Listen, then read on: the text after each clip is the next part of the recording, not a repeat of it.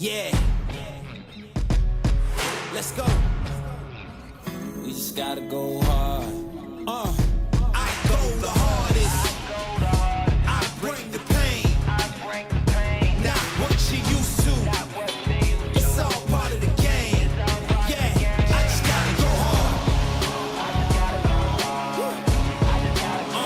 I just gotta go hard. Go hard. Yeah.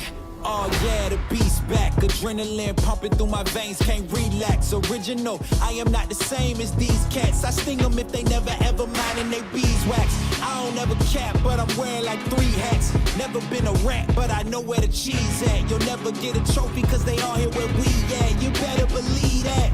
When it's all said and done, I'll still be here standing. Never took a loss and it ain't something that I'm planning. I dare you to say something, my focus is A1. Every dog has its day, it's been mine since day one. This is real grinding, I'm still climbing. While you still trying, I'm still shining. It's real blinding, and I'm getting hotter too. Talking top 2, I'm not a 2. You let the pressure bother you when I do what I gotta do. Let's go hard. I just gotta go hard. Go hard. Go hard. They ain't coming close to me. Flow is on atomic, I'm starting fires through poetry. The hardest out, staying loyal, no falling out. And if you step into the court, be ready, we balling out. Yeah, the coldest of teens, they know what we bring, don't try us. They know in between, we go for these dreams in silence. Hard work, don't mistake it for magic. We been shooting in the gym, this is target and practice. Yeah. And I'm just getting started, getting feet wet. It's all in repetition, ain't a secret. All facts, all black dress code. Pay me my respect, collecting every debt. Oh, the hardest. I bring the pain. Not what you used to. It's all part of the game. Yeah, I just gotta go hard. I just gotta go hard. Go hard. Go hard. Go hard. Well, good afternoon, ladies and gentlemen, and what an awesome day of basketball we're going to have coming up in just a moment for you. It is, of course, the 2025 AAU Winterfest Final Series. We have a couple of quarterfinals, then some semis and some grand finals later on today. And we are, of course, kicking things off here with our under-14 boys quarterfinal. My name is Regan Baker from the Stream team, your guest commentator for about 30 seconds, while Mal Crawford from Ball Don't Lie, that very famous Australian podcast, is just grabbing the team names and he's on his way back up. I am also joined by FIBA Australian. She commentates just about everything under the sun, Jacinda Govind. And Jacinda, it's going to be a pretty big day of basketball we have coming up. Yeah, huge day of basketball coming up. Back to back to back to back. Very, lots of local talent. Both male and female talent as well to check out of all age groups. So yeah, huge day here. It's going to be really exciting, giving us the last day of the tournament as well. So really interesting to see how we can watch the quarterfinals and end up with the grand finals today and watch the team's journey as someone is crowned the champion. All right, and tippity whippity boo, we are off for game 1.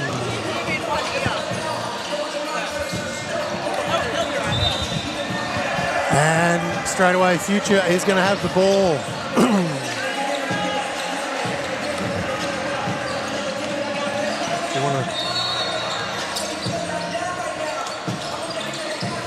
Ball goes inside now. Oh, nice little spin move. The defense right there. And that's going to drop in for Malatina Midge. I do apologise for any mispronunciations, not doing it deliberately, but we do get the name sheets the last moment. Driving into the paint, cutting, was on there for a second, gives it to Goo. That's going to come away with Future quickly. Through the hands, with a broken play, no one won't drop, and unfazed, come away with it, and immediately throw it away. Future ball once more. In the hands of Olu. inside, the big fella gets it up in the air. Looks like it might have been tipped inside there by Peter Goo. It's inside. That one's tipped away from Harley McHugh. Oh, it's going to be unfazed ball.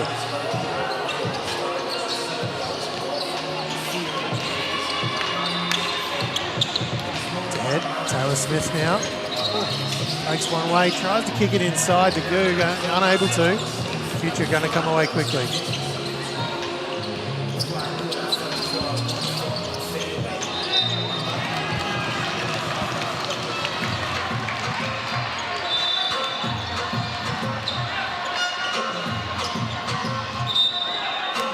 All right, and we've got our first timeout of the game, and Unfazed are going to take it and just enter a little bit of loose play to start the game. Yeah, I think Unfazed need to start getting phased because they've already coughed up probably about 3 turnovers in this opening, just over a minute in the first quarter. Yeah, looking a little bit too loose, maybe a little bit shaken in confidence given it is quarterfinals, but Future looking very organised, very confident. I know the game is very early, but so far impressed with a lot of key fundamentals I'm seeing from such a young group. All right, and Future's Adam Chi will be on the free throw line now. A delightful pair of jar ones.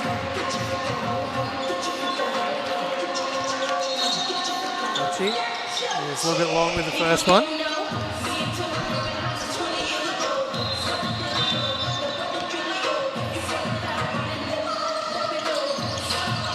Oh, almost made the adjustment, but it just kept on bouncing off the rim, and Unfazed coming away with it now. Goo at the top, gives it to Affleck. To Goo. Inside, can't get that one to go.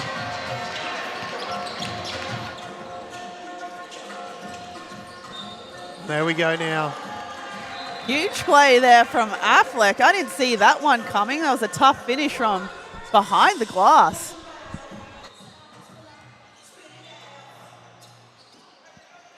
Yeah, Affleck now here. Opportunity here for the three-point play after a monster finish over two defenders and gets it now. That has put Unfazed on the board and in the lead for the first time now in this game.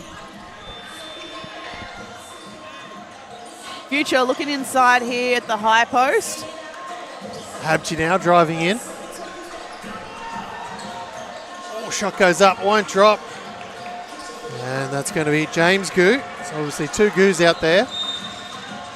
Inside to Peter Goo. Good take there by Affleck, just putting on the Jets in the backcourt. Probably a good foul as well by Future. Slow it up before they can get, Unfazed gets another layup.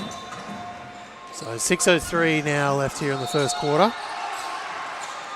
Real sprightly will game this one. The running clock element. Unfazed into the paint. That's good. That one's going to drop for Peter Goo.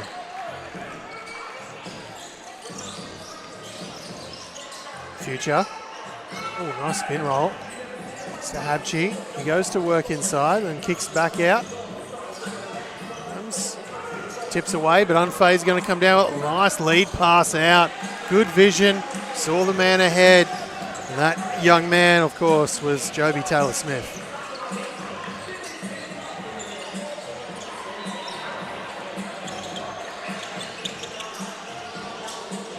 Habchi, Mawal, being bothered there. Gets his hands in, tries to take it away from Taylor Smith. Is unable to, but they don't have a lot of time to get it over, and Unfazed just getting it over in time. Dev Adams kicks it through the hands. Shot goes up, it's long this time. And we're going to have a foul inside on, I think that's going to be foul drawn by Jake Patterson. I do like the physicality as well early. I like that the post players from Future here aren't scared to take it to their defender. Yeah, solid move from the big guy. another pair of jar ones. Or as you like to call them, Jacinta, mostly black shoes. Enclosed shoes. Enclosed shoes. Of a black colour. Big, Yes. they almost look like street sneakers more than athletic shoes. I like that kind of hybrid look. Do you miss the days of Dunlop volleys, do you? Hey, I used to have a great pair of Dunlop volleys that were hybrid with Ugg boots called Ugly Volleys. That's what I miss. To be fair, they're all ugly volleys. Yeah. Goes inside now. Peterson again. Oh, well met at the rim. They didn't quite get that far off the ground, but well met by Gu. Affleck does good considering. Does really well to finish off there considering the extra attention he was getting from How was Mawuli. Iman on the elevation and the court vision there? That was outstanding. MJ. It's going to be pink for a travel there. And Tristan Cross absolutely loving it.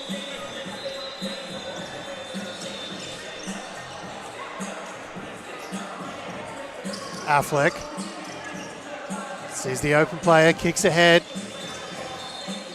That's exactly what to do in that situation. That's going to get an entree, Avalu basket. That's exactly what to do in a full court press when you've got defenders up like that. If anyone is open, kick it to them, push the ball quickly, and you can see how quickly the floor opened up when the offensive side of things had that 3-on-2 mismatch going down the court. But just into things have really changed a little bit since that early unfazed timeout when coach was clearly phased. And since then, the future hasn't really been theirs.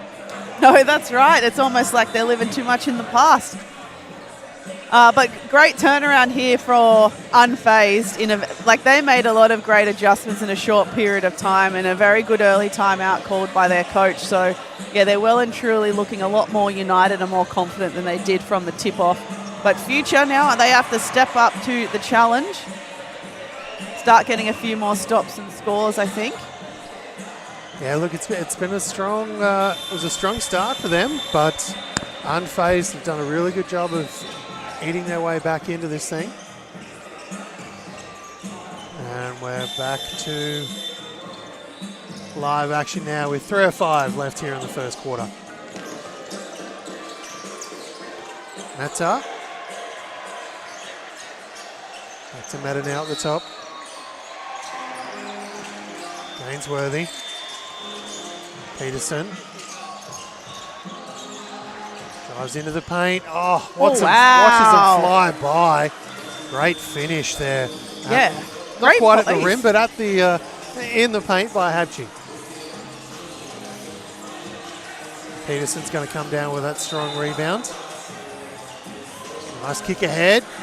Gainsworthy with the bucket. Garnsworthy, sorry. This is 14s, right?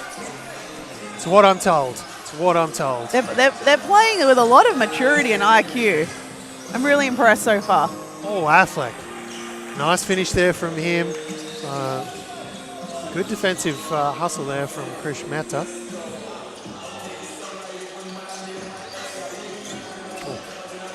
Little Jordan shrug off almost there. Habchi. Kicked out, 3 balls up. That's a good old-fashioned air ball. Or a shot that misses everything if we're being a bit more PC. Right. Has to go baseline. He's going to go all the way to the basket and knock that in. Is airball now un-PC? According to our good friend of Capitals, the commentary booth, Matt McIntyre. That is, nice finish there. Read what the defense was running at him and just went straight up over the top.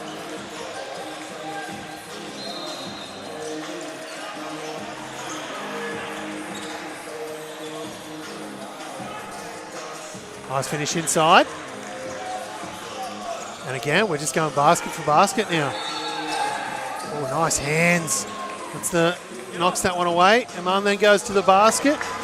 Tried to be met at the rim by Krish Mehta, but unable to stop. Such a strong flash to the basket. Coming back the other way, unfazed again. Driving into the paint, no call. Even though young Mr. Affleck wanted it. Goes all the way round, gets to the basket. Won't drop for him though.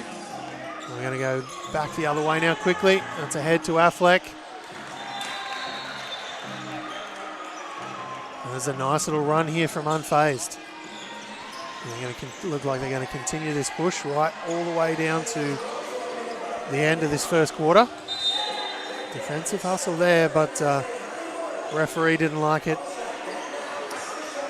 Yeah, I think Future are starting to panic a little bit after such a strong start and now seeing themselves 11 points down. So hope these free throws can keep their spirits high going into the second quarter. And that is the end of the running clock element of the first quarter. Let's see, Future had started that full court press pretty much since the tip-off, and it worked perhaps for the first couple of minutes. Probably stunted Unfazed a little bit. But then we've seen in the last couple of possessions that last line of defense is getting caught out and Unfazed ends up making layups. And that's when you got to pull out of that press as quickly as possible. Yeah, it's a tricky one, but Future, strong start, met, and coach really met the challenge well, knew the Unfazed team just needed to regather, have a chat, regather thoughts, and they have just looked like a completely different team that looked quite phased. Pun really intended, but they did not look themselves in that first couple of moments. Since that time out, though, they've been much more aggressive and they've made really good heads-up plays. They've looked up the court well and they've dealt with this Future defensive stress that's been thrown their way. But second quarter now about to get underway, and it's going to be Unfazed ball once more. Looks like we've got some subs in for Unfazed as well to get their first minutes. Yeah, we've got Isaac Dundas checking in, and Young Nguyen as well in number 32. And a nice pair of and ones as well as Mr. Nguyen. Into the paint, won't come off the glass. Tracked down, I thought, from where we were sitting, but he's stepped on the line, has the big fella Harley McHugh.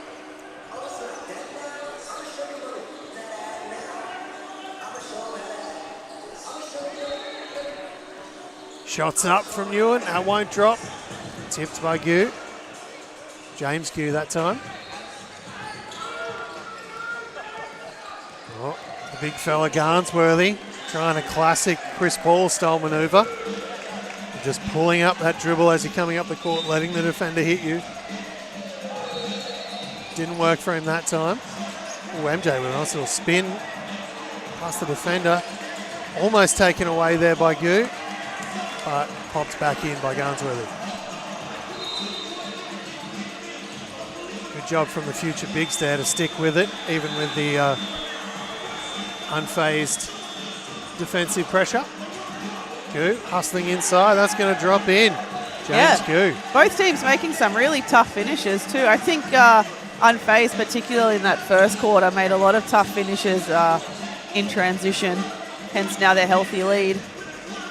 Couple of threes probably could help with Future, but I'd like a little bit more ball rotation, I think. Get it through some sets of hands before they take those shots.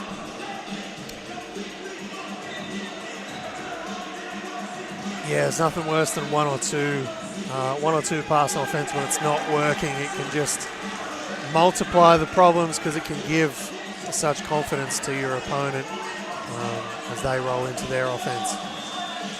Through the hands now. Dundas drives in, gets the little runner to go, gets it back. A long rebound. McHugh eventually tracks it down. Fella for three, that's going to be long. Won't drop for Garnsworthy. That's a nice little runner there from Dundas. And we've got another timeout, and Unfazed. A lot of energy, a lot of high fives, a lot of claps, as they should be, as they've stretched this quarter time lead. It's now out to 14 points strong. Yeah, I mean, they're getting really good looks, but they're just being able to finish really well too. I'm really impressed with a lot of their fundamentals. We've seen a lot of inside plays, taking contact, showing some patience, finishing well. Very mature play from Unfazed. That's why I keep asking, are we sure that they're under 14s? Because they're certainly playing above their age bracket. They're obviously very well coached, given like how just how patient they've been and how well they're able to finish some tough shots. Look, don't let the fuzzy top lips fool you. They are under 14s, I'm sure. Kicked around. I thought the fuzzy top lips were playing next. Horrendous. Can't get that one to go. Goo coming away. Just dribbles straight through. Unfazed by the future defense. They literally took on both defenders and got it back to the basket. Now the other Goo doing the same. That won't go for him, but there will be a foul call. He's going to go to the free throw line. Will James Goo. So even on that last bucket before, the middle penetration, but just able to hold the ball like close to their body, not bringing it down at their waist where it's going to get snatched, holding it nice and high for finish. Like that's some very technical and important things that you'd probably only really start to see in 16s. But I mean, now that basketball's become so much more accessible thanks to tournaments like this, it gives kids so much more opportunity to accelerate their development. I feel this kind of reminds me, though, of a lot of those US comps that you always see online when you're trying to find out about the next up-and-coming thing. It's always at something like this. And here we go. That's going to be unfazed ball once more. And again, giving good energy from the bench. You like to see that from your team. Got stuck in the air there, did Goo, but flipped it away. Taylor Smith goes high, almost off the rafters. Lovely track down there from Ewan. Came from the other side of the court. Tracked that one down. Taylor Smith finds Goo in the corner. Flies it up, but it will hit the rim. Won't drop. 5:26 now left here in the first half of action. Flipped in.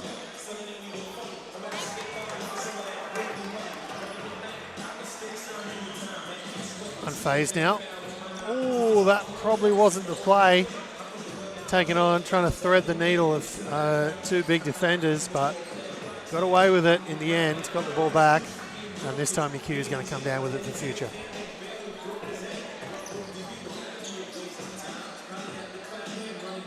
Ewan. Excuse me, that's not Ewan. That is Oscar Lynn. Trying to let that fly. This is Ewan now. The other end. Hands it to Goo. Dribbles into three defenders, and the three defenders take it away. Habchi puts himself into the paint. Flip off the backboard, it won't drop. Too much English there, Jacinta. Yeah, a little bit too much. I mean, good intention, though, just to try and get to the rim at least, if you're going to get an easy layup or put them under pressure and foul, as we saw.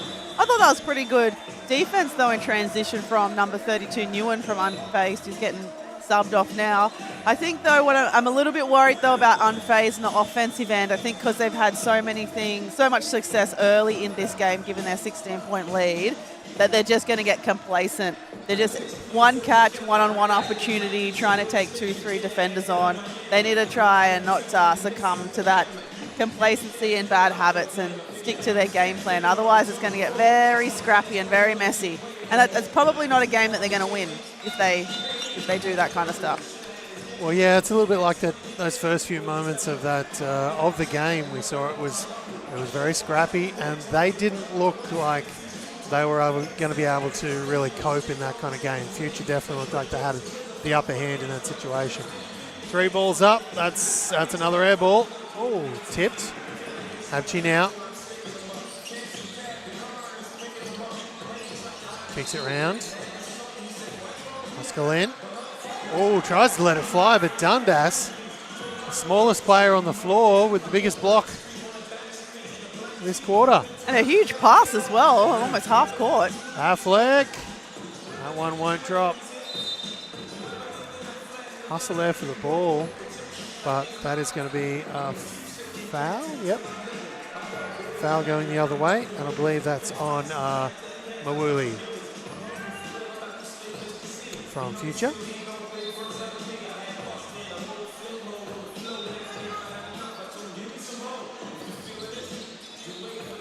Tipped around, taken away by Future, thrown ahead aggressively. Habchi tracks it down, likes his chances from three, doesn't drop though. Nice hustle inside from Mawuli. McHugh trying to go to work. Kicks it out to the big fella Peterson. Really did a good job of cutting to the basket, but McHugh did not clear the paint, and that's going to be 3 seconds for the big fella. That's unlucky. That was a really good possession from Future, being able to get that second opportunity. I think that drive would have been on had the 3 seconds not been called. But post players, once you've done your bit, you've got to clear out to the weak side and let the rest of your team start again. Alrighty, here we go. Future. Kicking it back through the hands. Cutting base. Ooh, a bit of a falling away flip, and that's going to drop in. Gotta love the confidence with the shooter's roll too. Certainly do. Not sure if it was confidence or just necessity of falling over, Yeah, but probably. either way, what a finish. Oh, Wiley jumping straight up in the air, snatching that one. Peterson has it taken away by Affleck. Right, off the glass, that's going to go for him. Nice high finish there off the glass, knowing that he had a bigger defender in front of him. Situational awareness is so important. Knowing where the bigs are can be tricky. Flies that one a little bit too long. I was hoping the bank was open on Sunday. Not yet. Not Affleck yet. Works inside. Hang time for Affleck a little bit there.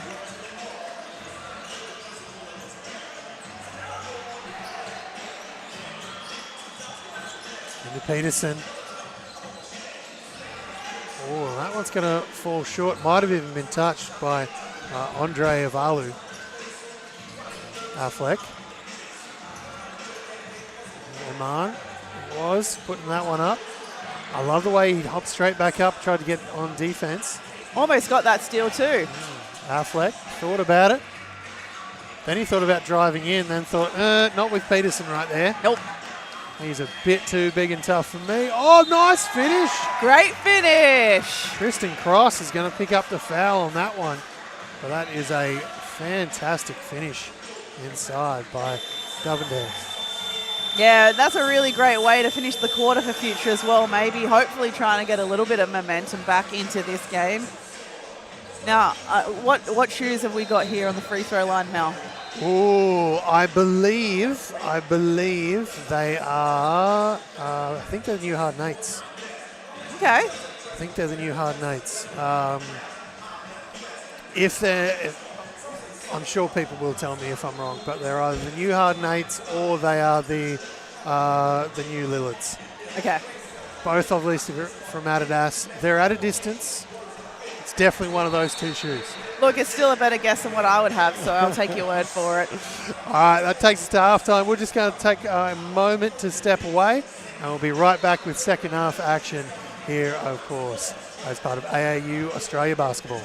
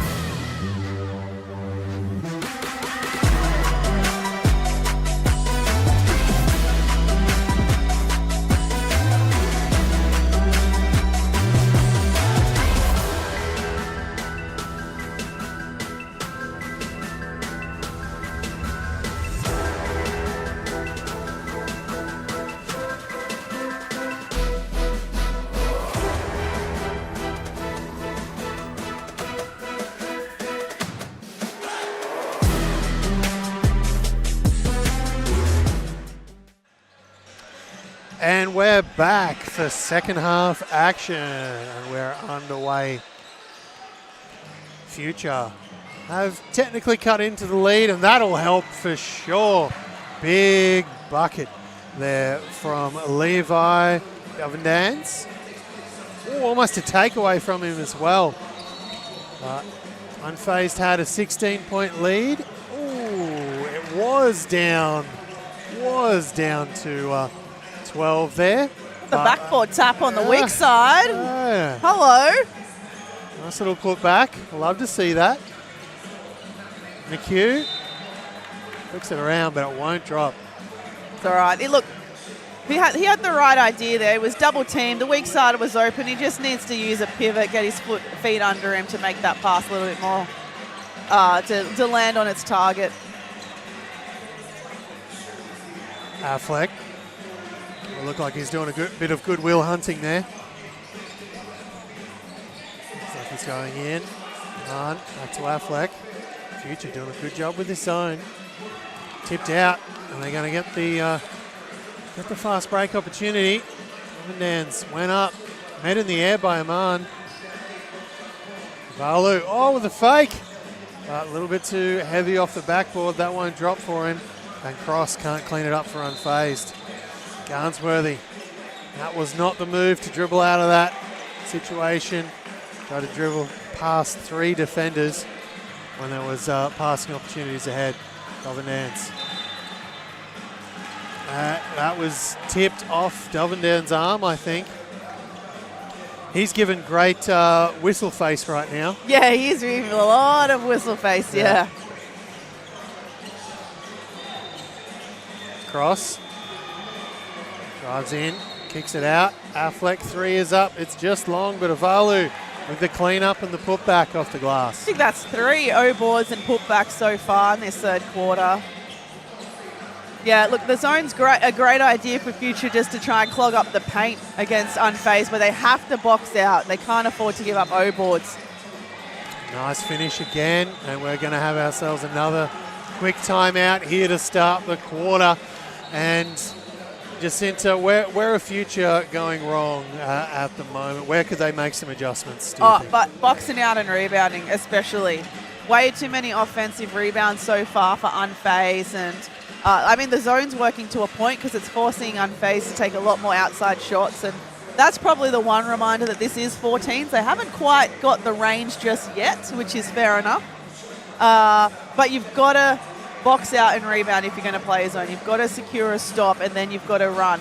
But if you're the big and you find yourself with a defensive rebound and it's not your role to bring the ball up, the point guard needs to come and get it, or you need to retreat, dribble, and wait till you can hand it off, because there's been a few backcourt turnovers as well for future. So just those little things they can tidy up, I think, will make a big difference.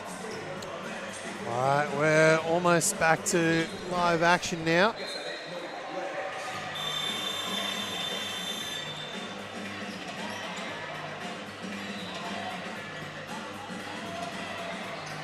And the Future's ball, but they do now find themselves in a 20-point hole after that unfazed bit of hustle there on those putbacks.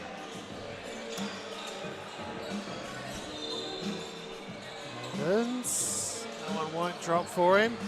Affleck with a good bit of high IQ basketball, I think. He's just thrown that off Garnsworthy's leg. And that's going to be unfazed ball. Yes, it is.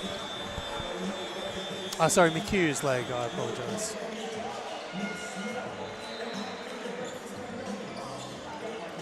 Affleck at the top, looking for options. Kicks around. Iman now. Goes all the way around. Back to Affleck. Spins into the key. Flips it up. Might have been a little bit of physical touch from the opposition player, but doesn't drop and ends up in Future's hands. Nance flips it up.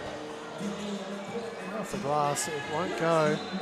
He's got the ball back, kicks it out to Garnsworthy again. That 3 won't go. Hatchie from the exact same spot. That won't drop for him either. Chance can't get that one to go. Goo's going to come down with it. Geez, poor McHugh doing all the hard work, getting 3 O boards, and we can't get a score. Maybe this time? No.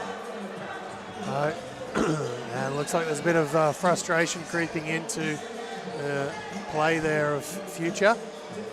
Unfazed, they get that one to go. And straight on to the defensive side is Alexander Clarick.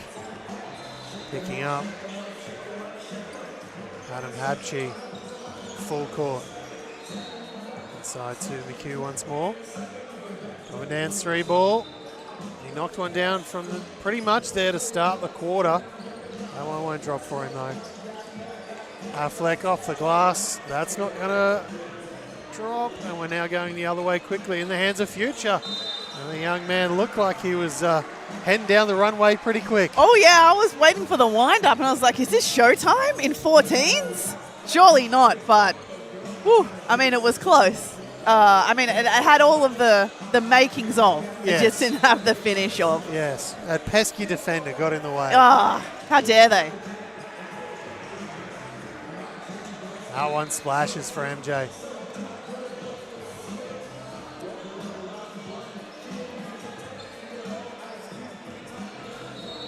Yeah, kids getting an education with this old school R&B soundtrack here in the venue today. That's definitely one of the differences of AAU. Might have been a block there. Tell from our angle. Oh, nice flip inside to Taylor Smith. Lets the defender fly by through the air and finishes for 2.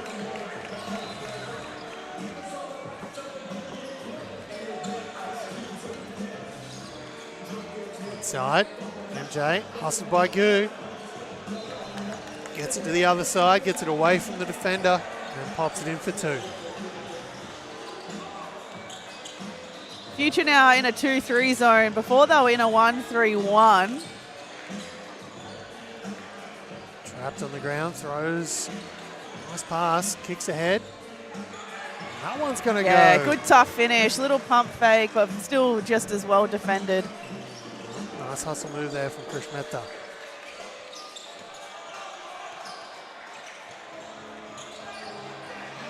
Ooh. Good. Gets into his steps. That won't drop for him. The length on Goo. He just went from the free throw line right under the basket. And I mean, I guess it was 2 steps, which most could do, but it just, the length on this guy's awesome. And it's good to see at such a young age, he's learning to use it to his advantage as well. For sure.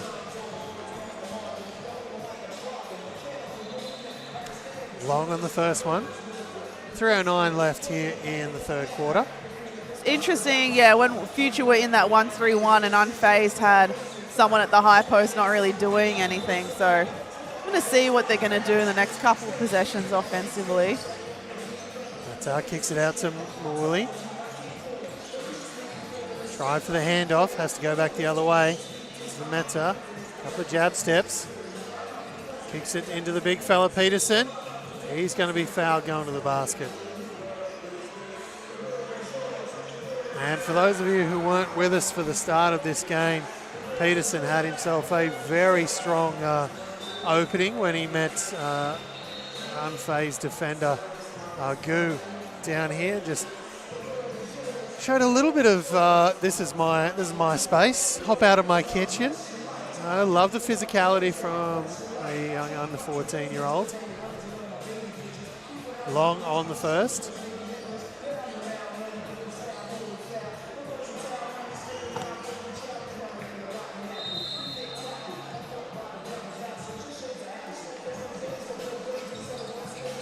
Long on the second as well. Hachi. It's 1 foot in the paint. Gets it to go over the top of the defender.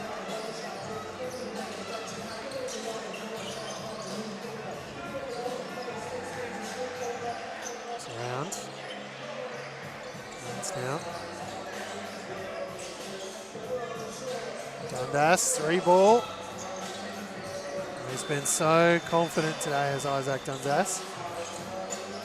Unfazed by the bigger bodies. Yeah, that's a much better zone breaker there in the 2-3 to have the high post there at the free throw line. Before against the 1-3-1, it wasn't really working. Peterson tracks down the rebound inside. Has it ripped out of there by Tristan Cross.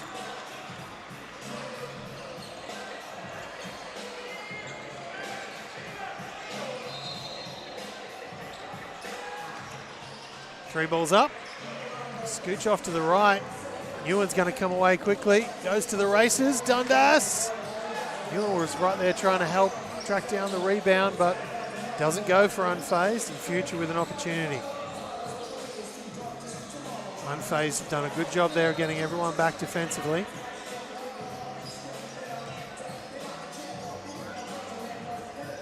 Schmetta, that one's an air ball off to the right.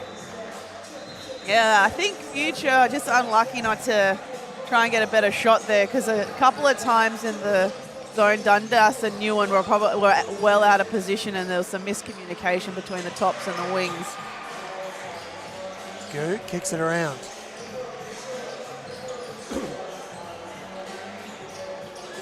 Dundas. It's to Newen. He gets a 1 foot in the paint. Tries to get it up and in before the third quarter would come to an end. Got it up, just didn't get it in. And that is the end of the third quarter, and we're not too far away now from fourth quarter, and Unfazed we have to say they're in the box seat here. Oh, yeah, absolutely. They've completely taken control of this game, and I think Future have pretty much since halfway through the first quarter have just done their best to try and catch up, really. Look, 17 points on the scoreboard always looks like a big margin, but in games like this with running clock, very quick momentum shifts, I don't think you can still kind of rest your laurels on a 17-point win.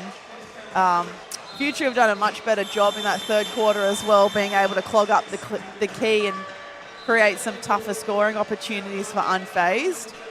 Yeah, like I said, they've just got to tighten up and making sure that they limit them to 1 stop per defensive possession. I'd like to see them run a little bit more. Try and get a few more transition baskets. Maybe start to set some screens as well, trying to get their teammates open in the half court. I think they're just relying a little bit too much on dribble penetration and post catches. All right, and here we are. We are off to the races. Fourth quarter is underway. Ewan drives in. Big fella lines up his shot, and that's going to splash for Avalu. You can almost see the cogs ticking over of the big. Oh, you're going to let me have this one. Speed is set. Everything's ready. No one's in my space. Oh, yeah, he lined everything up to make sure he executed his technique. It paid off, though. Credit to him. Dundas hit with a double team there. A little bit too aggressive, according to the referee, and that's going to be Habchi picking up a foul. The time Tristan Cross is going to chuck it back in for us. We're back underway. 3 balls up. That's very long. Very long. Habchi looking inside, finds Peterson. MJ into the paint. Nance kicks to BQ. Oh, good footwork there. Oh, went halfway down and kicks out. Smith tries to go reverse. Valu, he's going to finish up. He's going to end up with having quite a good game here. I think he's on about at least 10 points. Sadly, we don't have live stats in the building. Well, yeah, he had the 3 rebounds and 3 putbacks early in the third. I mean, he'd be close to a double-double if we were counting. Cross drives in. I think for a second there he might have thought there was a cutter coming from the other side that was from Unfazed, but there are all 3 Future defenders all running back. Yeah, see, that was what, 1-on-3 situation. Future really got to lock down on that and make the most of it. They can't be bailing someone out. I mean, ideally, Unfazed shouldn't be going for a 1-on-3 situation. Very bold. But Future defensively, you got to take advantage of that. Lock it down. Don't bail them out with a foul. Of course. Ooh, that one won't drop. But this is, of course, just game 1 of our coverage here at AAU Winterfest. We'll be here for the rest of the day. Bring all the finals action to you. There, 36. And it was only just the other day, Jacinta, that a certain a certain NBA player made some fans pretty giddy right here at Zilmere. Yes. He came in his silver Ferrari and parked just here. Of course, thanks to Triple Threat bringing him back. And of course, Dyson Daniels will be coming back out. We'll get the exact dates for you shortly, but Dyson Daniels will be the next one to come and host one of those camping. Ooh, nice. Very nice camps. finish. Did he legit turn up in his silver Ferrari? Silver Ferrari, baby, parked just out the front. Well, I thought he'd, go rose gold vibes Ferrari. Well, he might have if he was part of that team. Yeah, that's true. That's true. I'm sure that's what Paddy's got. That'd be what Paddy got. Yeah. Iman now. Still Affleck. Looks inside. Nice little move there. Just front rims that one. There's Alexander Clarick. Avalu with another 2 points. Got to be getting closer to 20 now. There's Mr. Avalu. He's had a great game here for Unfazed Elite today. Inside, that's going to come away very quickly with Taylor Smith. Inside to Affleck. We saw Dovendans closing quickly. Decided, no, I got to get this up quick as well. Fired away off the glass. Dance. 3 balls up as long. They're all on target for him. They just keep hitting the back of the iron. Valu nice and touch. Affleck. That was a nice finish. Great pass. So easy. McHugh gets another pass from that end. That one won't drop for him though. We're going to have a timeout off to the side. 5:12 here left in the 4th quarter of action. All right, just let's do hypotheticals now. Your futures coach, you're down in the huddle. It's 28 points. It's a lot. What are you saying? What are you trying? What are you throwing at them? Maybe I was going to say maybe bringing that press back for a little bit. I just felt like their defensive intensity in the backcourt in the first quarter was quite good. I'd like to see them return to that. And perhaps forcing some trapping opportunities. So maybe full court pressure, someone dogging the ball, and perhaps on that first catch from unfazed down the sideline, the person that was guarding the passer just go and trap straight away, making sure that the next line of defense is ready to pick off that outlet pass. Just causing some chaos, just throwing anything out there. It's got to come from their defense first, of causing some chaos, communicating a little bit better in defensive transition. Because I've noticed a couple of times, so I don't know if it's fatigue, to be fair, this is day 2 of a very big tournament. I've just noticed a couple of times unfazed, but off making layups and Futures just kind of walking back. But yeah, just this last 5 minutes, just go for it. Go for rose gold, baby. Dance. Looking to make it work. Kicks it back to Mawali. Tries a little bit of push off. Dovendans had one of those. It's a little bit closer to start the quarter. That one won't drop. An unfazed ball from the baseline. See, they're not even, that possession was just a 2-man game, but none of them really got 2 feet in the paint to make anything of it. We see here again the Future just chasing their tails and playing a bit too reactive on defense again. Oh. Meta is up to the ground, is able to pass it away. Dance goes baseline, flicks it back to Garnsworthy. I'm not sure he's hit one of those today, but got the shooter's confidence, keeps going. Yeah, love the organisation there from Unfazed and the in transition. Malu. So that's much better. There we go. Hitting your big man, getting 2 feet in the paint, that's a lot better. Yeah, it definitely felt like MJ's had some big moments in the game, but a little bit underutilised at times.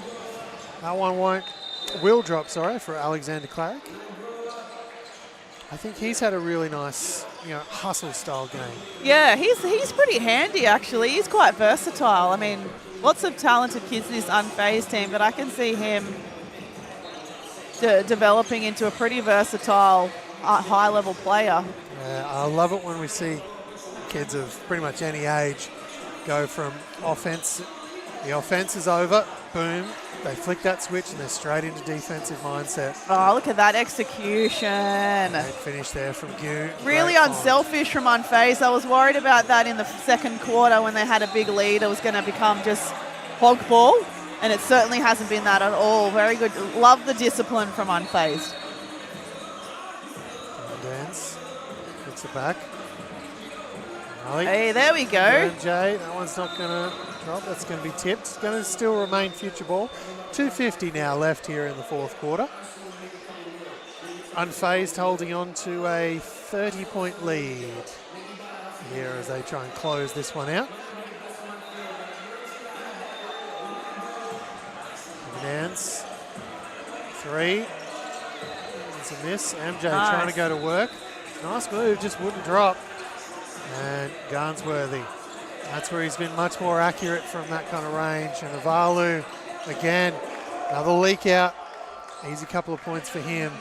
Future just haven't been able to keep track of him on those leak outs. And Unfazed through Affleck and,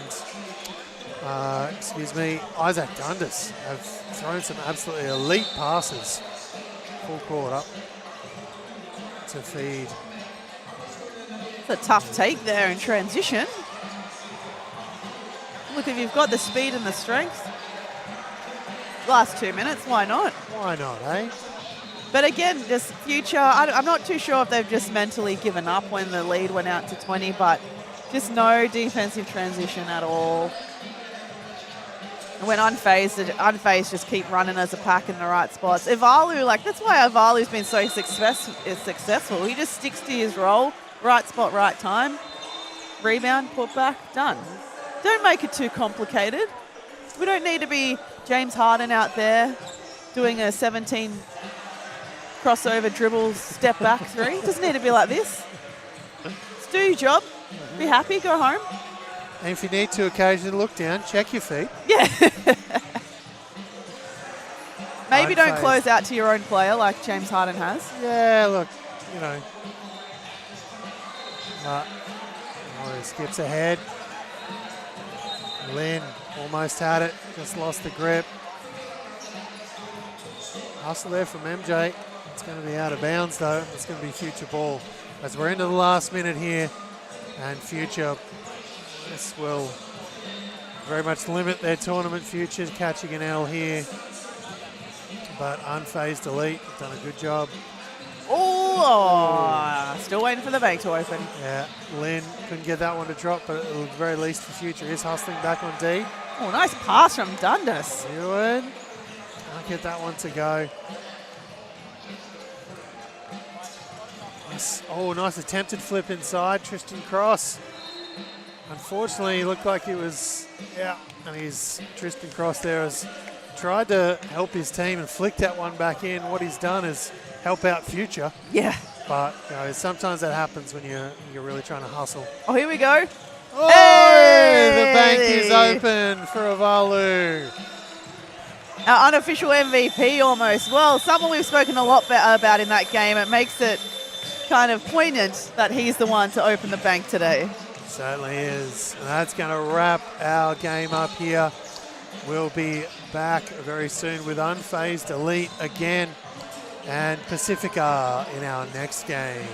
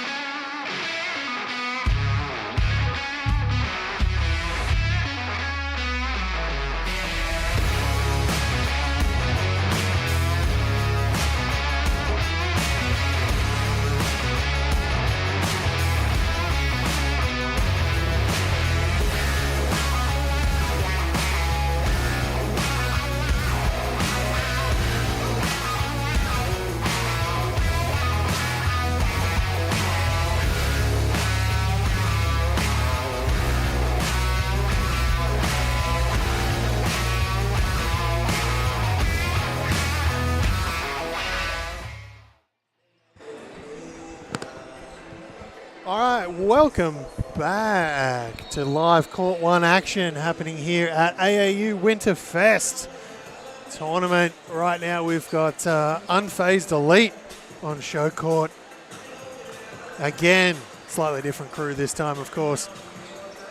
And Unfazed taking on Pacifica. And this under 16 boys matchup. Tipped and we're underway. Through the air, Pacifica.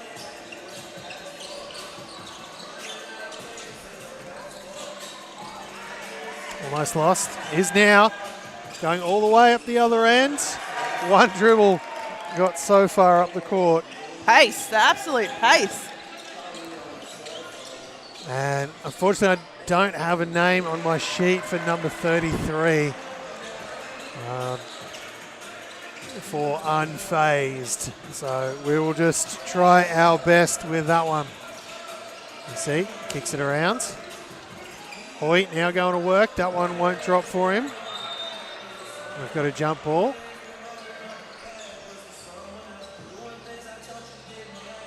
That's going to remain unfazed ball after the tip was won, of course, by Pacifica. Chapman. Looking for options ahead. Gets himself to the free throw line. It won't drop for him though.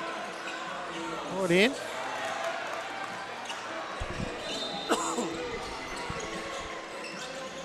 And Quinn kicks it around. Back in the hands of Quinn now. Oh, lovely around the back. Wraparound pass from Quinn inside to Sean Fitzgerald. And the lovely finish. But of course, if someone feeds you the rock like that, you've got to finish it inside. Nice base. Bit of a rugby flick there off the ground. Oh, it's going to be pulled back.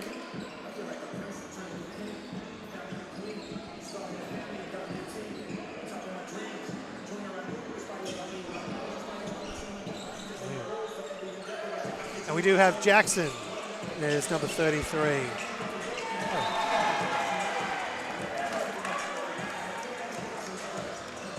Excuse me. So unfazed for Jackson, who I've just been handed a full name list.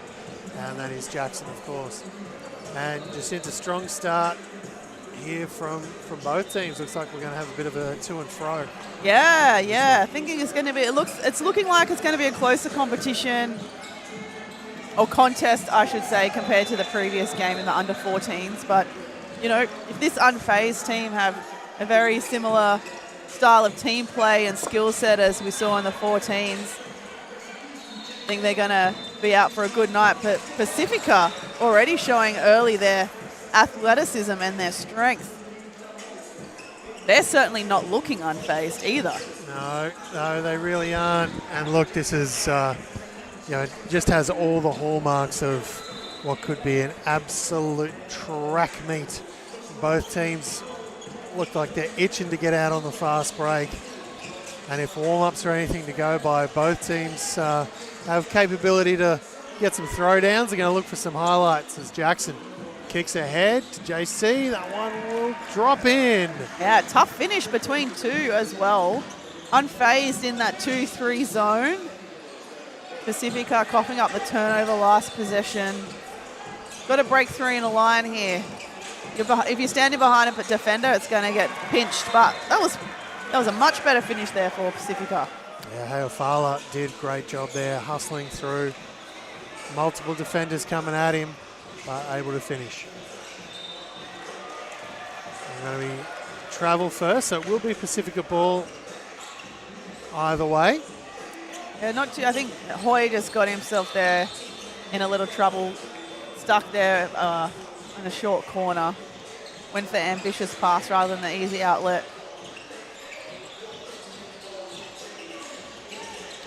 Again, rugby passes on for a second there, but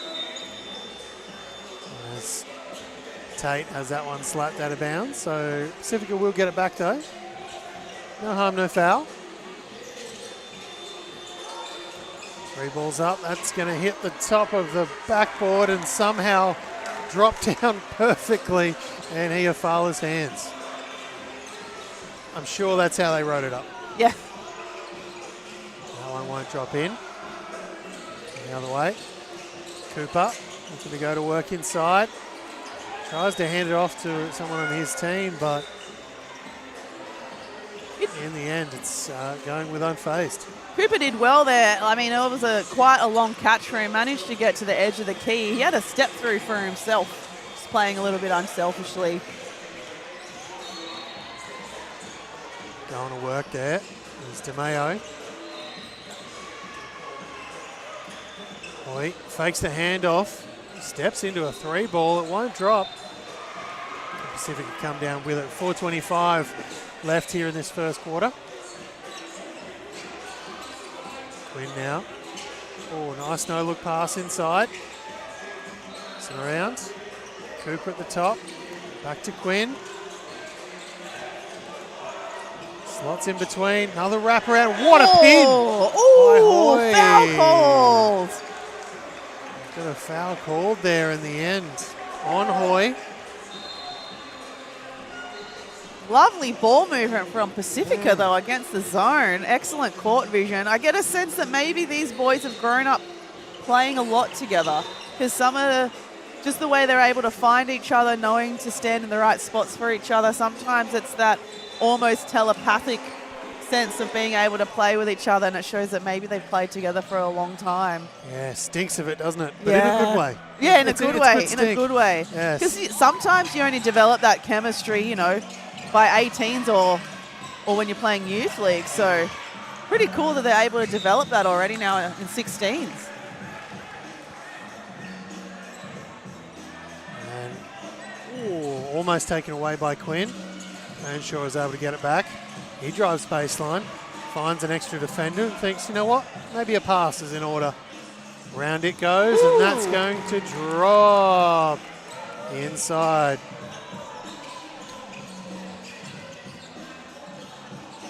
It's going to be DeMeo knocking that one down for 3. Quinn goes all the way into the paint.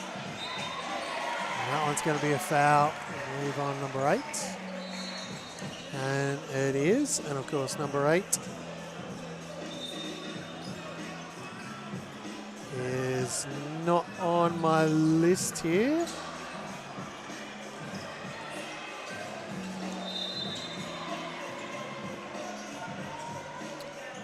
Tristan Cross, according to the list I have here, Tristan Cross is number 8 for unfazed.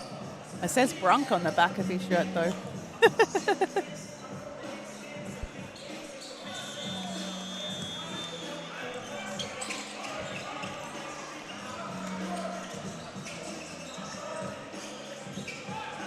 Chapman now at the top. Kicks it through the hands. Nice little runner there, but it won't drop for...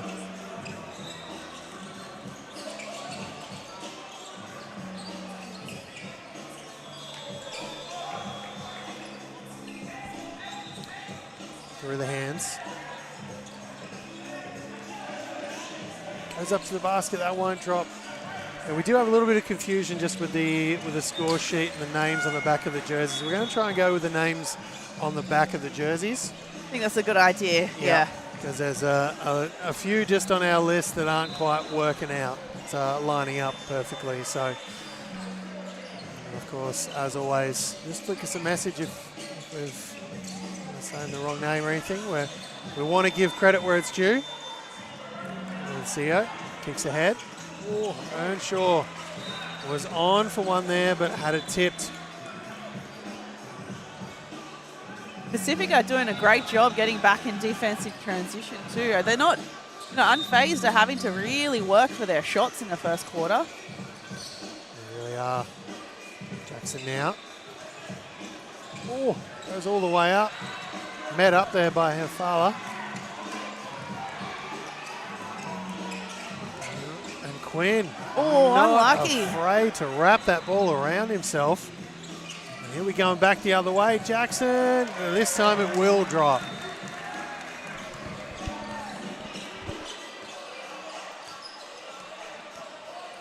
Quinn now back at the top. And Sharon DeMeo. Top of the zone defensive job. Oh, nice teardrop there from the elbow. Yeah, here Fowler. Very good post-entry catch there as well. I think Hafala's doing a really good job against the zone of being able to time his cuts in the high and the low post. And I really like that his teammates are actually looking for him. Because often, especially in juniors, when we've got some kind of zone break situation where we've got to get into the post to get the offense moving, guys sometimes don't like to throw it in there. They just don't throw it in there. So us post plays are just looking like decorations. I love that you still say us. Us. It's so thoughtful. So thoughtful. I haven't been a big since under 16s, but thank you.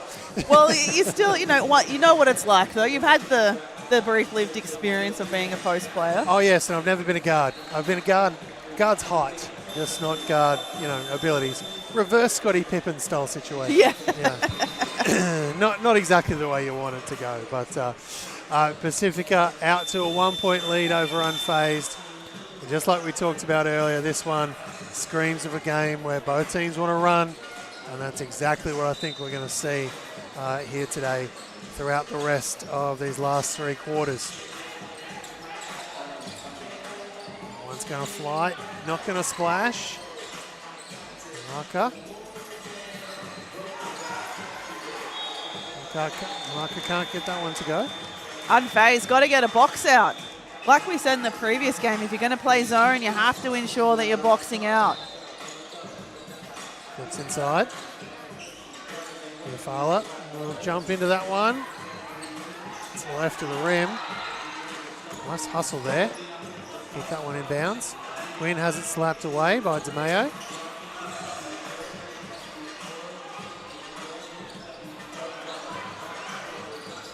Pacifica, they had 3 really good scoring opportunities there. Probably rushed a couple, but just really unlucky not to at least get one.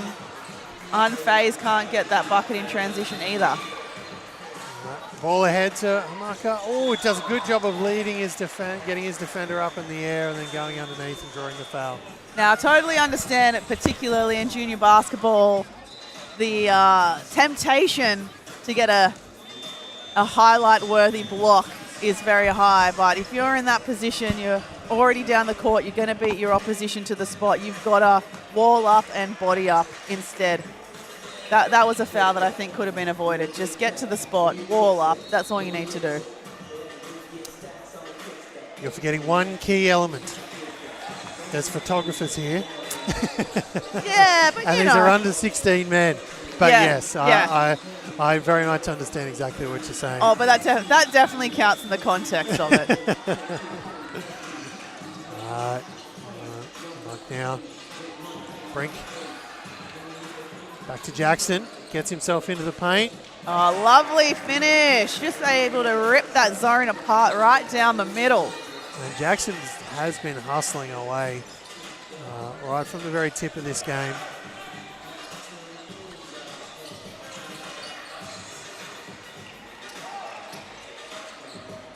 Fight. Oh, nice pick up in the air. Yeah, well-timed rebound. Fowler, I think he had that one tipped by Hoy though. Brink now. Ooh, taking a bump on the back of the leg, I think. And it's got to be one or the other. Either got to be a foul or a travel. I think that was really unlucky there. The bump in the back and then also the move in defense in the front. Very unlucky there on that situation. And it's a classic situation too. Got to remember the referees are human.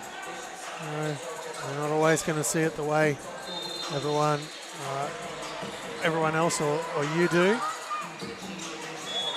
Oh, referee's fighting for the ball. That's going to go with possession arrow. And we're going to have ourselves a quick timeout here with 6:55 left here in this second quarter before we head to halftime. And of course, we're still at 1 point. Pacifica just holding on, but this one's going to be a tight one down to the wire, it gets a feeling.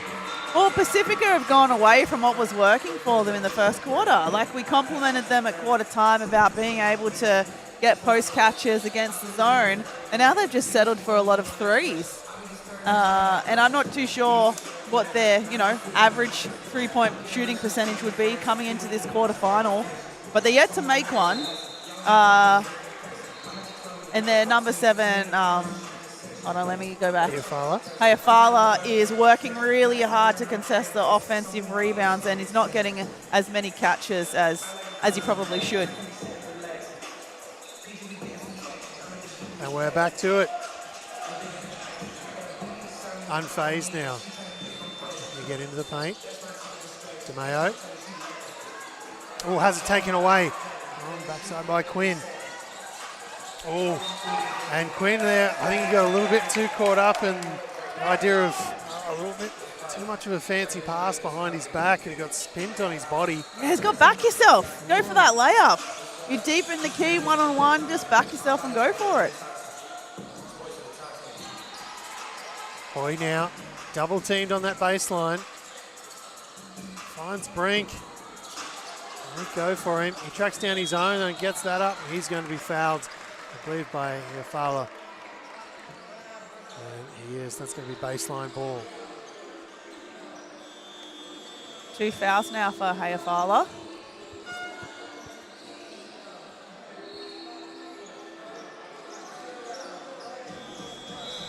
Brink now on the free throw line for a couple.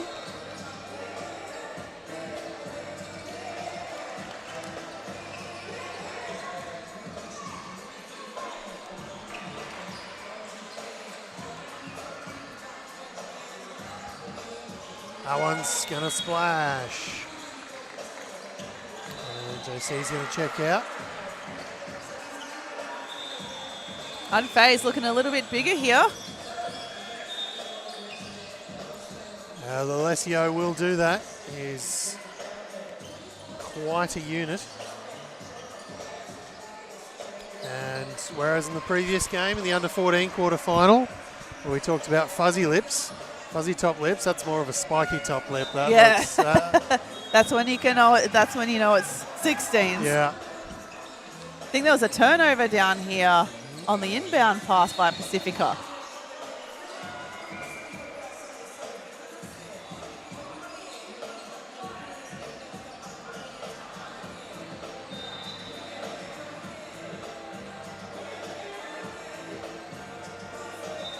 Here we are now on the baseline.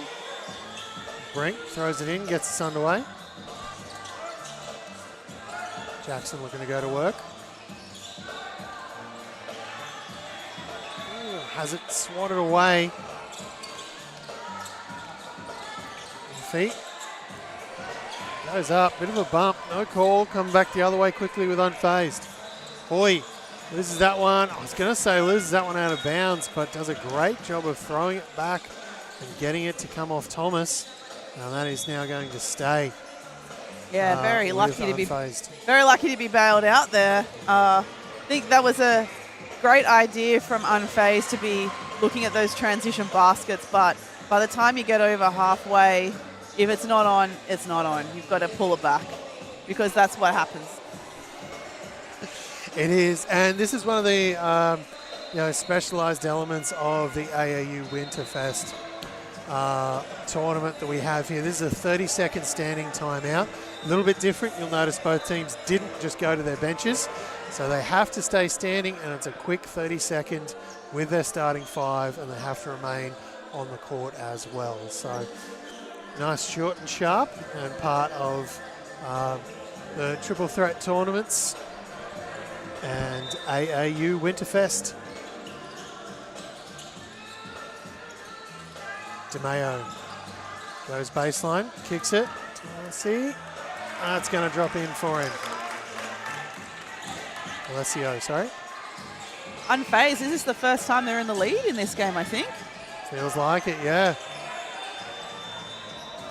And an opportunity to stretch that lead now even further. 3:27 now left in the half. Of course, running clock. Yeah, look, if I was Unfazed, I'd be taking my time getting that loose ball because now we're up and it's running clock. I don't need to be running back. I'm going to be chewing up that clock as much as I can. Time's on my side. 2-point lead in a game with 2 quarters left. That's a long way to hold a 2-point lead. Jacinda. Oh, I can stall. I'm very good at stalling if I need to. Take a stretch, take a stroll. Oh, just loses that one. But I like the way how he's getting stuck back in. Fowler onto the defensive end. DeMayo, the defender in the air. Brink lets it fly. Hoy puts it back up. And then Hoy. Ahoy hoy with the putback. Thomas almost has that one taken away. Now he does. Brink and DeMayo going to work. There's Brink with the finish. Lovely team play there. Brink doing all the hard work to help cough up that turnover, and DeMayo in a supporting role, securing the ball and then dishing the dime. Bit of a bump in the back there. No call though. Now we're going back the other way, unfazed. Chapman at the top, looking for an option ahead. Hoyt into the paint, goes all the way to the glass, it won't drop for him. Let's see. Pacifica just looking really low energy on defense. They were so high energy up and in, forcing Unfazed to shoot a lot of outside shots in the first quarter. Just falling asleep under the basket. No boxing out, no communication. This is how Unfazed has been able to get their 6-point lead. And you wanted to stall. Well, SEO now. Just waiting for the ball to be found by the looks of it. It's gone to the far corners of the Roberts family court here, Northside Wizards. And of course, not just the other day, hosted Josh Giddey as part of the Josh Giddey camp. Of course, brought to you by Triple Threat. Well, now we're going the other way with Fowler. Goes all the way to the basket. Nice. Knew he had some body size on the defender. Just backed himself, went all the way to the rim. That's the kind of energy that Pacifica needs on the defensive end. I would like to say there's lots of time to get back in this 4-point lead, but forgetting it is a running clock. Thomas picks up that foul there. Oh, here we go, here we go. Ayafala. Upstairs? Yep, off the glass. I stand corrected. 2 points now, 9 seconds. Ayafala again, has it. Backs himself. That's going to be go out of bounds, and the clock will run. They're quickly gotten it back in. 3 balls up. Oh, front rims it, but so close. Almost eviscerated that lead with that one shot. Jeez, So, I mean, that's all it takes. It just takes that kind of spark from one person to get a steal and a coast-to-coast finish, and then again, sometimes you need that one person to get everyone else going. Yep. And Ayafala with that Reggie Miller-esque finish to the half. Yeah. We're going to step away momentarily. We'll be right back with a second half of action.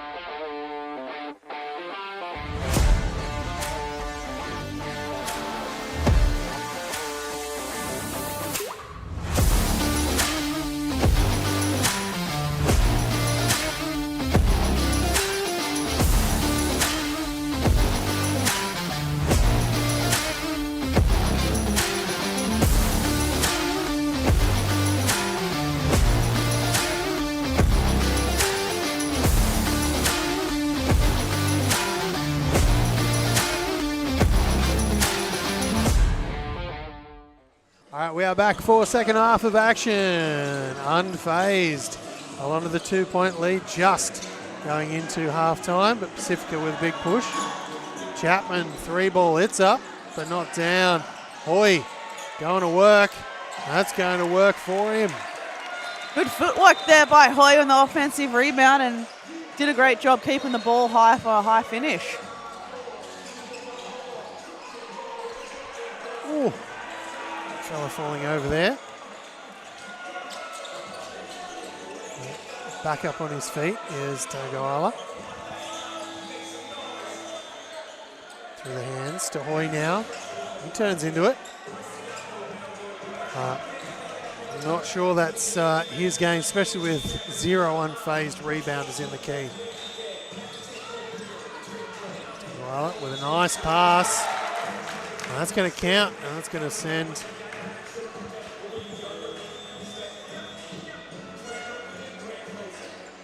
Gari to the free throw line. Heaps better team play than for Pacifica. Good patience under the basket. That's the glimpses of what we saw in that first quarter that put them ahead.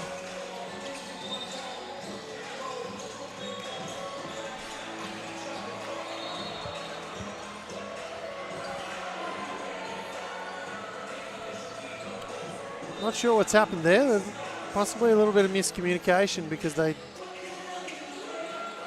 although they might have been an unfazed break the line. Yeah, I think that's what happened. Yeah. Free throw violation. So hence the extra shot. Very casual here from Unfazed. Too casual. Way too casual. Need to get it over. Great D again. Taken away by Hiafala. Long two's up. Won't drop. Kicked around. Wala. Tried with the handoff. Cooper did. Miscommunication. Mistimed. That's going to be unfazed ball. Would have been a good opportunity for Pacifica just to get a quick ball reversal and move the defense and attack back on the left side instead of attacking on the same side where the ball came from. Brink overshoots that one. SEO hustling for it. Can't bring it down. Much better energy here from Pacifica. Maybe had a few orange slices or killer pythons at halftime. Yeah, red frogs were the go back in my day. Oh, that one won't drop. Nice hustle inside. One won't go either. JC. He's going to be fouled by Quinn. But it's amazing how every team has their go-to thing. And even, as you and I know, the NBL 1 teams, there's always a lolly tub somewhere. Always. And then sometimes you'll get someone will want some almonds, someone will want some strawberries as well. And it just becomes this almost never in my basketball career have I ever come across someone who wanted almonds and strawberries. Yep, it's been on offer once upon a time in my playing career. Strawberry and cream lollies, sure. That's what I opted for. I opted for. Hoy now going to work, but Hiafala going to work just as hard. Hoy not happy. A bit of a singlet pull there. Got to be careful, guys. Now getting a little bit chippy, getting a bit physical. That one's going to drop. Lovely high finish there from Cooper. I just noticed as well the foul before number 6 Quinn, who's been Pacifica's PG, is on 3 fouls. Sure, can't get it to go. Cooper comes down with it for Pacifica. Just a 1-point lead for Pacifica now.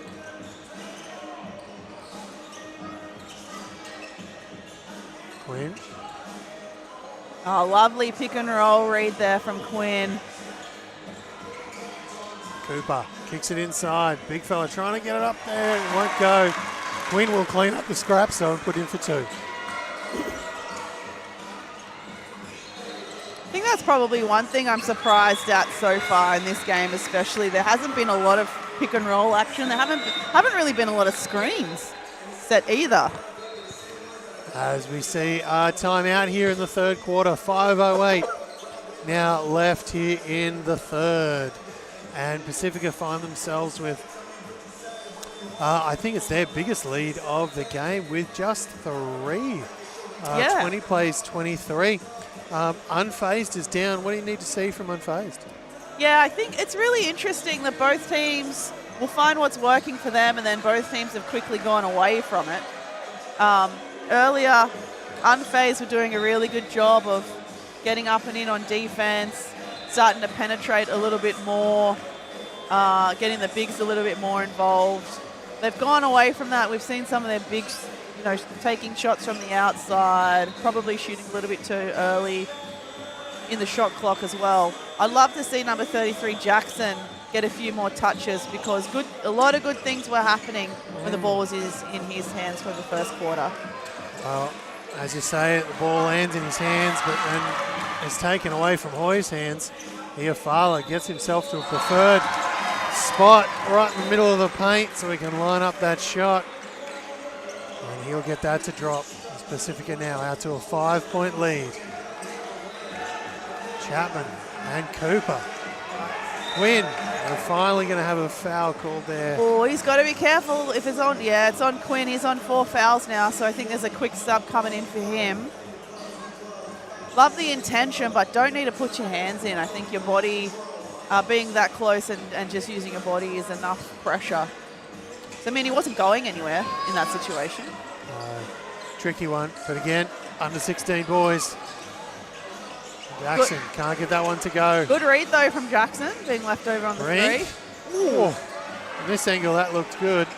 Still arguing the point, needs to hustle back and get on D instead. Oh, it's going to be, I was going to say tipped out of bounds, but there's a foul call in there. It's going to be a hold on Chapman from the side. Subs are going to come in both ways. No, just for Pacifica. Interesting that it is Pacifica's ball from the side, and Brink's just taking his time there. There he goes. Now he's catching on. Yeah, if I'm the referee in that, I'm just giving him a countdown, and then we play. Oh, absolutely. That's tough. Oh, that's a splash. That's a land. He's letting him know about it too. Oh, he sure is. That's a nice shot there. And here, Fowler again. The defensive hustle. Jackson's going to try and meet him at the rim. And Tate a little bit over the top there. Cooper, he's going to try and bang bodies and get in there, but good option to Pacifica kick it out. Very good option to kick it out. Get some space. There you go. That's what you need. And here, Fowler using the rim as protection. How many steals would Hiafala be up to now? Like 5? Yeah, it's an unorthodox double-double, but on track for it. Bit of singlet pulling happening here in the third. Yeah, getting a little bit chippy. It's very physical. Game that's going on here. Oh, great pass from Jackson. Just can't get that to go. Fowler with another save effectively there. Brink hustling back, playing it into his own player. 3 balls up from Hamaka.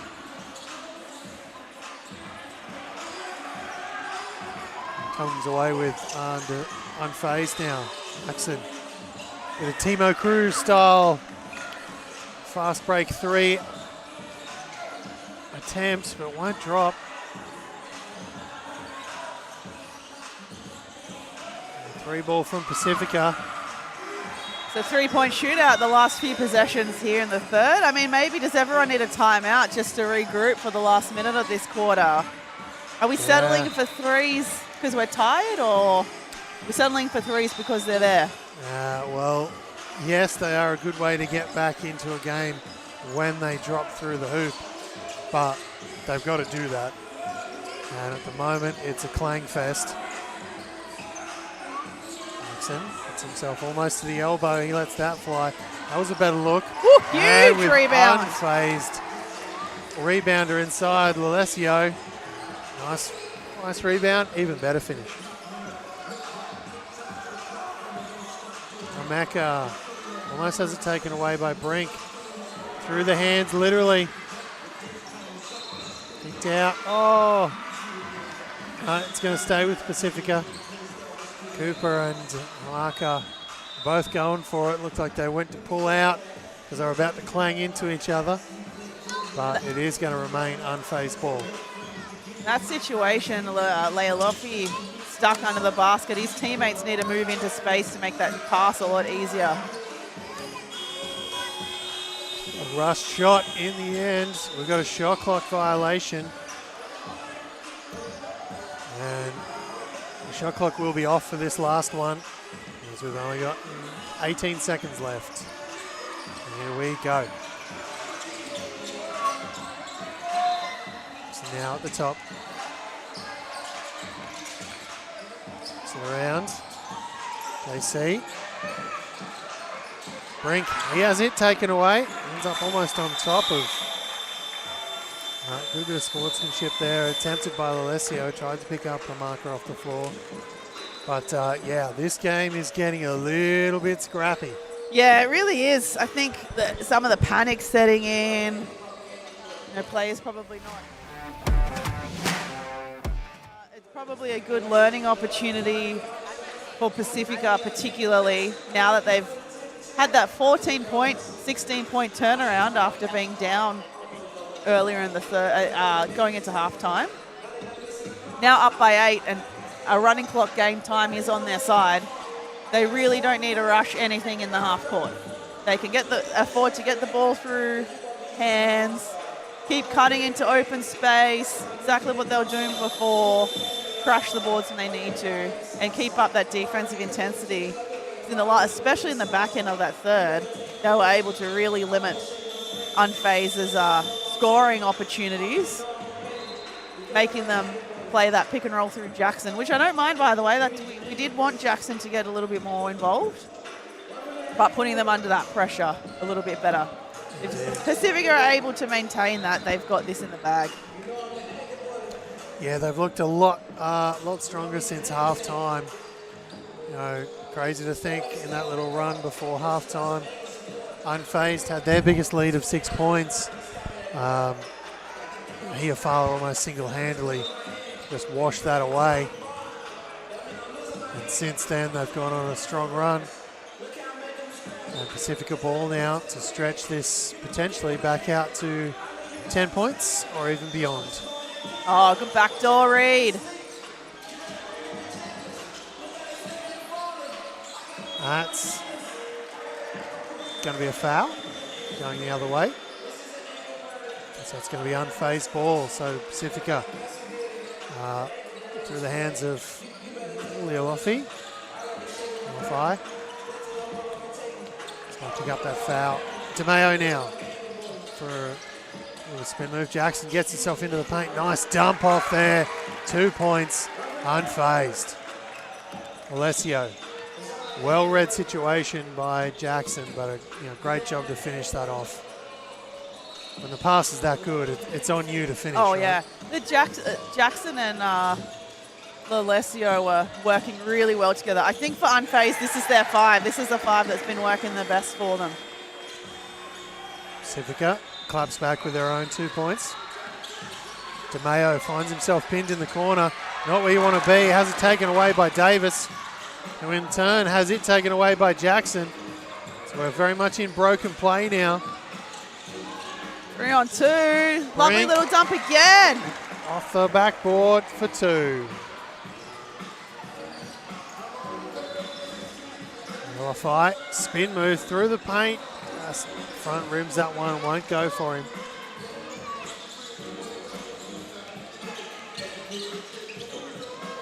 Jackson at the top. Shakes off Thomas. Has 2 more to deal with. Kicks it out to DeMayo in front of his own bench. They liked it.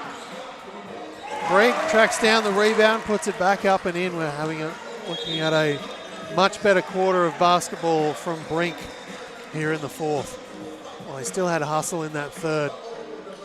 It really looked like he was getting a bit down on himself, but he's shaking it off here in the fourth and stepped back up onto the court strong. Yeah, another learning point, I think, particularly for this age group. Try not to get too caught up with the referees and the referee's call and things not going your way, just being able to shake it off and focus on the next play phase. But it's a really good call here from the Pacifica coach for a 30-second timeout just to stop Unface's momentum. Yeah, and Pacifica just gone away from what was working. They did so well, like defensively still being really good, but offensively settling for threes, one-on-one opportunities. That's not when they're at their best. No, it certainly isn't. But look, while we've got a slight stop in play, don't forget Dyson Daniels camp is on here at Zilmer at the BEC Sports Centre, August 24. Oh, picked off by Brink. Misread there. Going the other way. Nice finish. Love that. Steal and then finish it at yourself all the way up the other end. Love to see that. Quinn shook off the defender. But don't forget, at Dyson Daniels camp is on August 24. Another lovely little dime there from Quinn.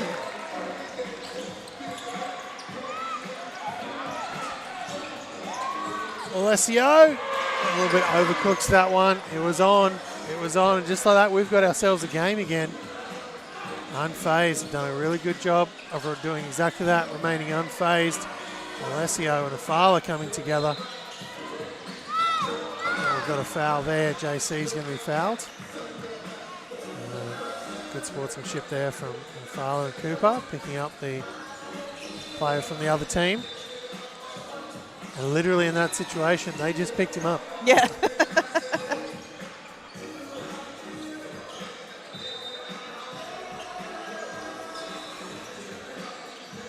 Looks like we've got another. I think we've got a 30 referee's timeout as we clean the floor here, I think. No, might just be a Pacifica timeout. Okay. Yeah. Oh, yep. Exactly. People are sitting down. Must be a regular timeout. Yeah, regular one for sure. But 6:48 now left here in the fourth, and we've got a game. Pacifica, they had that big strong lead, but unfazed in this quarter. Have really come out. They've looked exactly that, unfazed. They've been hustling, and Brink has been slicing and dicing his way to the basket. Yeah. Hopefully he can keep a cool head for the rest of the quarter. His team is definitely going to need him. Jackson for unfazed, essentially the nucleus of the operation. Everything going through him. If he's not scoring, he's creating. So the likes of Brink just need to be ready to step up in those receiver spots to score when they're open. Same with Lolesio as well. Two-man game between Jackson and Lolesio has been really good.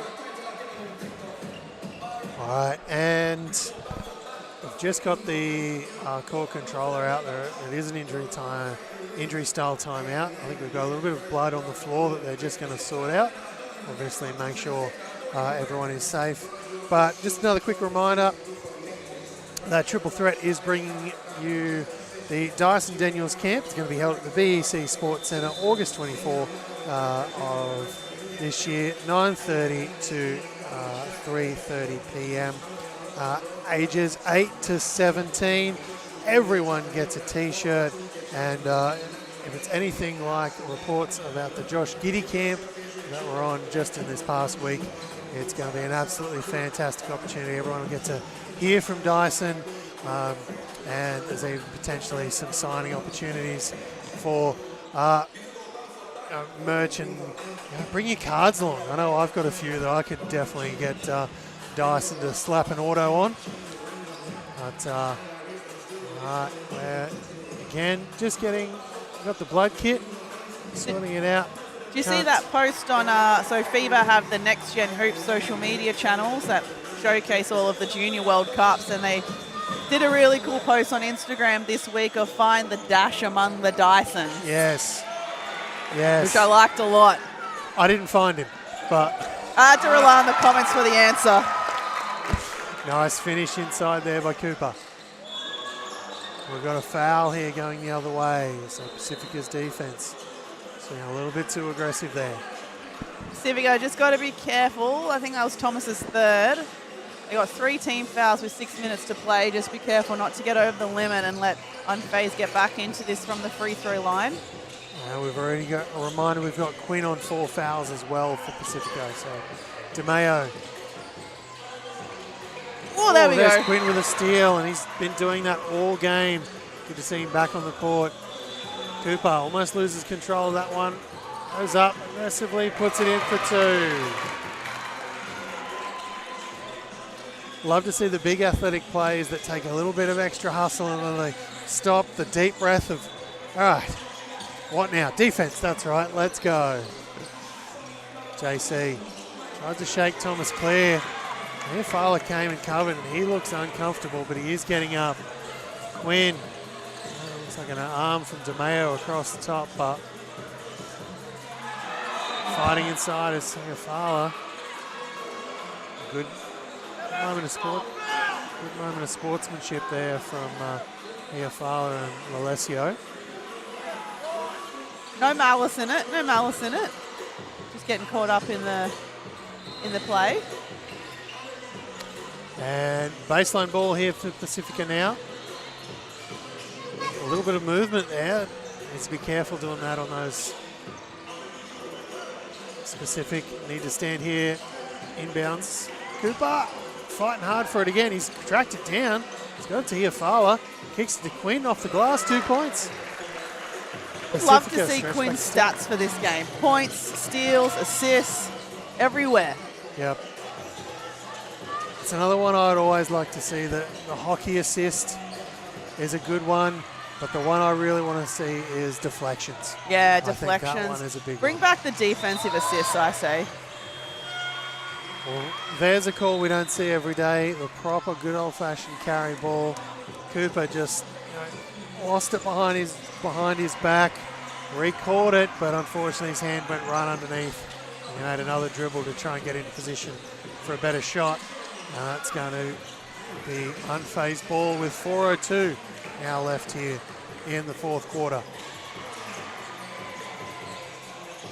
Chapman, 3 ball. It's short. Unfazed Jackson tips it back to Chapman. Looks inside. Gets Hoy. Hey, there we Hoy go. gets taken in the air for 2. Good patience from Hoy that time with the pump fake. That's a tough finish as well from behind the glass. Certainly is. Well read from the big fella.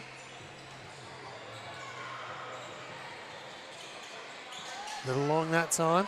Tipped up by Chapman, but won't go. Quinn looks uncomfortable. Hopefully he can just shake that off. Tate driving to the basket. Brink almost has it taken away. Jackson, that's 2 points for him. 6 points is now the lead for Pacifica. That's going to be a travel there. Momentum with unfazed here. Getting a good few stops, a good few scores. Running as a pack in transition. Substitution coming in. Now, just a quick reminder, we will have running clock here in the 4th. Down to, just checking now whether it's 1 or 2 minutes.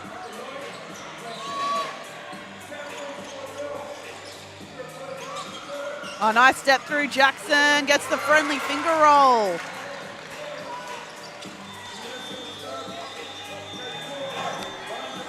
So we'll now stop now that we're in the last 3 minutes.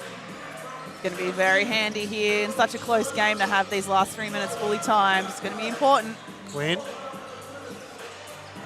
Showing off some big hops for the little guy. Loses that one. Iafala again. Sort of tracks it down off his own face there that time. JC's going to take it out of bounds for unfazed. And Pacifica. Giving Hayafala a bit of a taste of his own medicine. Indeed he has. We're going to have a timeout here with 2:19. Timeout for Pacifica. Smart one. Makes a whole lot of sense. You've got 2:19 left. You've got a 4-point lead. You've got an out-of-bounds play. There's a great opportunity to get a couple of extra points. Try and give yourself that extra buffer because unfazed appear to be on a little bit of a surge. Yeah, you're right. I think this is a good opportunity for a timeout. If not now, I was thinking if unfazed were to score again, you'd have to blow a timeout there and then. Wonder if Pacifica, their man-to-man defense has been great, particularly suffocating unfazed in the backcourt. I imagine that won't go unchanged, but it'd be interesting to see if they're going to make any drastic changes on the offensive end. All cross screens. I'll say cross screens, more cross cuts. Quinn tracks it down. He puts it up. He's going to be fouled, and he's going to put that in for 2. Jump man pose from Quinn. Yeah.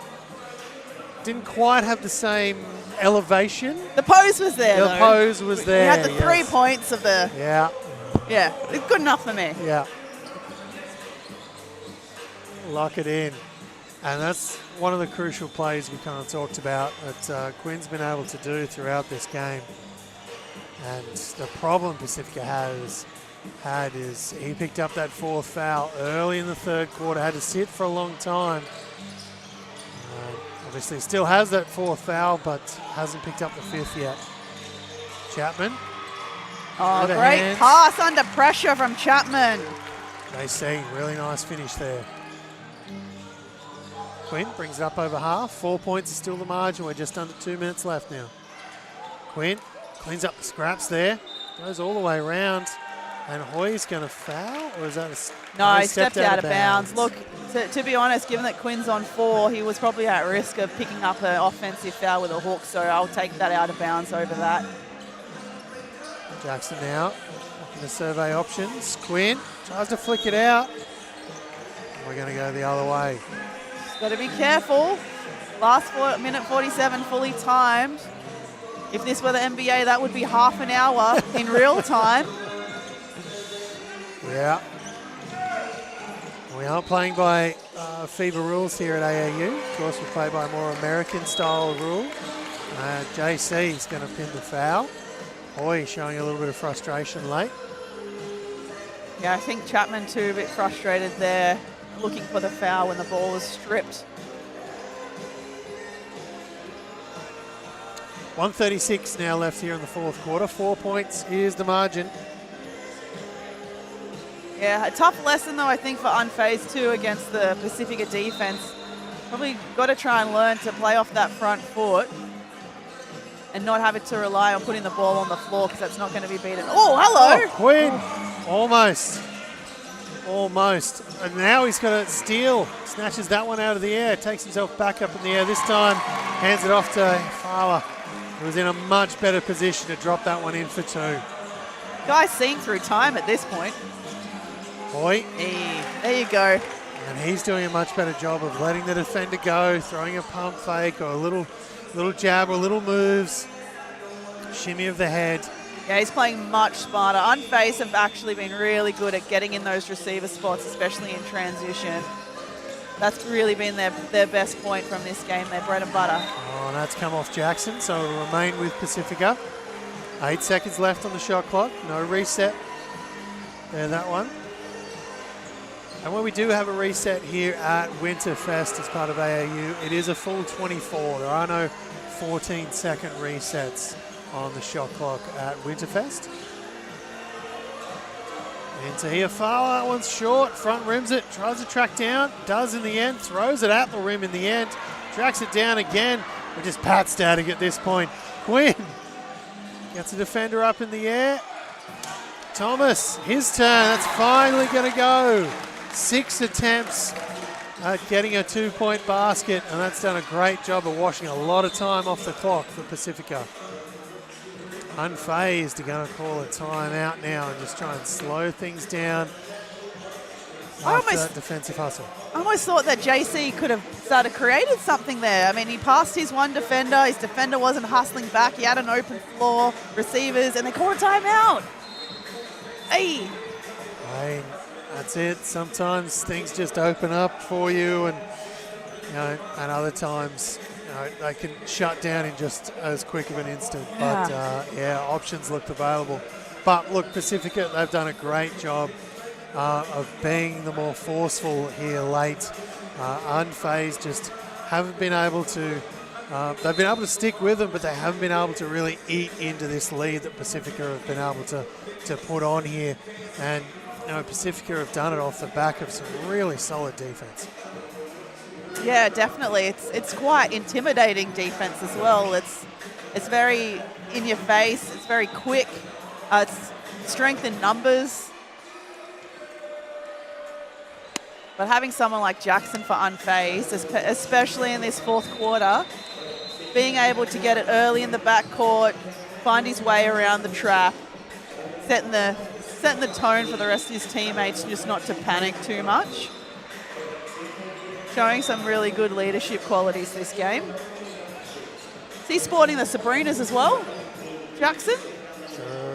No. Oh, they look... No, they're GTs. Ah. They look similar from this angle, but no, they are GTs, I believe. Flip up there from Chapman. That one won't go. It's going to remain unfazed ball, though, and shot clock is now off. Queen with showing a bit more frustration. You see, kicks it to Jackson.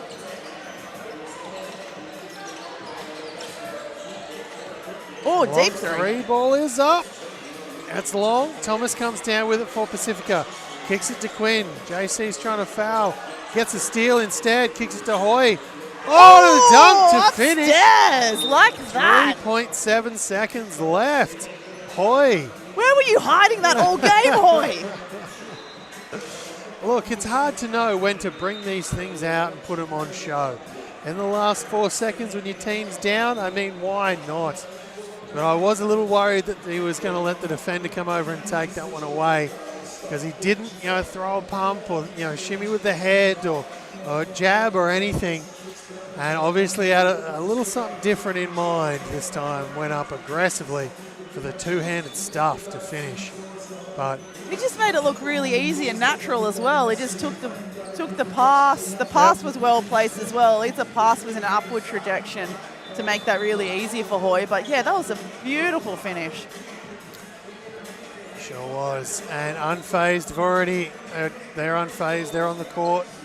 It's pretty simple. Get a steal, throw it at the rim, hope for the best, do it again. It's with 3.7 seconds left, you're down by 4. And you don't have a whole lot of time to do anything but get a steal and get the best looking shot available up. Hope you're fouled. Obviously, in an ideal situation for unfazed, you get up a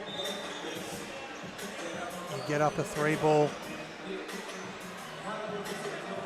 You get up a 3-ball and... there wasn't a foul call, it was just a timeout. No, just a timeout. Ah, okay. On the back of it being Pacifica ball. So Pacifica, they've got the ball now, and it's into Quinn. Can you wash some time? No, we've got a foul on the floor. And the clock has expired, but I have a feeling we're going to need to put a couple of seconds back on here. Yeah, I think you're right. JC did a good job fouling as very quickly after the ball was in play. He did, of course. JC rocking a... Fouls on the floor. Everyone's lining up again. That's their go-to at the moment. Iafala, he's going to be fouled as well. So another second off the clock.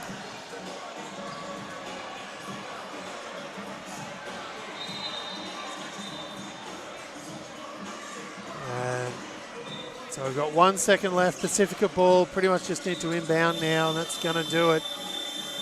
I'm not sure if we're going to bother to put more time on the clock.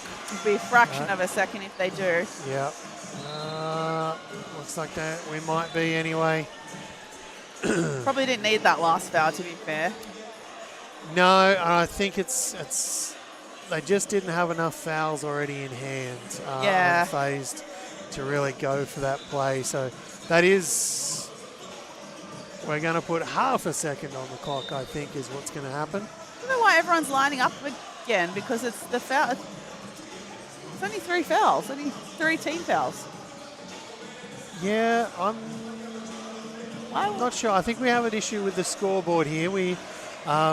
So in building, just to be clear, we've got unfazed showing as 3 fouls, which of course you would need more than that for it to be bonus normally. But either way, Quinn's knocked them both down, and that is effectively, with this touch of the basketball, Hoy. There we throw go. in another one, but that might be waved off in the end. Not sure they're going to count it. But that is going to wrap us up here. The quarterfinals are now done. Now we get into the grand final section of the day. But unfazed, are going to take an L there with Pacifica Elite getting up for the victory. We're going to step away and we'll be right back in just a moment for the next game of Elements taking on Amped.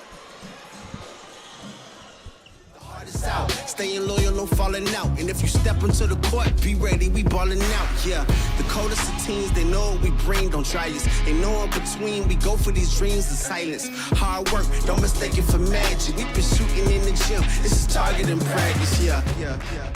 And I'm just getting started, get my feet wet. It's all in repetition, ain't a secret. All facts, all black dress code. Pay me my respect, collecting every debt. Oh, the hardest. I bring the pain, not what you used to. It's all part of the game. Yeah, I just gotta go hard. I just gotta go hard. Go hard. Go hard. Go hard.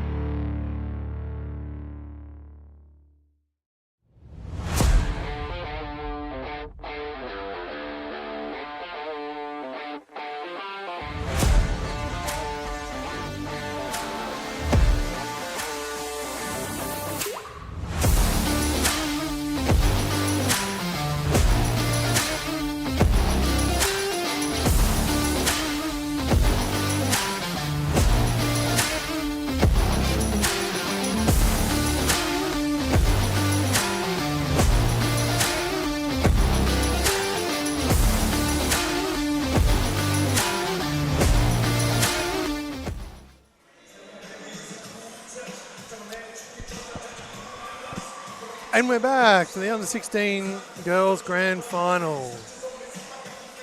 And both teams have come together, and now they're going to have an extra minute or so of warm-ups by the look of it. So we'll just step away momentarily, and when we've got some live action, we'll be right back with the actual tip-off of this game.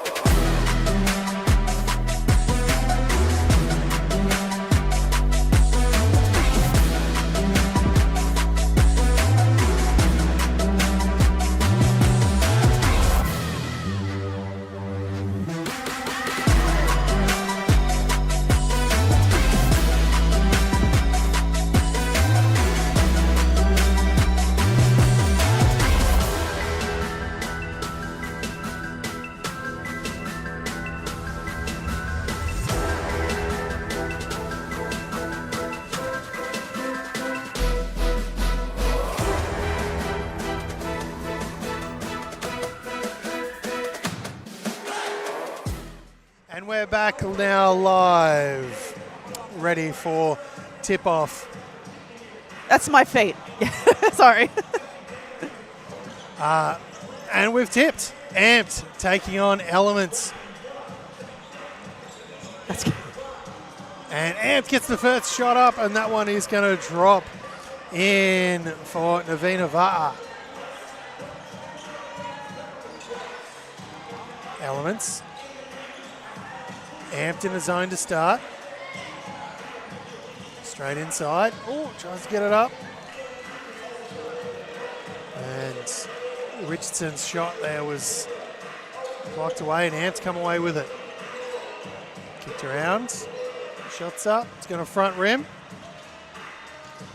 Element's going to come away. Nice hands there.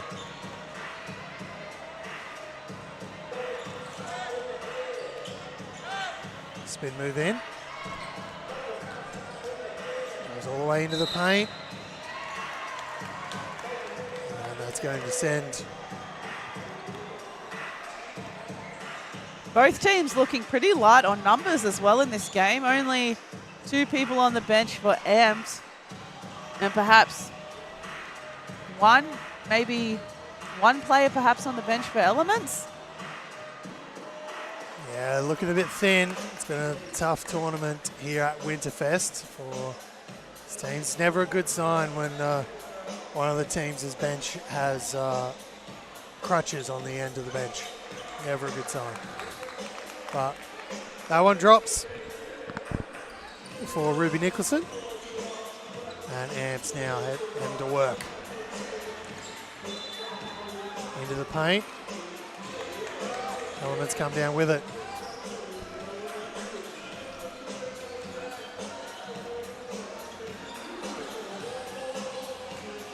Goes baseline, throws it up. Won't drop for her, in fact, overcooked. Well, there's a hand in there, but it's going to remain Amped ball. And Rapina throws it back in, we're underway. 3 ball is up, and that is going to splash there for Mia Nakata. Throws a hand back to her own bench.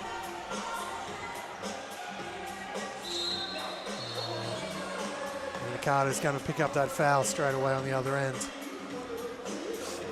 Yeah, the other downside, other than, conserving energy when you're pretty light on the roster, is fouls. Can't afford to be getting fouled off. We've only got 1 or 2 subs. Certainly can't. Makes it tricky. And John Lead driving all the way to the basket. Couldn't get it to go though. Has to turn the corner. Kicks it back. That 3's short. And Elements just letting that one go out of bounds off the back of the Mia Nakata miss from 3. But looks the way she shoots that with confidence. Fantastic form on the shot.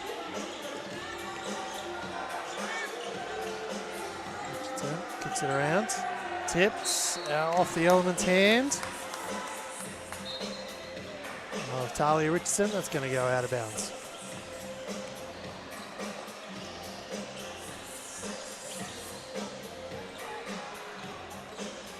Through the hands.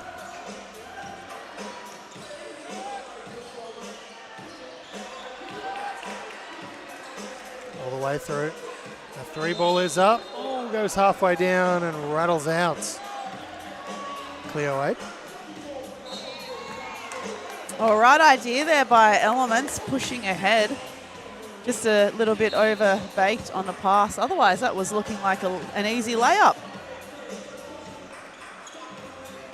Kicked ahead. Oh, nice look inside. It's a little shot up. Nice fired that one off the hip.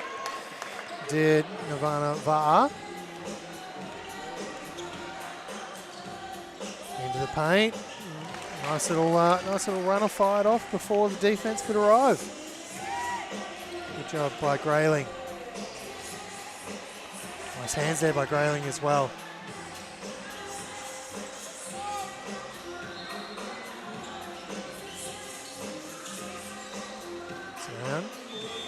Another 3 ball, and that's going to splash from the same spot. Great ball rotation as well by Amps, being able to pick at the seams there in the Elements defense. Nakata again pointing to her own bench. Amped with the takeaway. Whole team didn't rush down the other end. Both teams looking like they've had a full tournament here at Winterfest. Richardson lets that one fly and it's going to drop in off the friendly roll from the front of the rim.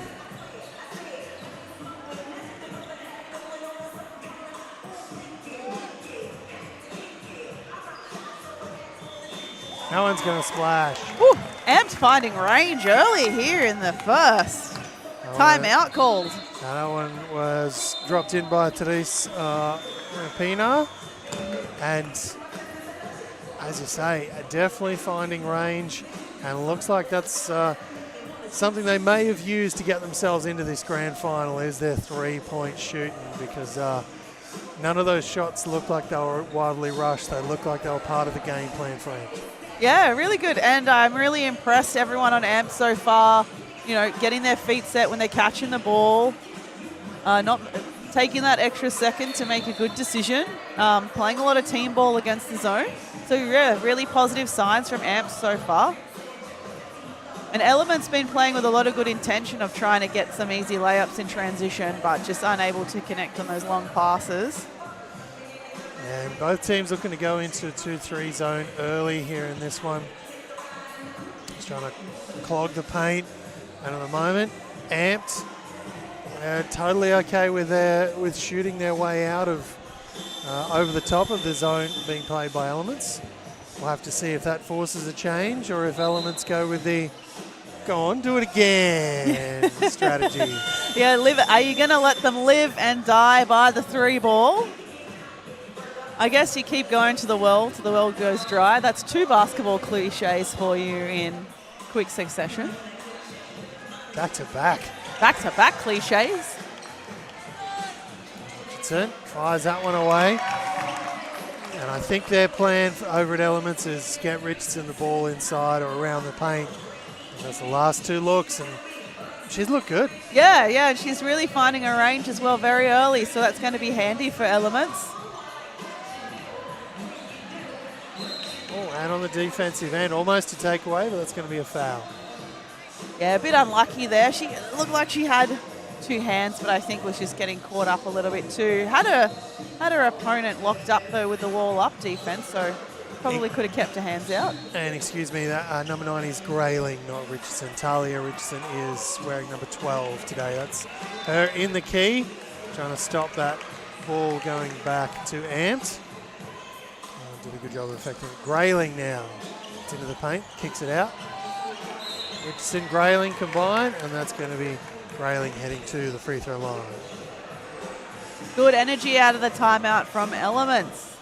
Their confidence not being deterred by the Amps' early lead and outside shooting. And I really like these uniforms that Amps have with the white with the pink stripe. It reminds me of one of the French professional teams. I'm not going to go on a limb and guess who it is, but it's the team that Shyla Heal played for a short period of time, I think about a season or so ago. And they had a lot of other French international players on the same team, like Alex Chateaureau, who's now married, and that's now not her last name, but... Yeah, no, and that's... Oh, that one flies. That's been a bit of an element of Shyla Heal, hasn't it? You know, short, powerful stints at different places. But, travel there being called on Jan Lead. Amped ball once more. 4-point lead currently here for Amped over Elements. Pina through the hands. Another three ball. That one is a miss. Missed off to the right. And Grayling to Richardson that time. Nice looking shot, just a bit short. Lead now. It's 2 feet in the paint. Bit of a bump, but flips it off the backboard for 2. Yeah, lovely finish there. And a good opportunity to dribble penetrate after that first shot. The defense had shifted. 3 balls up. That's going to splash. Therese Rapino once more. Well, the well hasn't run dry for Amped, but Element's definitely doing a good job of getting inside and finishing inside the paint. Amped going again.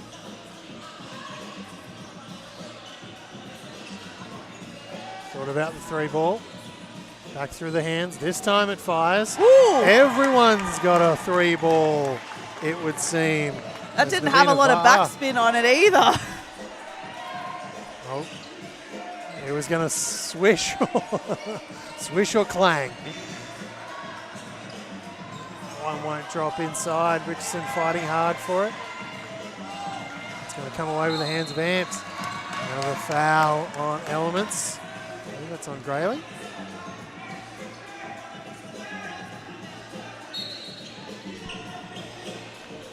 Seven seconds left now. Can Amped get the ball up in time? They do, without any trouble. Won't drop. Lead's going to come down with it. I'm going to have a foul the other way, and that foul is going to be picked up by Madison Tasoe. So that'll take us to half time, quarter time. 8-point lead here for Amped over Elements. And Amp looks pretty content to just fire this one away from 3, but Elements look like they have got a different game plan.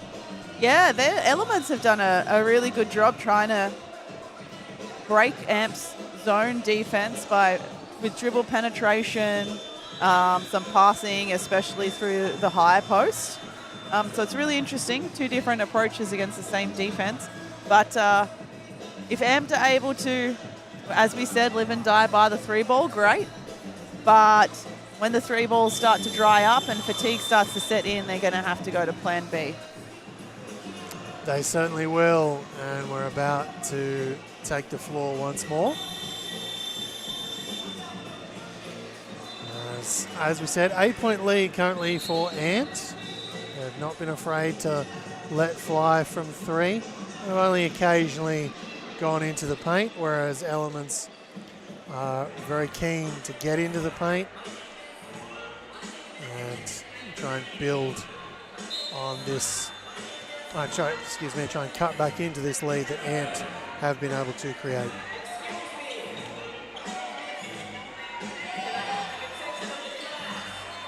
Amped come down with it. Good look there from Elements, using that high post again to find a clear shot in the short corner. What about the 3 ball again? And that one is going to drop for Va'a.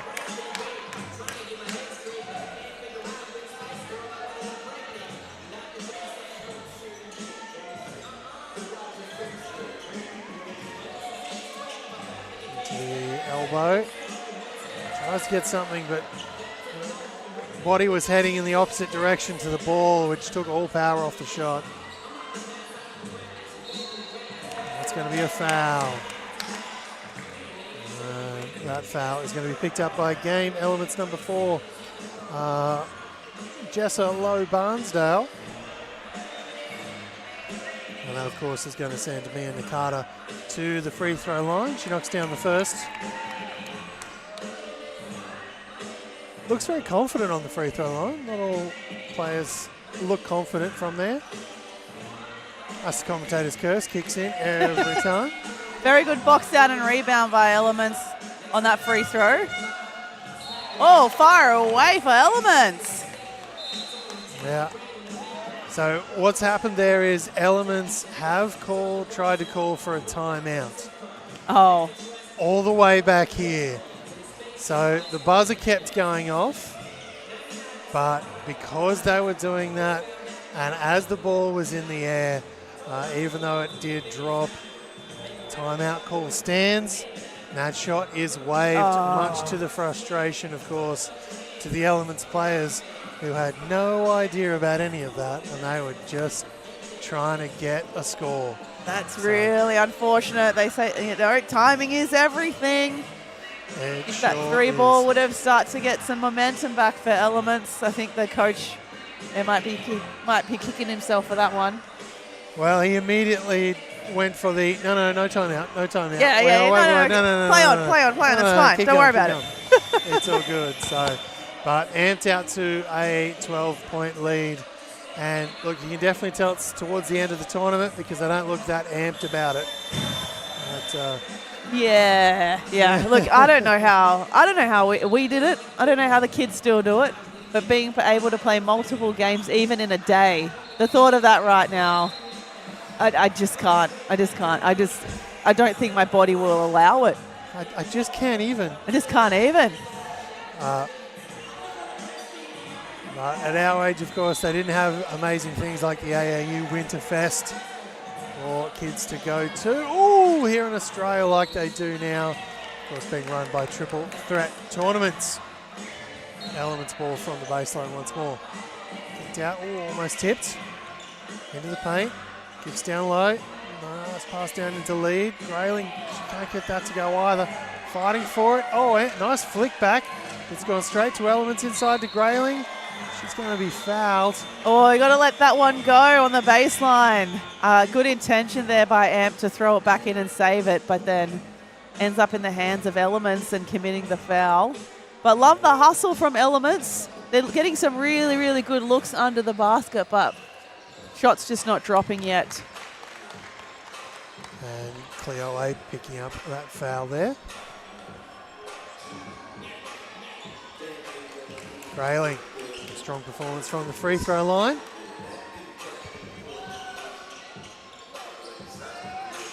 Kicks inside. Oh, nice little bump given. And eventually tracks it down again. Avina Vara. Inside and outside game is strong so far. Ooh, tipped away. Vara's face, I think, accidentally, but it's going to come away in the hands of Ant. 12-point lead. Up. Bounce around a little bit, but won't drop. Ooh, that one's going to be on Vara or Abe. With a bump there given out to Low Barnsdale. 2 fouls now on number 22.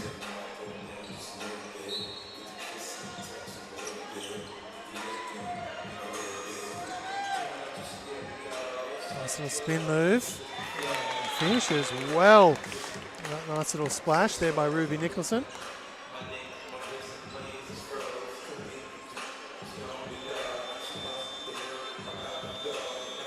That one won't drop down the other end for Ant. Just near Carter. Lead, goes baseline. It's going to be fouled. That's going to be another foul on Abe, I believe. Yeah. Love the dribble penetration and the aggression from Elements. They're getting a lot of their good shots under the basket. I think Amped could probably start to address shutting down that dribble penetration because Elements, their shots are going to start to drop underneath, and if it's not from there, it's from the free throw line. So Amped can't be too complacent. No, they certainly can't, and it's now a 10-point lead. Now's that tricky spot, especially as we've got 4 or 5 minutes here into halftime, where we've seen it in other games today, where if the team takes the foot off the gas going into halftime, the other team, is given an opportunity and they always want to take it. It's a grand final. They've been hustling all weekend for this moment right now. Yes, they might be tired. Feet are probably sore, knees.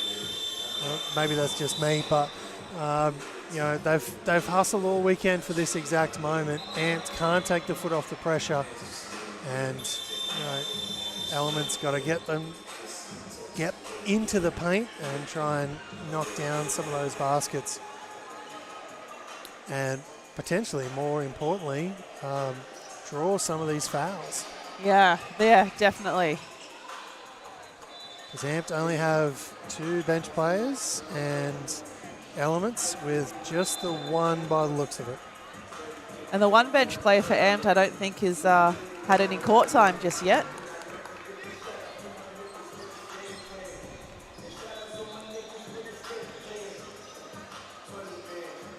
Lead, knocks them both. Amped. Nakata. Shorts that one.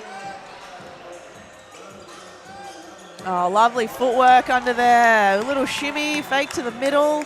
Good finish with the left. Pina gets that one to go off the glass. 4:30 now left here in the half. Unconventional pass, but the shot almost went down. Rims out. Nakata out in front and drops it in for 2. Good chase, though, by Elements. All 3 players trying to get back for that one. I love the hustle and the desperation. And that's what it kind of feels like here. Elements can either let Amped go or they can dig their nails in and fight. It looks like they're going with the latter, not the former. The hands, 3 ball is up again. Again, not going to drop. Kicked away and Elements have a chance. Oh, great job in transition. Very nicely done. Great lead pass to lead.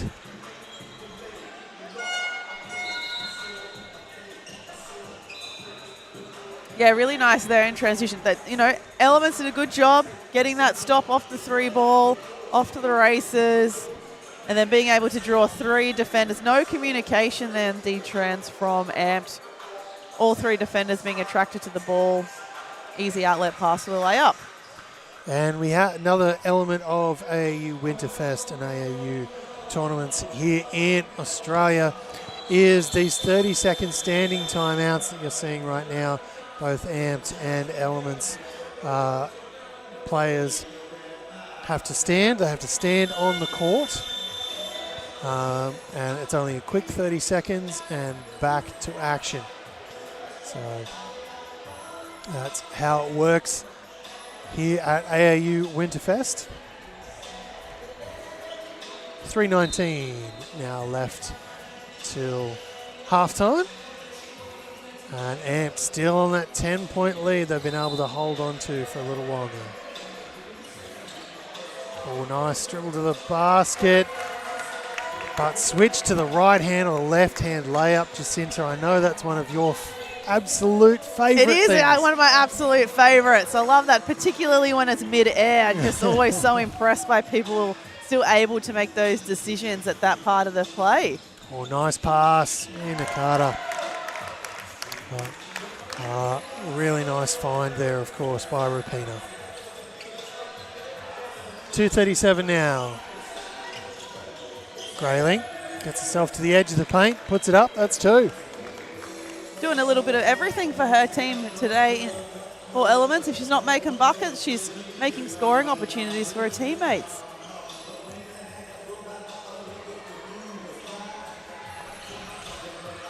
Nakata. It's all the way in, and that's no foul is gonna be called there, so that's out of bounds off her. And Amped is gonna give it up. Elements ball.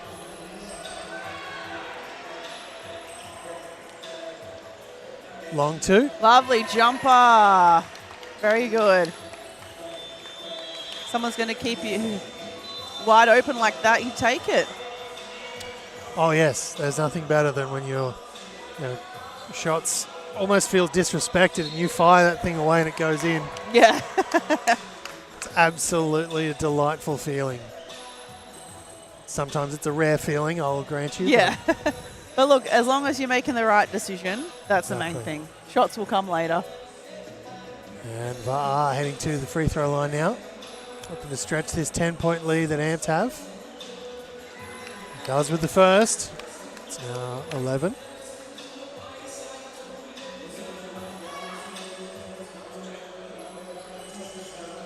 Make that 12.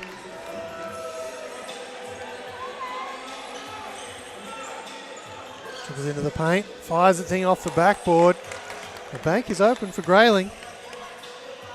Yeah, lots of high finishes. Lots of shots on target. An absolute spark here across this first half for Elements. Oh, lovely dime. Beautifully executed there by Amped. And Rihanna Ape finishes that one at the rim. Grayling. Oh, Jackie Moon style free throw shots / pass. And that flips out to Jessa Lowe Barnsdale for 3. Yeah, deficit back now into single digits after that 3, so hope certainly isn't lost for Elements. Baseline, then pulls it back. Screen's there, uses it, won't go. Ape inside, gives herself a little bit of room there by bumping Grayling out of the space and puts it in for 2. Come on, post player. We love that. We love the yeah. backing in, but then I also love the finish with the offhand and a almost like a half reverse. Indeed. Like she does that every day. She made it look so easy. And that is going to close out our first half. We'll take a short break and we'll be right back with second half of action here from AAU Winterfest.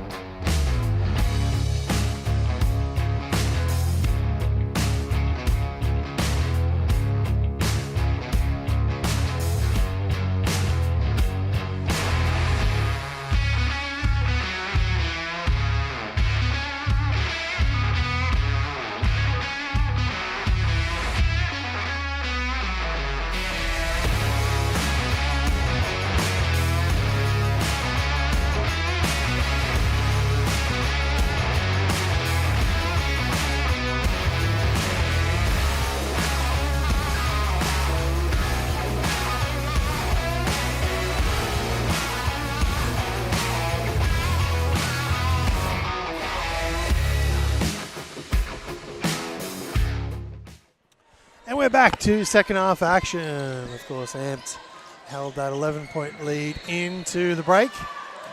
Come out with the ball, looking to stretch it. Grayling tipping that one out of bounds over the back.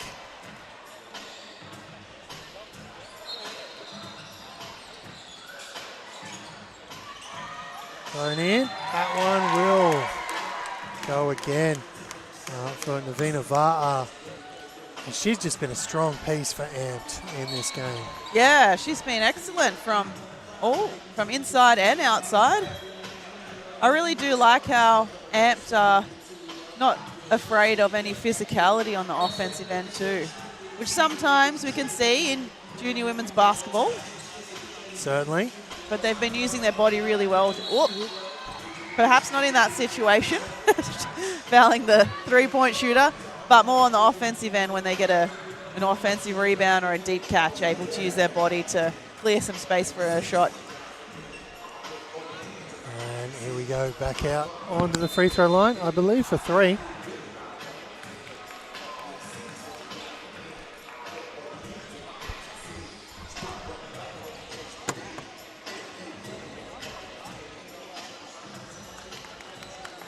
And making the second as well.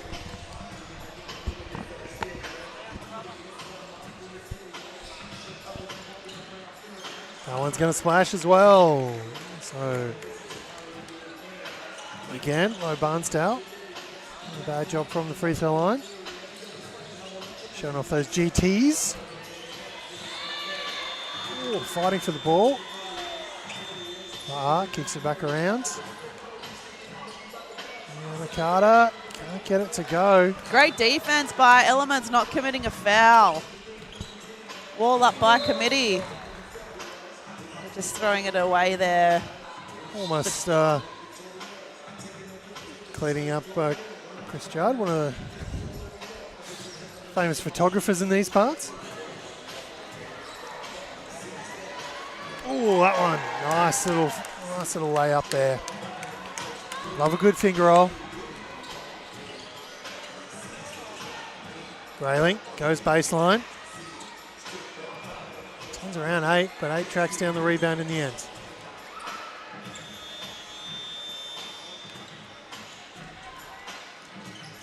Just slicing, Rapina. She's going to be fouled and head to the line for 2.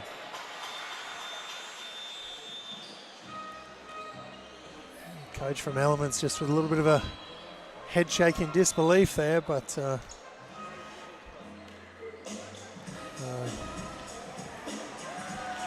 Yeah, I don't think there was much more Elements could have done in that situation, unfortunately. They had their opposition covered, hands straight up, body straight up. Yeah, it was just an unfortunate call. And Grayling looking to push the tempo here for Elements. Looks inside. Oh, that one snatched out of the air. Ruby Nicholson pass. Unable to find its mark and amped with it once more. 3 ball. Won't drop this time for VAR.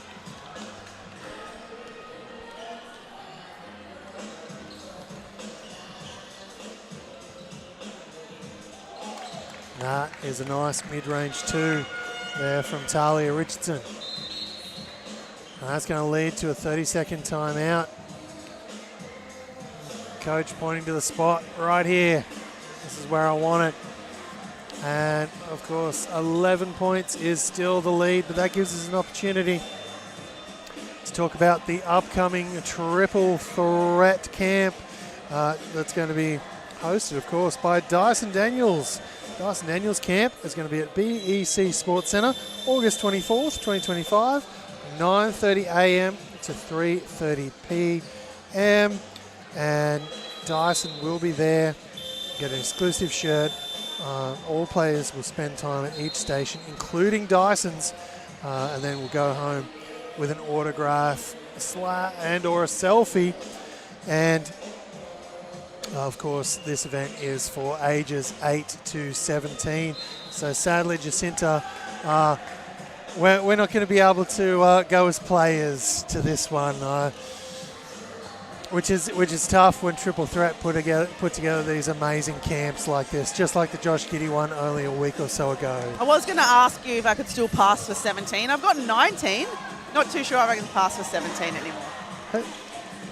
I'll ask those impolite questions off air in just a little bit. So, through the hands. Hands now. Kicking it all the way around. Back through. VAR 3 is open and on. Absolute splashing. There's VAR. Able to save that offense. It was looking a little bit wayward at the start. But a bit of ball movement and some patience, and they came up good. Wow, lovely post move there from Elements. Ruby Nicholson there. Shapes one way, goes left. Is feeling it. It looked good out of the hand, just a scooch long. Jump ball, and that's going to be amped ball with the possession arrow.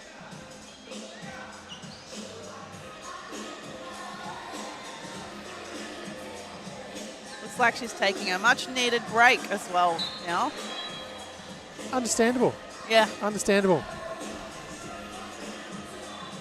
And here we go through the hands from Elements. Tries to go baseline. Oh, I does a good job of just cutting that off and getting that hand in there.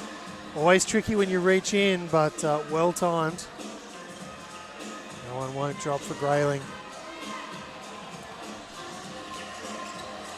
Pina Goes away with speed. Is now going to reset. With an Amps has arrived. Mina Carter, 3 ball. That's going to drop. That's a tough shot as well. In the corner's one thing, but catching it with that backward momentum, having to regather to have enough elevation to get it to go. Very nicely done there. Certainly is.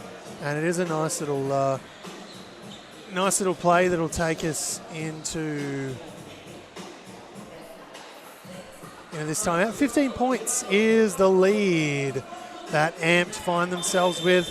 And the well just doesn't seem to be running dry on these Amp threes. Almost Not yet. Not yet. Not yet. Not yet. It's no. It does traditionally happen at some point when you're shooting at such a high clip from range.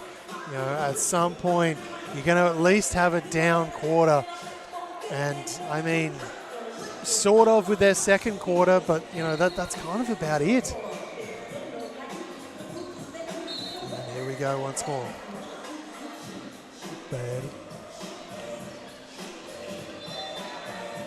And back at it, Elements. Oh, has that swatted away. Tracked down by Lead. And there we go. Good hustle from Elements as well, not getting caught up in that big block and just playing through it. A little bit of a push off there from Mina Carter, but can't finish once she gets into the paint. Oh, flips that up there from Lead. And looks like that's going to be a foul. Rihanna Ape, number 11 for Amped. Of course, there is 2. There's Cleo Ape and wearing number 5.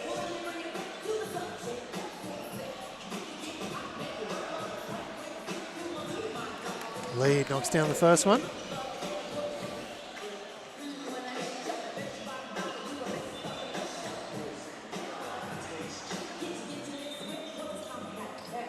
One white. Lead had an opportunity for 2. So to dribble in through contact. It's going to be pinged with a travel there. Elements coach looking for Elements to push up their D. They've gone into full man now.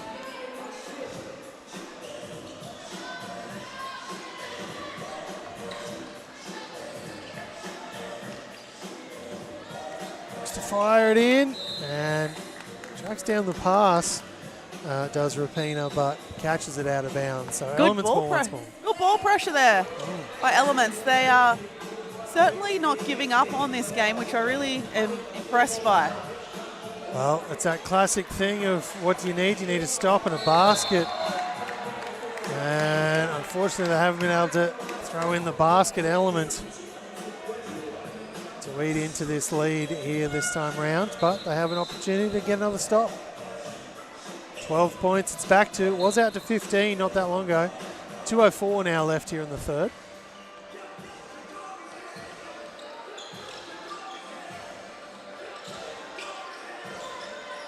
Lovely roll. Unlucky not to get the opportunity for a 3-point play. You mentioned in the earlier game with the men's under 16 quarterfinal that there wasn't a lot of screening action or a lot of pick and roll action at all, but I really like that execution from Amped. Yeah, it definitely looks like something they've worked on ahead of time. It's not something you draw up, run for the first time and it looked that smooth. Oh, tipped out. But pass was on. Nice pass there by Lead. Unable to track down Charlotte Hemmings, but will remain momentarily. Pluck that one out of the air. Uh-huh. Well, that's tough. That's a tough finish with contact. Rena Var. She's been a little bit more subtle with what she's done here today. Oh, inside. Richardson is open, but overcooked pass there. Bit too excited. Yeah, by Low Barnsdale. And it's an easy thing to do, the overexcited element of that, and just fire that thing in there just a bit too hard.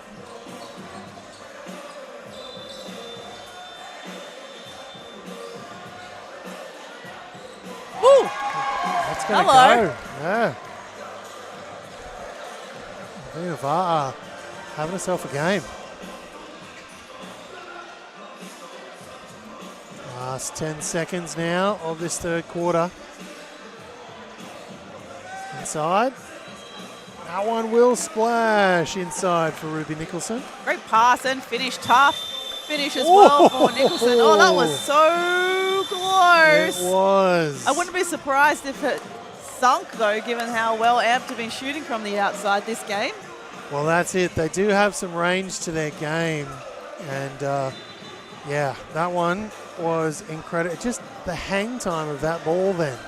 It just stayed up. Nothing but net, but didn't pass over the rim, sadly.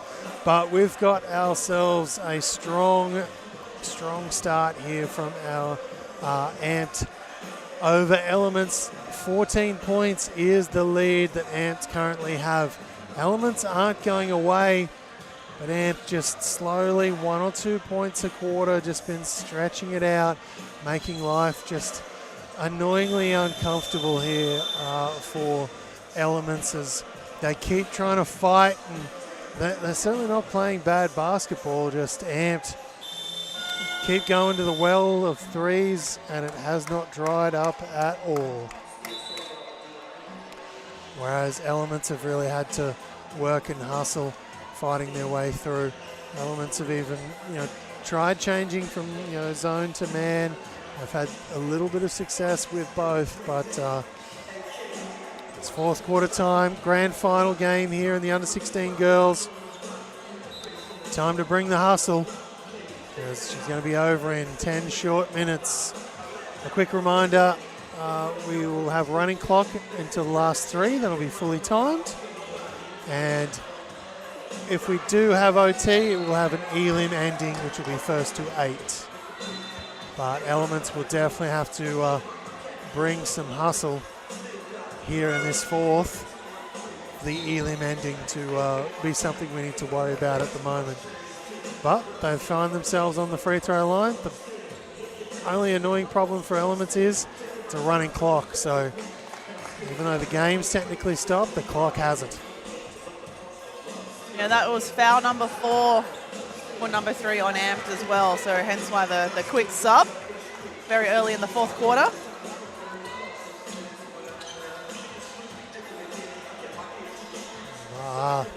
There's a misconnect there. Missed time, Madison Zoe just misread the open court opportunity. As lead. Can't get that one to go. Amped that zone though. Got good numbers back. That's going to go for her. Count it, and she'll head to the free throw line for an extra. That got the crowd here excited, sitting here in front of us in the commentary box. We like to see a bit of fist pumping in the air. Is it too early to call MVP? I mean, for me, I think she's on the stripe right now. And not even that commentator's curse can... No. I think if anything, perhaps that was confirmation of MVP contender at the moment.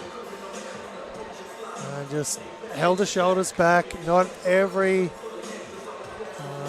and a lot of the good stuff she's done has also been on the defensive end as well. Little things off the ball. 8 fighting inside. Gets it up, but just found herself in a little bit out of position. Ended up firing it backwards, trying to get it in. Not a carry ball, so Grayling. I like that shimmy though. We don't see enough of that anymore. See a lot of hesitation cross, but we don't see that hesitation or that fake spin move anymore. I like that. Bring it back. Bring it back.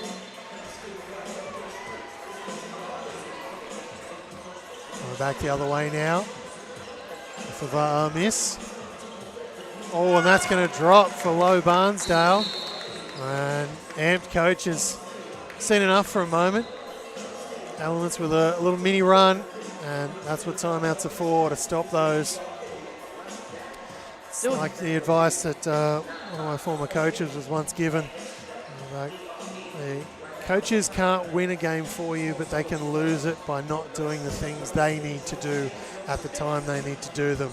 And, stopping little runs with timeouts, that's something a coach can definitely do. Have a chat, have a readjust, have an almond or a strawberry, or, if you're from one of the richer suburbs like Jacinta's from, or if you're, from country basketball space, lollies if you're lucky. Orange slice is probably more accurate. I mean, to be fair, I was still technically from country as well. Maybe not as country as others. As metro as country gets, mate. Yeah, it was. It very much was. It was just a quick 90-minute trip down the freeway. In metro territory. Where I'm from, it's 90-minute trip to the shops. Yeah, that's real country. But we're back to it now with Amped down to a 12-point lead. We're back with a little mini run. Amped have had a couple of misses out there, and Elements with a couple of baskets. So timeout from Amped coach, just to resettle, refocus for the last 7 minutes of action. And a Carter screen, they go away from it. And Pina goes up and in. Hey, can't get that one to go. She fights for it though. I think she's going to tip that one out of bounds in the aftermath of the hustle. But you do like the hustle.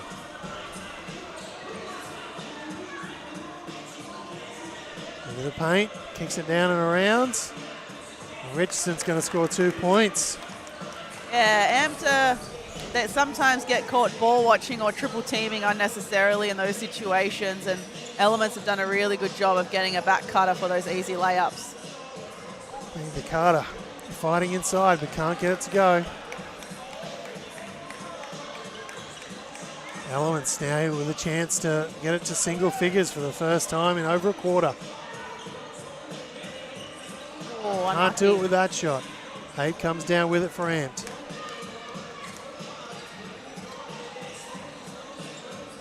Through the hands, far now.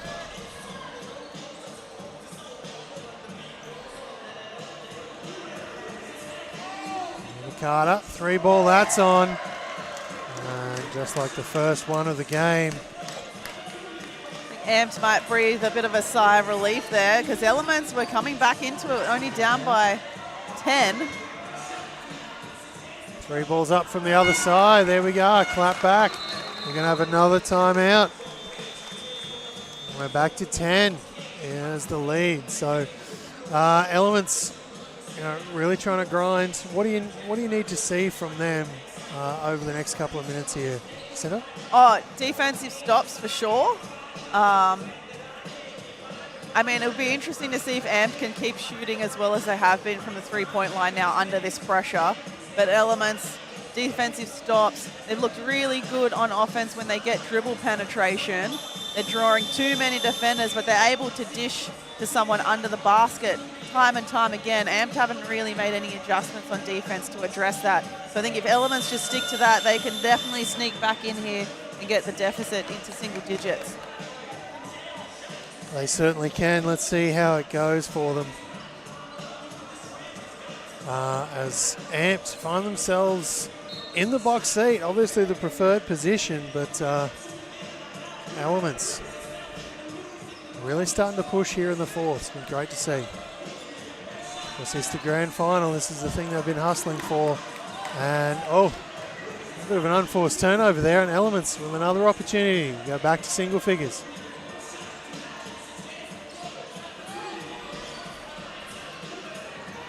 Grayling. That's it. Va'a's going to be fouled there, or is that going to be on Ape? No, it's going to be on Ape. Cleo Ape is going to pick up that one. That's going to be her third of the game. Look, good. Look, I like that double down, though, on the post catch, but we don't need to be putting our hands in the cookie jar. Just need to be playing tough, playing hands out, walling up, and easy to trap the post play in that situation. Grayling gets it to go. Just a reminder, the clock will run down to the 3-minute mark, then it'll be fully timed. And if we do end up in OT, we'll have an elim ending, where it's effectively first to 8 points. Oh, nice dish. There we go. Elements again. An opportunity to go less than 8 now. Flips it up, can't get it to go, but they're going to lose it out of bounds, our Amps, and that's going to be Elements ball from the base. A fresh 24. Lots of time here for Elements. Long two, and that is going to drop for Talia Richardson. Love the confidence from Richardson. She's been really good from those wing spots. Actually, I think that's at least a third bucket from the wing. Marina Carter has it. I was going to say blocked out of the air. Huge block. Yeah. Huge block. We love to see it in the women's game. But we do also have a foul. It's going to be on lead. I think the block came over the top there from Ruby Nicholson. But lead will effectively and annoyingly wash that stat away as the foul underneath. 26 points now, Mal. 3 minutes fully timed. It's still anyone's game, to be honest. Yes, and all of a sudden, Mina Carter looked a little bit stiff. That rhythm from the free throw line disappeared. But our Elements giving an opportunity to Amps, and they're going to take this one. Lovely pass ahead as well, making sure a teammate had enough time and space to run onto it. Setting herself up for that lovely trans layup. Almost a fantastic dime. Our players hitting the deck. We've got a foul coming. That's going to be on lead. And of course, That's an unfortunate foul there for Elements. 9 points is the lead now for Amps. Like I said, we're now into fully timed.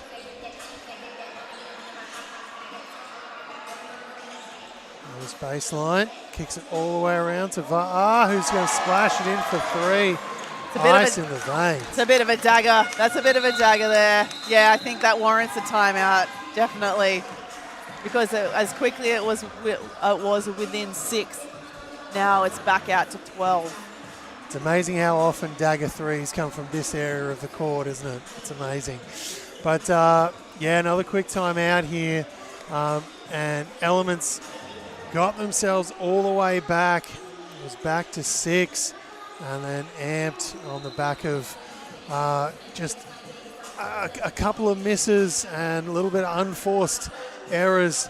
You know, Elements players just had some big eyes for the basket and went away from a little bit more of what they were doing, tried to force a few things, and they've really let Amped back in.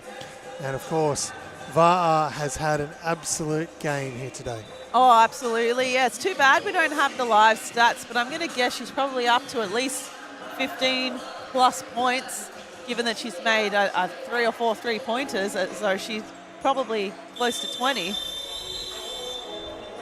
For sure, and here we are at the Under-16 Girls Grand Final. We're about to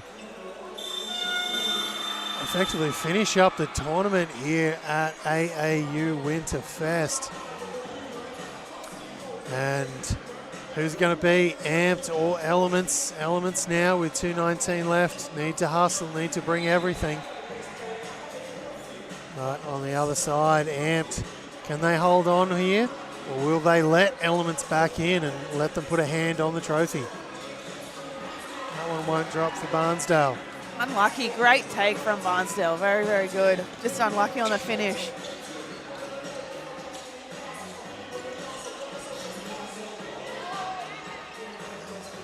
Dribbles it out. Nina Carter now dribbles it back. Kicks it to Rapina. They won't go. The Apes almost playing into each other, but they track it down. They get a fresh 24, which is like gold in these moments when you're up.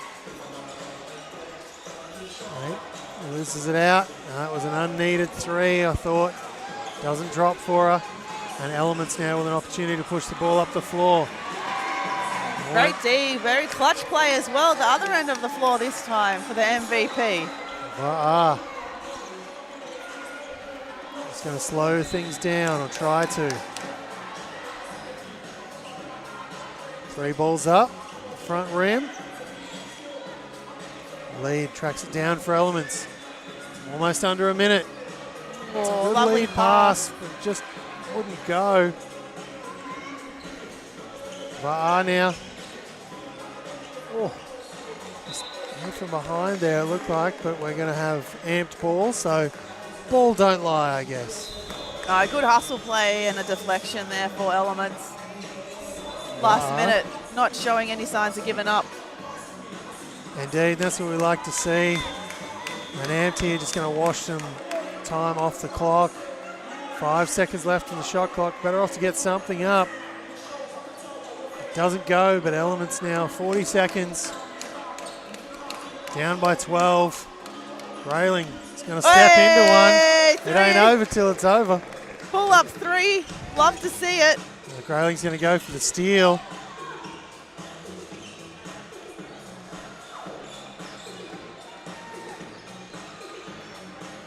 Amped now. 5 second differential between shot clock and game clock. That's it all the way into the paint. Lets it fly. Elements too busy having a chat, trying to figure out what they're supposed to be doing rather than just playing through it. Grayling. Come on, back Step to back. back 3. Oh, it looks so good out of the hand. But Amped is going to be the under 16 girls grand final winners. They're going to take it out. To say that they're amped by that win would still be an understatement, I think. We had the crowd on their feet here in front of us in the commentary box. Look, full credit to them. They played really consistently, like throughout most of the game. Great outside shooters, great role players on the inside, chasing loose balls, setting good screens, boxing out well. But Elements probably down in numbers a little bit more, but definitely didn't shy away from the challenge.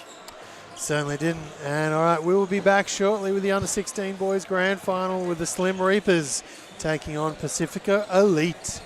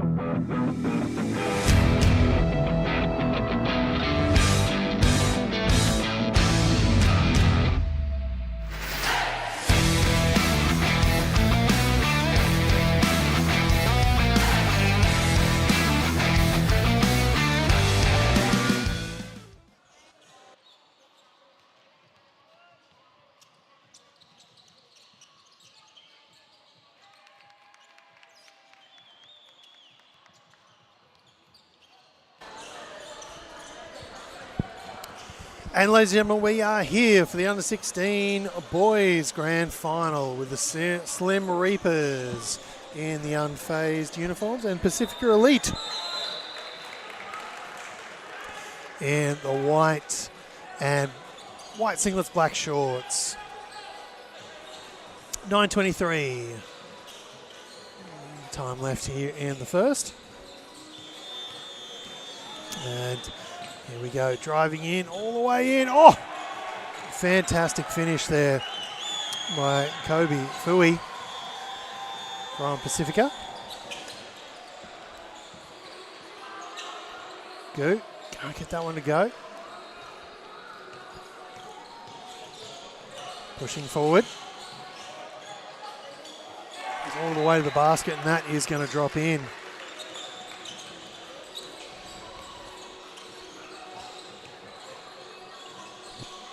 It's going to come off the rim.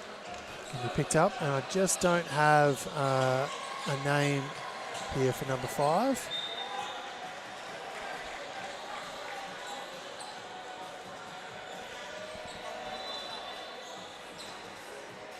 It says Bobas on his jersey, so that's what we're going to go with for number 5 here for Pacifica Elite. Throws it back in. Bit of a fight for the ball, and that's going to remain with Pacifica here. Under 16 boys grand final coming to you live here from this triple threat tournament as part of the AAU Winterfest. Ticked back up.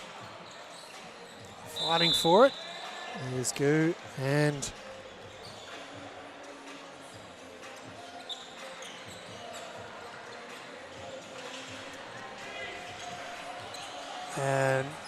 very sorry guys, the names I have on the list in front of me sadly don't match the uniform numbers we've got, so we'll try and work it out and fight through that as the game goes on. And I will also be joined shortly, of course, by Jacinta Govins, who's been with me for all of the games here today. Flicks across, Affleck for 3. That's going to be missing to the right. Pacifica come down and push. And that's 2 points. And a quick timeout here for unfazed, or the Slim Reapers.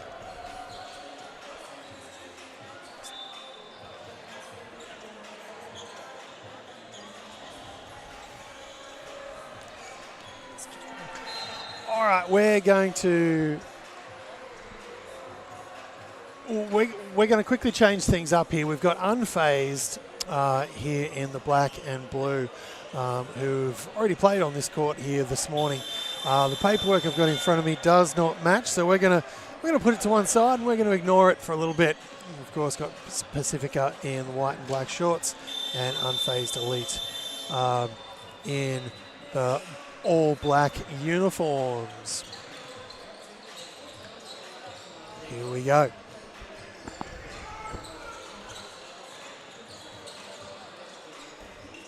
Go now at the top.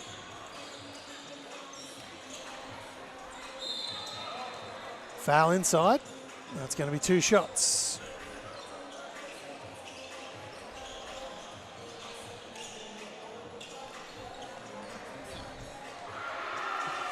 Go. Oh, it's a little bit long on that one. Got it right in the block and it just stopped on a dime there and fell in. Flicked out and kicked ahead. Buttigieg. 2-gig. Can't get that one to go. Goo. Shapes left, goes right. Shapes right, goes left. Other Goo inside. Ooh, a bit of an aggressive throw there by Goo at the end of that play. Be very careful with that kind of stuff.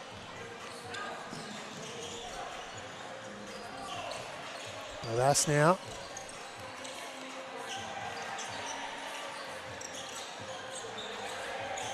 Fabian. Fires away. It's long, won't drop. Bobas. Pacifica now. Have to kick it around the outside. 3 ball is up. It's long. We've got a foul inside, I believe. Kenny pinged with that one.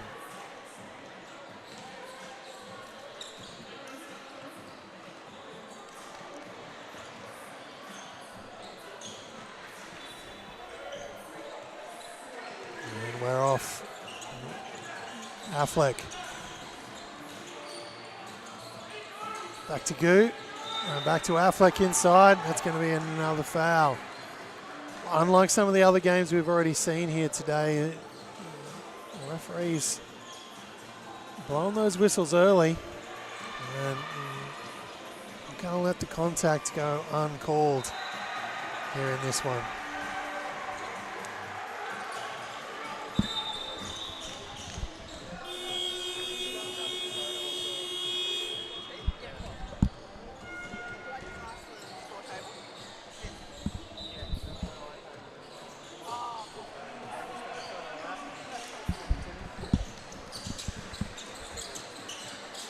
All right, Jimmy's at the top.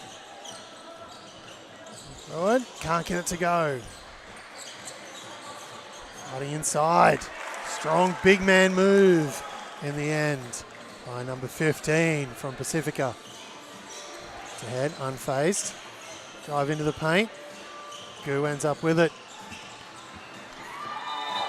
And a bit of a fight for the ball, and it's going the other way. It's gone out of bounds. Unfazed elite with a substitution here. Goo's going to check out. Ivan's going to check in. Unfazed elite bringing that full court defensive pressure all the way up the floor.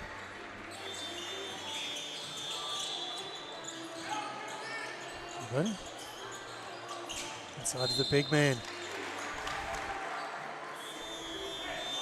Okay. Needs to be a little bit careful there with some of those shoves. He's a big boy. And could easily pick up a call there. Okay. Ruben goes full reverse.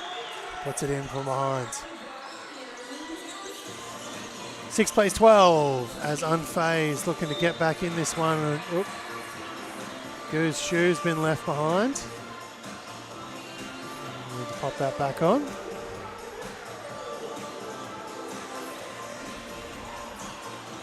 It's back on now. He's going to sub out just for a moment. No, he's going to stay in. Yep, Affleck is going to sub out for Unfazed. Unfazed find themselves on 6 points. But at the free throw line with Goo.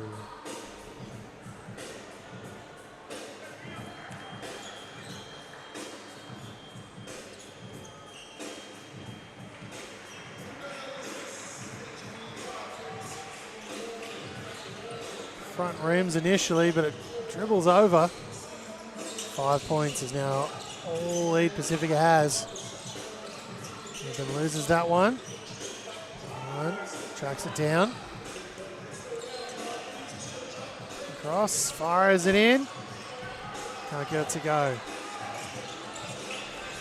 Physical game, but there has definitely been some good sportsmanship trying to be shown here by some of these young men on both sides.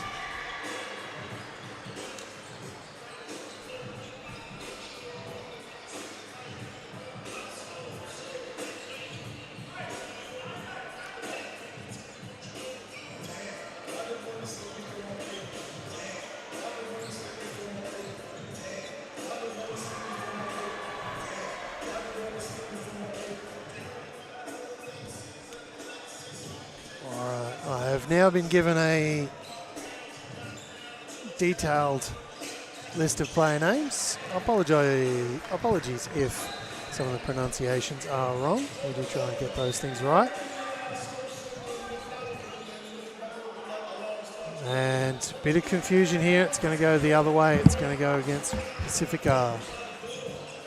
Coach of Unfazed looking for a jump ball, but it's going to go the other way. Oh, nice finish off the glass. by Ashton Abbott. Now trying to show it off on the defensive end, but yeah, pushing with the body. He's going to pick up that foul.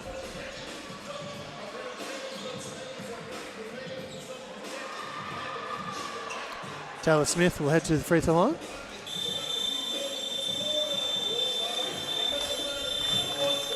And Jacinta is joining just in time for the end of the first quarter. And much like a lot of the games we've seen today, Pacifica coming out and absolutely hustling straight out of the gate. Yeah, very fast pace, very high intensity on defense. Yeah, just that very overwhelming and intimidating style of defense. And very, very physical, but definitely within, appropriately within the rules. There hasn't been any unnecessary pushing or shoving or anything like that. But yeah, a real force, this Pacifica club. They certainly are. They've been showing that off all day here today and across the entire tournament here at Winterfest. And don't forget, on the back of the enormous success of the triple threat Josh Giddy camp, there is a Dyson Daniels camp coming soon as well. And that one will be held at the BEC Sports Centre, August 24th, 2025, from 9:30 a.m. to 3:30 p.m. Open to all ages, 8 to 17 years. Everyone will go home with a shirt and an autograph or a selfie. Go. Drives into the paint, flips it up. That won't go. But he is able to track it down off the tip. Kicks it out. Ewan, 3 ball, that's good. Fine in range this game, the unfazed under 14s. Much better compared to the game we saw earlier. Ewan, that one is a good old-fashioned air ball. Sometimes you line it up, you're feeling it. Just nah. Just a nah. It looks good.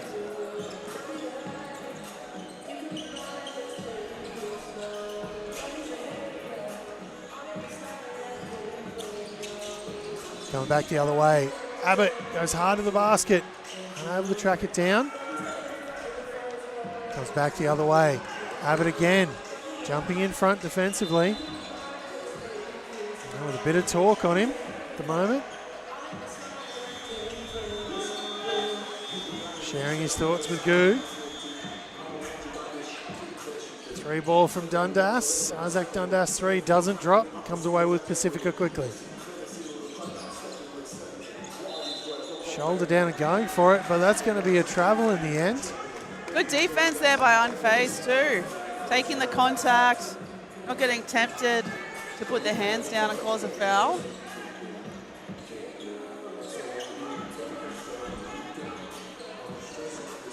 Taylor Smith through the hands to Dundas. Gonna come away with Pacifica again.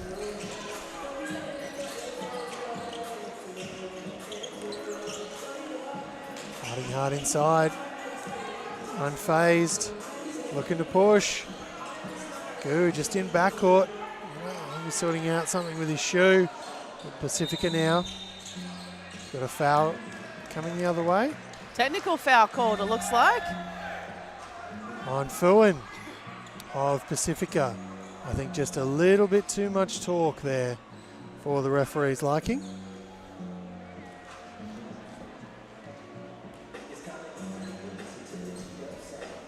What can be quite unusual in an under 14s match to see someone get teed up, a player particularly. Coaching staff, sure. Yes, and I do apologise. We did say it was under 16 boys final earlier. That will be the next game. They unfortunately just had the wrong paperwork given to us, but that's okay. Got it all sorted now. Come to you live from AAU Winterfest as Newen from the elbow gets that to splash. Playing in the high post momentarily. And flying in and then flying out. is Isaiah Fruin for Pacifica.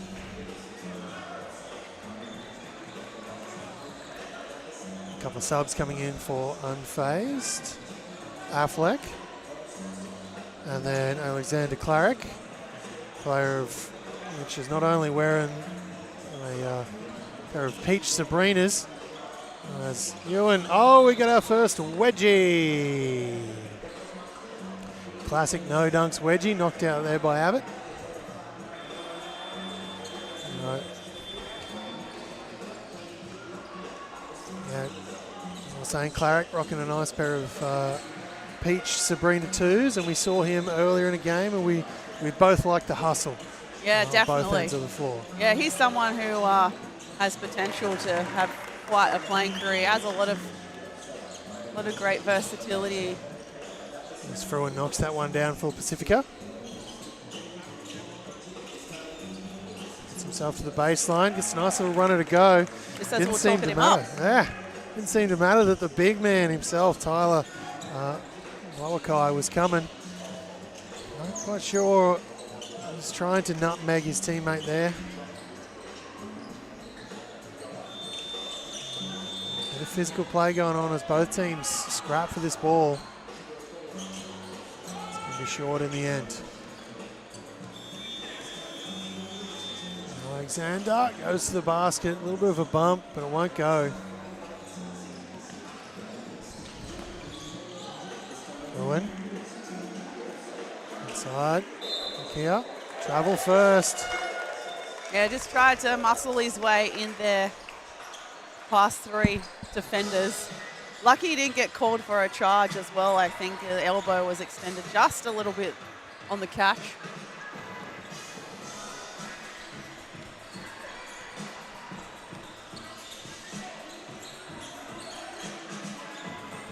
Alexander 3 is up. And that won't drop for Clarick.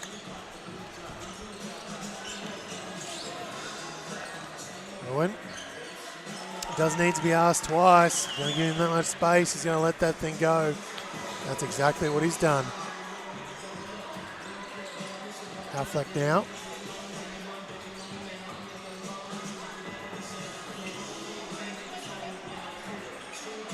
Goo tries to go base. Being hustled by Abbott. That's going to be baseline ball for Pacifica.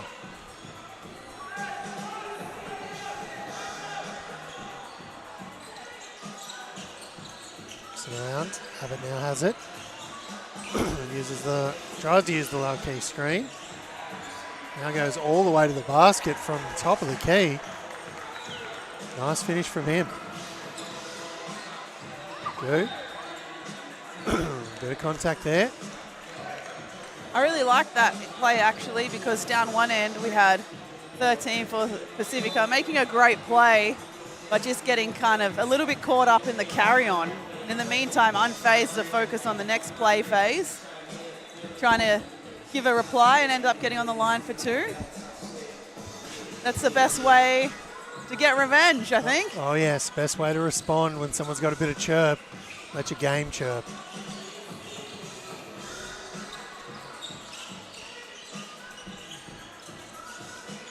Into the paint, lets it fly.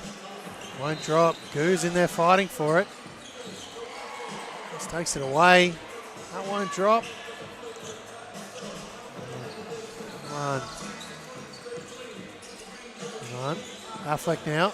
Back to Iman. Flips off to Cleric. I won't drop. Abbott looking to push the ball up the floor with 2:29 left. None of that went in. And Unfazed come away quickly.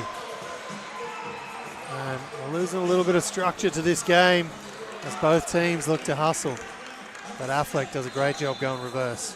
Yeah, and the good team play from Unfazed, that's what's going to keep them in this game and snatch them the win. There's a lot of ISO ball and one-on-one opportunities at the moment for Pacifica, and successful on that time, but it's not going to be successful all the time. And there's a lot of referees' whistles to start this game, and they've gone a little bit cold. contact still seems to remain. So we'll see how this goes over the next few minutes. It's interesting definitely that some frustrations. Yeah, that they're getting frustrated, but both teams are able to play with a lot of physicality when they're going to score. But perhaps when that physicality doesn't always go their way, they've just got to learn to carry on and focus on the next play phase rather than getting hung up on it. Rather than carrying on? Carrying on. Yeah. Oh. Doesn't drop. Block also isn't successful at the other end. Go. Backboard slap from the defender. Lovely pass placement from Affleck as well, encouraging his teammate to run onto it. Oh, it's going to splash inside for DeKenny.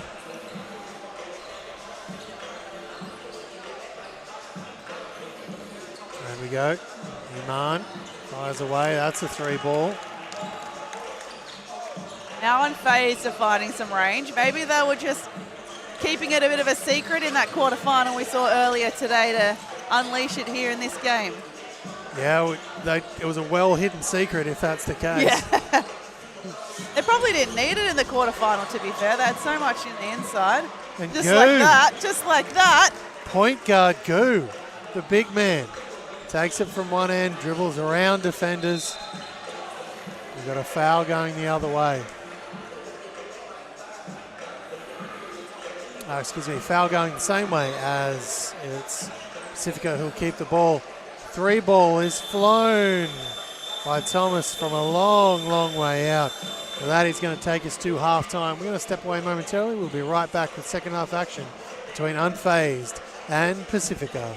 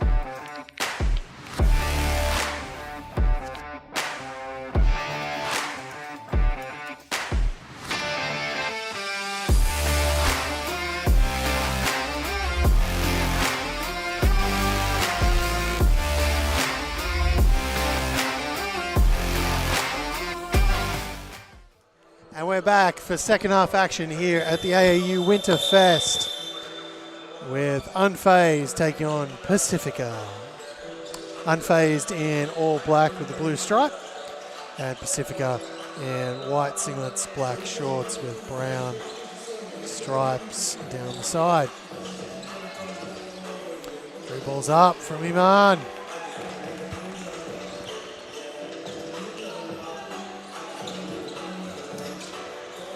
Driving into the paint, almost in the paint. Well, ends up a little bit short. Probably should have driven into the paint. Always tough, getting your body control right there when you're driving hard one way, stopping quickly, and then shooting. You lose a lot of momentum from the knees, and that's where you push up through the ball. Kia kicks ahead. Nice spin move. Again, finds a little bit short. Second time, though. Just can't get the accuracy right. Thomas now gets to the elbow. Just has it taken away by his teammate, but it will eventually drop in for Luka Boris.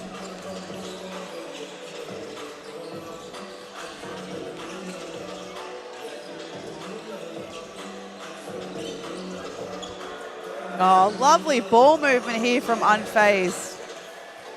Good patience. Unlucky that they couldn't convert. Hey, flipped inside. Pacifica 2 points. Easy as you like. Hakeem Dakini. Miscommunication there on who's guarding who or what defense they were running. Gets around. Good. Oh, loses that one. Tough for the big man. Accidentally blocked himself.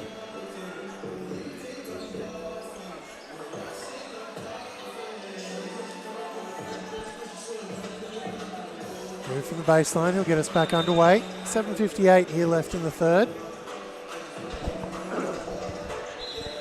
Remember, of course, we will have a running clock down the last 3 minutes of this one. There's Tristan Cross hustling inside.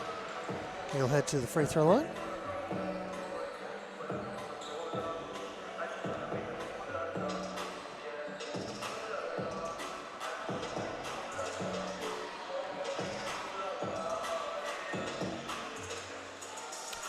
Front rim's the first.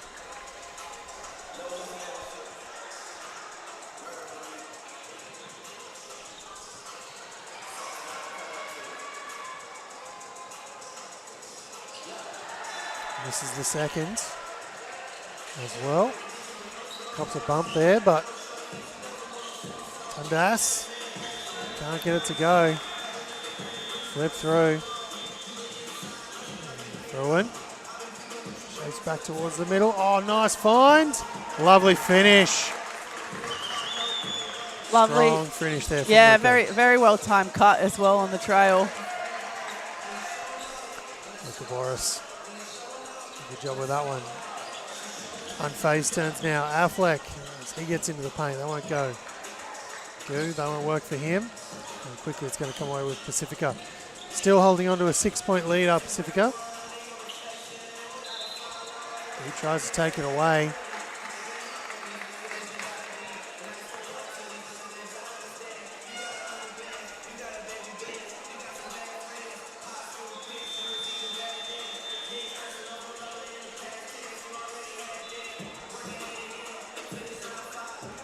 Isaiah Fruin on the free throw line.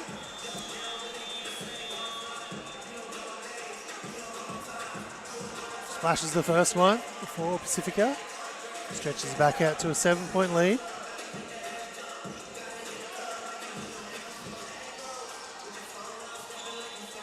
Can't get the second. Luka Boras does a great job tracking down the rebound inside and getting his team another set shot opportunity. A reset opportunity anyway. Unfazed comes down with it through the safe hands of Avalu. He had himself a strong game earlier. Dundas thought he might have stepped out of bounds with that backward step to start with, but went into the paint, lost it in there instead.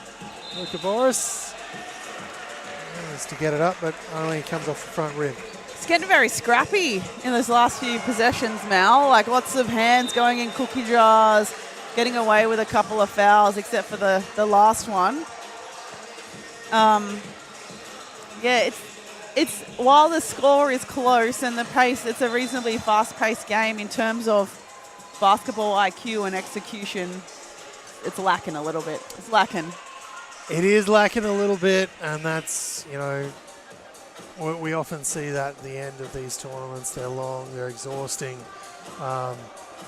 Those sort of things also make them fantastic when you're in the huddle and everything like that. You know, all the time you get in tournaments like this, they're the things you look back on.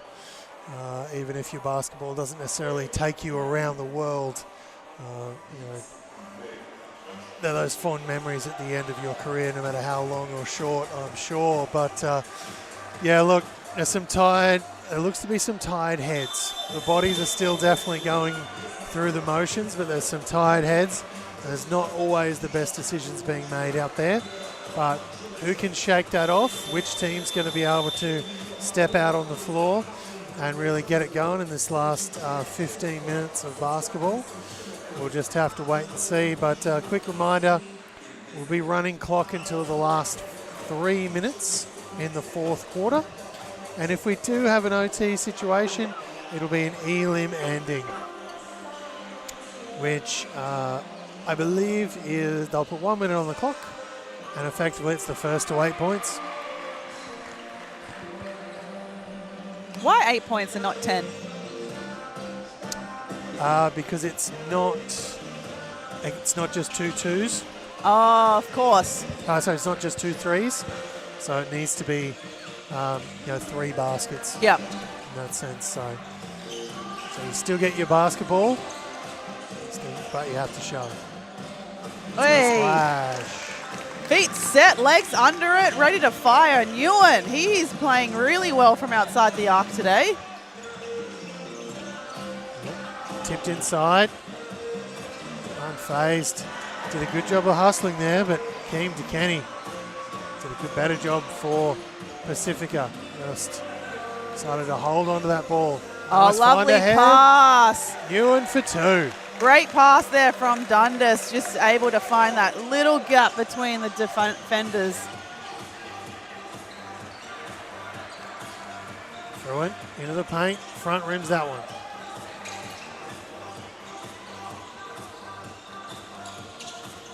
This one won't go for Luka Boris.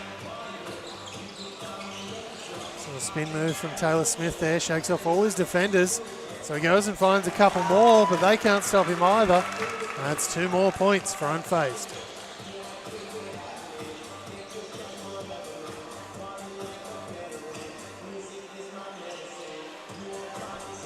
Fruin for 3. It's not going to go. That's the problem when you don't have a lot of movement inside. Guards on the outside will be tempted to put up shots like that. They don't go in, they don't look good. Cross tries to retrack it back down. Boris, we've got a time in it. A timeout coming our way. I believe it's from Pacifica. 3:12 left here in the third quarter. And if you're Pacifica's coach, Jacinta, what do you need to see from them coming out of this timeout in these last couple of minutes before three-quarter time? Oh, I think I just don't, me personally, it's just the heavily dependent on the one-on-one style of play, relying on physicality and athleticism, that they may have a slight advantage over Unfazed at the moment. But yeah, when you've got a team like Unfazed who have played sound team concepts throughout the day, that's going to transfer to the defensive end where they're going to be talking on D, they're going to be collapsing on dribble penetration. Those one-on-one opportunities and just relying on athleticism isn't always going to work for Pacifica. So I'd like them just to go back and focus a little bit more on ball movement, dribble penetration, kick, finding the open man, not being so complacent with their offensive possessions. FaZe tips that one out.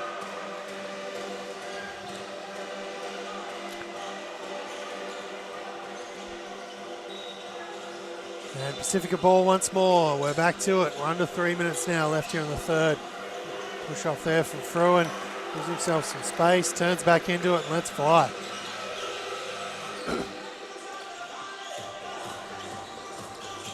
Set into Goo. He goes to work. There's 5 defenders around him. The zone pretty much collapsed on him. He was able to kick it out, and Avalu gets the 2. There it goes. And that one is going to splash. Matthias Cameron. Ewan goes baseline. Finds a big, finds a pass. Nice little move, but doesn't drop in for Avalu. Good look there for Unfazed. Really like how they, after that 3, they just focused on getting the ball in as quick as possible. Avalu, super strong there. Doing the simple things right. Reading the rebound well, jumping up, taking it cleanly, coming down, head up looking for a guard.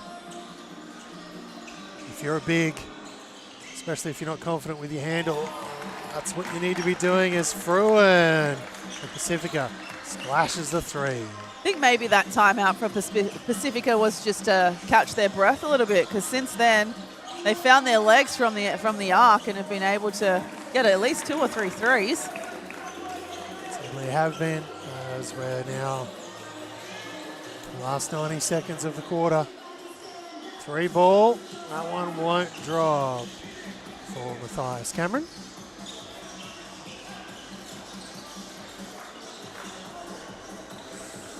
Oop. Top of Taylor Smith's head, flipped back. Fruin can't get it to go, tracks down his own, gets Taylor Smith in the air, but he's going to let that fly. And Matthias Cameron's going to be fouled, and he's going to head to the free throw line for a couple. And that's probably going to wash a lot of this time left off the clock here. 5 points is the current lead for Pacifica. A couple of subs for Unfazed. Gonna wash a little bit more time. It's getting a little bit Euro clubby in here as well, Mel. We've steered away from the 90s, 2000s R&B. Sadly. Sadly, yeah. As Cameron knocks down the second, 17 seconds left. Now, of course, here's an element of the AAU Australia tournaments is the music. Affleck, 3 ball, it's up. Tipped by Iman. It's going the other way. And it's not going anywhere. That's the end of the third quarter. So the fourth quarter left. Pacifica find themselves in a good position, but Unfazed aren't that far back. And look, they still have a very good shot at winning this one. Yeah, definitely. We talked earlier how Unfazed, given they're only under 14s, are still playing with quite a high IQ to what I'm used to seeing for this age group. So I wonder if they'd be up for the challenge of putting in a bit of a press against Pacifica. Maybe just to start the fourth quarter, just to rattle them a little bit, maybe force Pacifica to call an early timeout. But something like a press, I know that they've played in zone a lot, but so maybe a press back to zone or something similar, just to try and cough up some really early turnovers, cause some chaos, put Pacifica under pressure in that kind of respect, or getting back to the foul line. Pacifica, though, just given their slight advantage in terms of height and athleticism, are just killing it on the offensive glass. That's probably one area that Unfazed also need to address in this fourth quarter. That's going to be super important in the stretch.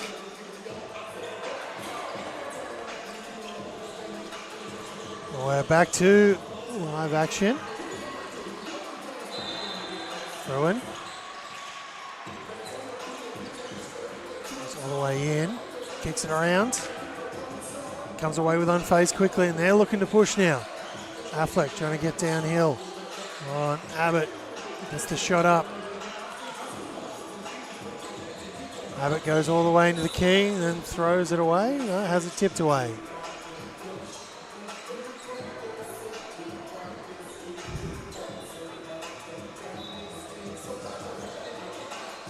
Throw in now. Looking for options ahead. Decides a step back three is the best. Abbott tips it. Thought about it again. Stummy drives in. Catches the double team. Tries to put it through the hands. Abbott gets to the elbow. Misses that one far off to the right. Iman tries to track it down. Gets it to Tristan Ross. They're going to play on. Ross doesn't like it. Goes to the basket. And it's going to be 2 points. Nice finish off. Some very quick zig back and forth play by both teams. So a basket from DeKenny at the other end as Goo goes to work now. Abbott comes down with it.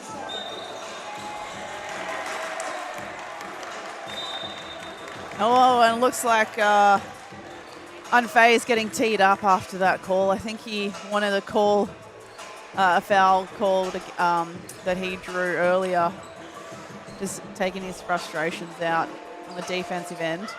He is, yeah. Tristan Cross is also going to be subbed out now. He's going to take a seat.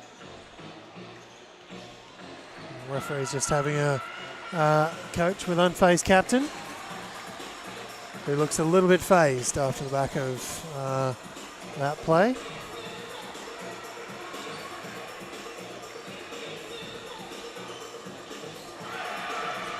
Pacifica now will take the ball out of from where the original foul happened. It'll be their ball after the tech foul. Free throw. Fruin now. Looking for options ahead. Hands it to Abbott. Gets it to go. Now it looks like we've got another tech foul. Getting a little bit ugly here, Mel. Getting a bit ugly. We don't like to see it, especially a junior sport. Because sometimes you got to think about, I'm all about advocating for your players, especially when the player's safety is you feel like it's starting to get at risk. But sometimes, especially with junior sport, you want to be a good role model in how to handle situations sometimes. Yeah, it's a tricky one as Affleck now looking to find some positive energy for unfazed. Baseline ball for unfazed.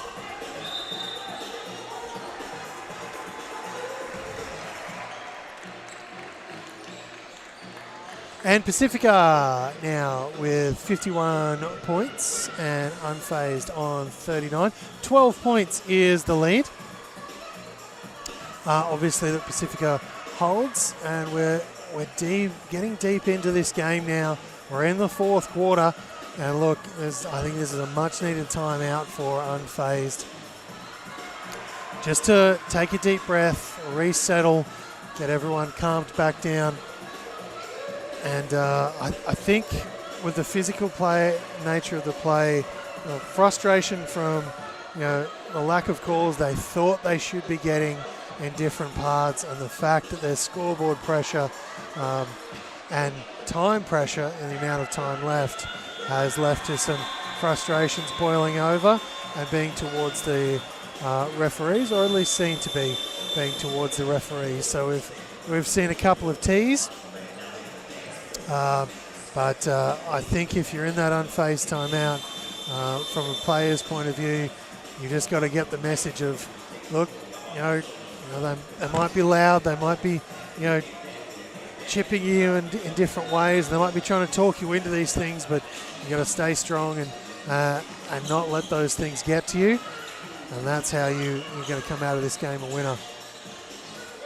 Go slices his way all the way through the paint and gets to the basket for two. So good at being able to find a gap when there barely is a gap there. And again, unfazed just doing a really good job at finishing. Probably not so much this game as compared to the quarterfinal, given that they are up against some tougher competition in the paint. Gu gets into the paint. He'll be fouled. I like that change up as well from Gu. Just adding in that quick stride stop, drawing in the defense before the step through and making them commit the foul. Yeah, both Gus have had very solid days here at AAU Winterfest. Today especially, we've seen them a couple of times now, and they've got some pretty handy skill sets between the two of them. Cameron, it's back to Abbott. Abbott looks to get it over halfway, has it tipped out from behind. Iman goes to the basket. There might have been a bump there from Abbott, but it's 2 points from Pacifica. And this is the problem when you've got a team like Pacifica who can push the ball. Great speed up the court. Can turn on a dime and do things like that, get up the court after getting another back-to-back steal. Yeah, just down here, that steal could have been avoided. I think it wasn't really up to, it was just a bad catch. It was a pass that shouldn't have been thrown. Putting your teammate in that really precarious position, it's always going to be shaken loose.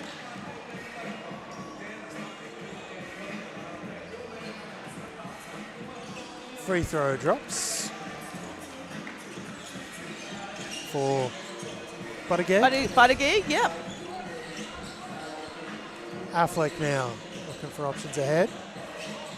It's Alexander Kurek who throws an air ball over the top as Fruin goes all the way and leaves it on the front of the rim.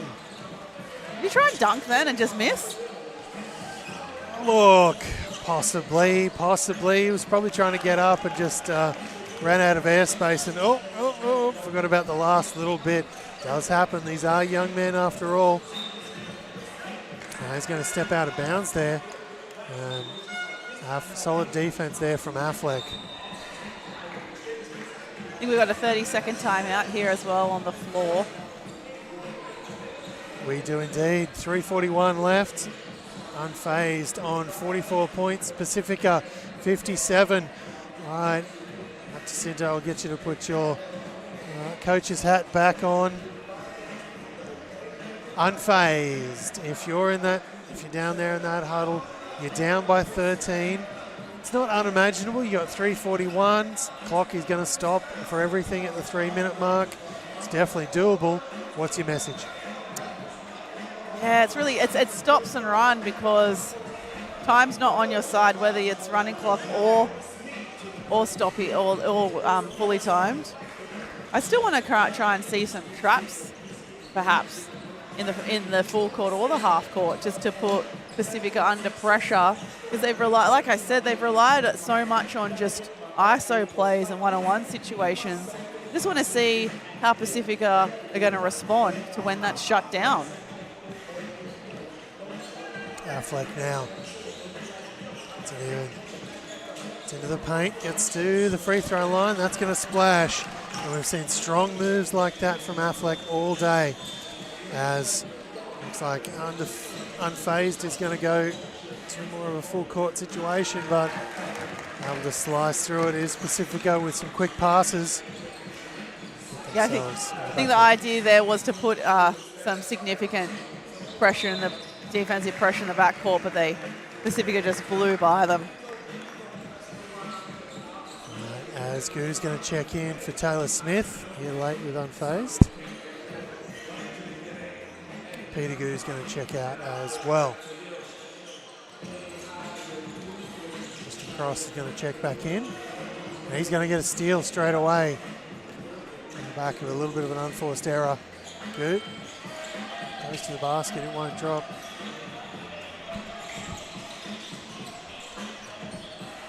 Yeah, a lot of those 3 balls up from Abbott. A lot of those buckets under pressure that Unfazed made a lot of them last game, but they're just a little bit rattled this game. It's not making them, unfortunately. Fruin makes sure of it this time. Tipped out of bounds there. Miscommunication late here in this game. And again, we're seeing those end of tournament, mistakes, those little things where the pass just isn't quite out by 10 centimetres, but it can be 10 centimetres can mean the difference between making it to the grand final and just coming up short. Gonna work long 2 is up. That's going to be an air ball from Isaiah Fruin.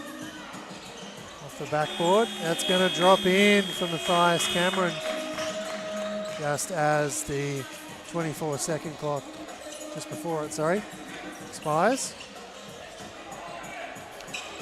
Dundas for 3. That's going to splash. Yeah, nice play, Newen and Dundas. I do like, also, us growing up traditionally, not traditionally, but in the time when we grew up playing junior basketball, there was still a lot of kind of unfair, almost stigma to the players on the shorter end of the spectrum, not getting a lot of court time because they're too small. You've got the likes Newen and Dundas are probably on the lower end of the height range for Unfazed, but they still get plenty of court time. They're still able to contribute as much as they can. Really smart play here. Pacifica looking like they wanted to overplay and pick the lane, but instead these guys able to outsmart them and hit a 3. Could hear the coach from Unfazed just yelling out, "Shoot it!" So I don't think Dundas had a choice, but he certainly made the right choice.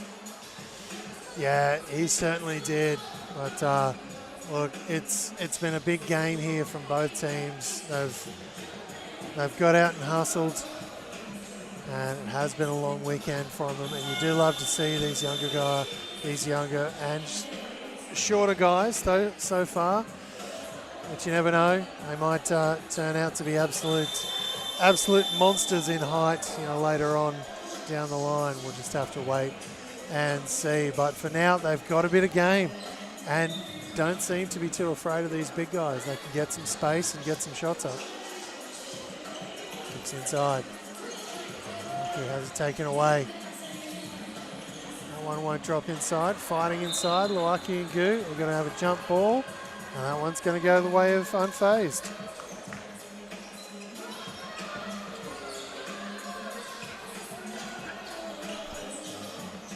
Minute 37 left here in the fourth quarter now. Go. Drive in. 3 balls up. That's going to splash. Through the hands are key.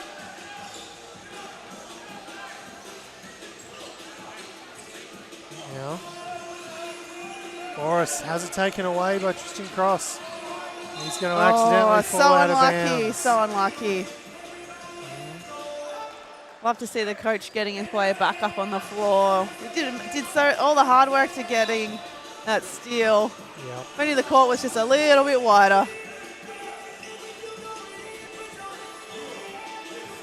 Lucky goes all the way to the basket but can't get the points. Valu comes away with it, gives it to Nguyen. He thought about the 3 ball. Long 2 is on for Tristan, but it won't drop. Gu kicks it to Tristan Cross. He's long with that one. And that might just about do it. We've got about 40 seconds left now. Abbott's going to go all the way into the basket. It's going to take a bump. A few shots been put up on the rim. Been tipped around now. It's getting a little bit sloppy now. We're going to the basket at the other end, just like that. Tristan Cross can't get that one to go. Avalu's fighting for the ball. Pacifica now have it, coming back the other way into the paint. We're going to have a late foul there from Gu with 14.9 seconds left. Something had to happen. Something had to give. That was a very messy phases of play from both teams. Certainly did. And Abbott still wanting to have a chat to the ref about it when there's 15 seconds left to play and you're up by 11. I think you're going to be okay, mate.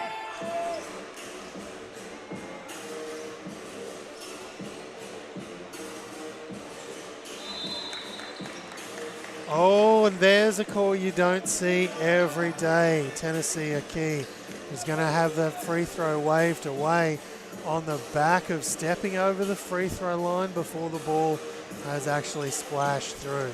So that's that one's a tough one to mark off your bingo card. Tipped back in. Abbott has it now. Last couple of seconds. Thought he was going to pull the trigger there for a second and attempt the buzzer beater. Yeah. But that is going to bring us to an end here at the AAU Winterfest for that game as the boys go and shake hands. Unfazed is going to come away with 52 points, but Pacifica is going to come away with 63 and the victory. They're going to get up and get the win here, and they'll continue on as part of this AAU Winterfest. We're going to step away and we'll be right back for the next game.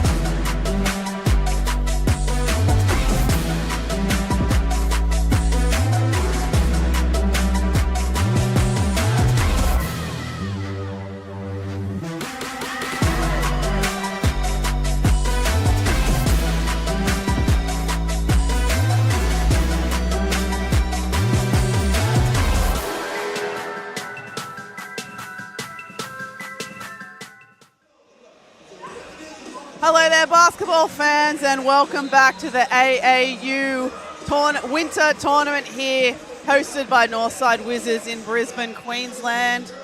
Jacinta and Mal on the mic with you again today as we get ready for the under-16 boys grand final between the Slim Reapers and Pacifica Elite. Slim Reapers in the dark stripe today, Pacifica Elite in the white. Both teams having very close, entertaining games earlier in today to see themselves here in the grand final. We get ready for the tip-off. And first possession with Pacifica. One-on-one opportunity straight away. Defensive stop of the Reapers.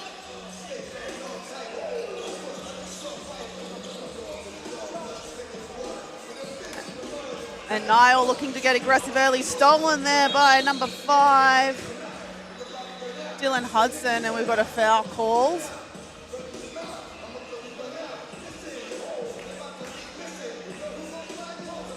Sideline inbound here for Slim Reapers.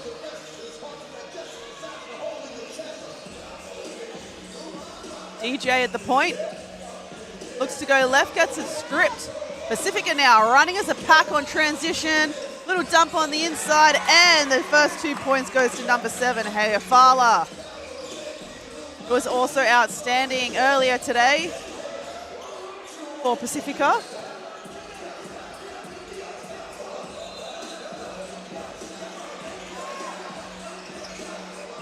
Long 2 attempt there by the Reapers. Quinn down the sideline for Pacifica. Quick ball reversal and a 3-ball attempt on the weak side, no good. Reapers now looking to run, trying to get strength in numbers. Is it showtime? And it is! Number 21, Felix Dang, going upstairs.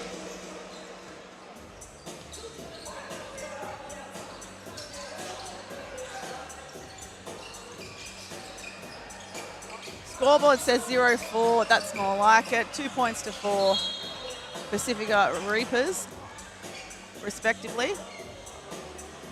Foul called here on the floor.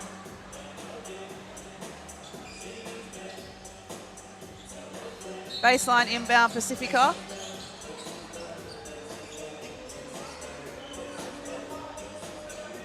Reminder to our viewers that anytime the shot clock is reset, it's reset to a full 24. Instead of a 14 seconds.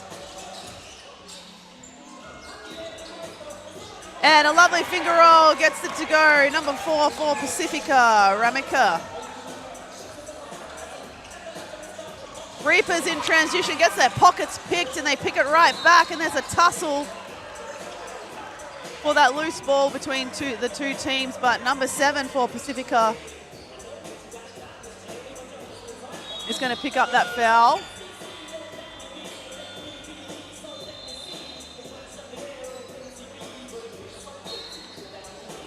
Sideline inbound Slim Reapers. Pacifica continuing to pick their pockets. Getting some deflections here early. We saw pretty high intensity defense from this Pacifica team earlier today. Tough shot there for Reapers. Strong on the offensive rebound contest, but can't get it. Pacifica playing with pace. Quinn now just slowing it down. Finds a gap in the middle, almost has it stripped. 10 on the shot clock here for Pacifica. Baseline drive. Can't get the floater. Good defensive stop there by the Reapers. And look there, wide open under the basket was number 3, Emmanuel Gu.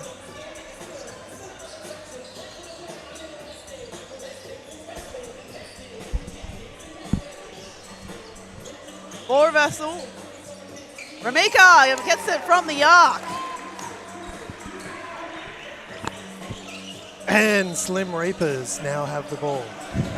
With Mel back in the commentary box. Smooth transition. Pacifica again to the hands of Quinn. Just missing that time. Another deflection for him though, which he then turned into a steal. Couldn't turn it into a bucket this time. But his teammate is going to head to the free throw line. And as we saw earlier in the semi-final game, Quinn is an absolute hustler on the floor. His team really felt it when he picked up that fourth foul early in the third. Had to sit down for a while, let the other team back. He is absolutely crucial.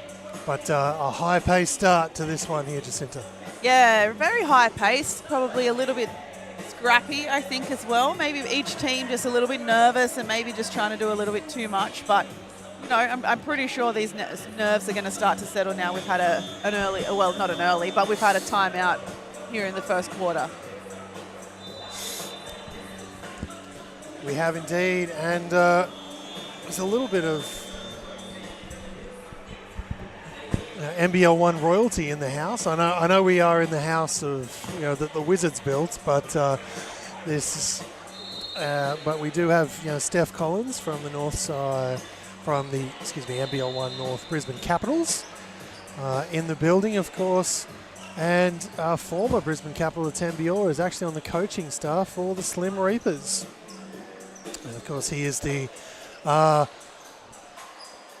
not just former Brisbane Capital, but also current podcasting host of the Searchers podcast. Oh, very cool. Very cool. And I have to say, Slim Reapers is definitely one of the coolest basketball team names I've come across in a little while.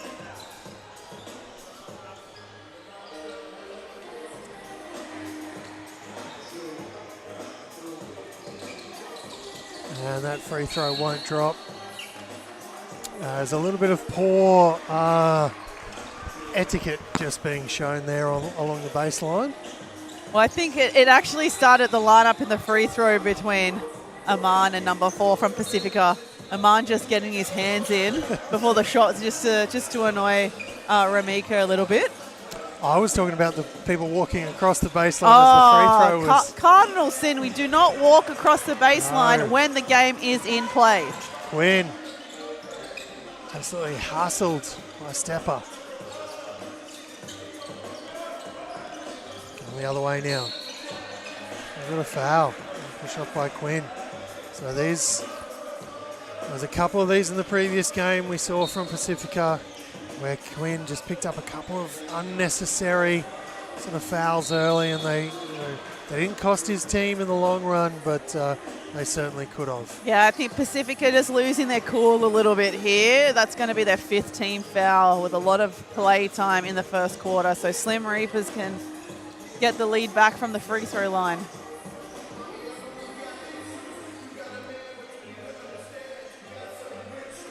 Felix Dang unable to get that one to go.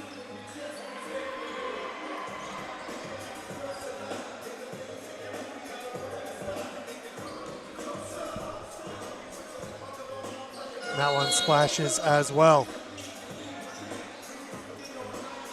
We've got Kia Jock checking into the game for the Reapers. Mika now looking for ways in. The length of the Reapers is just making it really difficult for Pacifica to get those passes inside. Oh, and leaves that one behind. Comes away with the Slim Reapers. Oh, great transition D there for Pacifica. Into the paint. That's going to drop in. That's Felix Dang with another 2 points.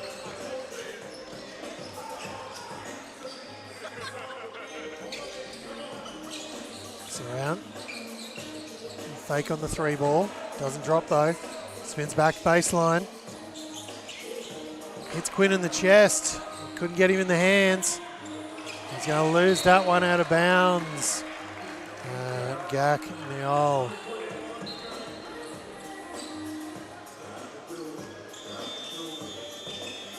Kicks ahead and back. Quinn. Inside. Off the glass, won't go. Tracks down his own with a putback. Tate, strong move inside. Oh, nice little attempted to go baseline. Ran out of room quickly. Did Dang Joseph.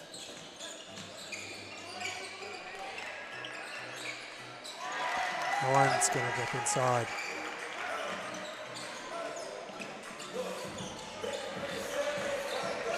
Reapers do get it over. A little bit of hands in there. Shown from Ramika. He's going to pick up that foul. Yeah, I'll be interested to see how many fouls Ramika's on now. It's got to be at least his second. It's his third. It is his third, and it's only the first quarter, so I imagine that he's going to have to take some time on the bench for the next big chunk of this game. Got to think so. Pacifica still hold the lead though at 11, playing 9.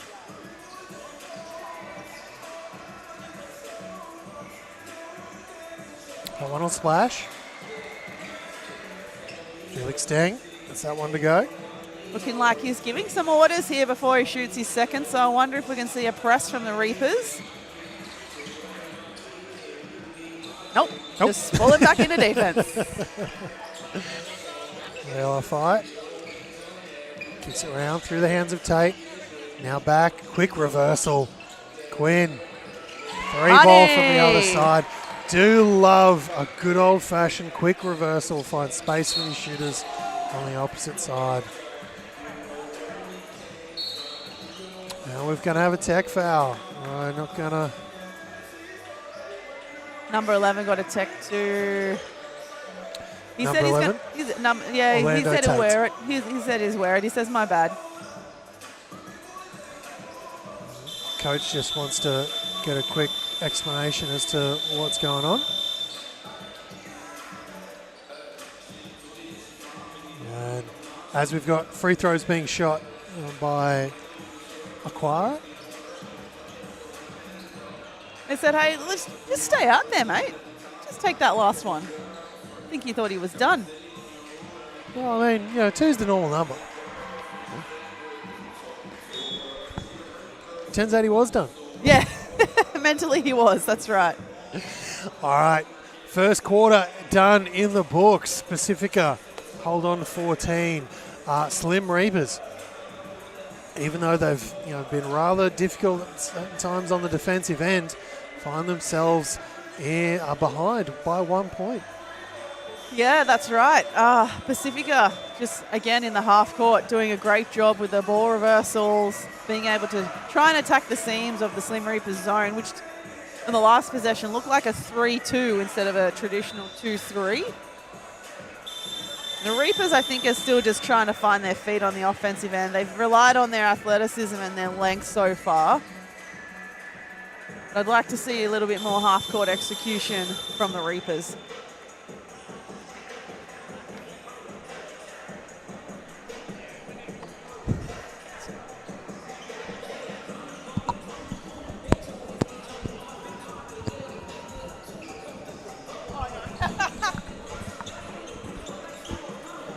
All right, quarter time has come to an end. And we're back to it.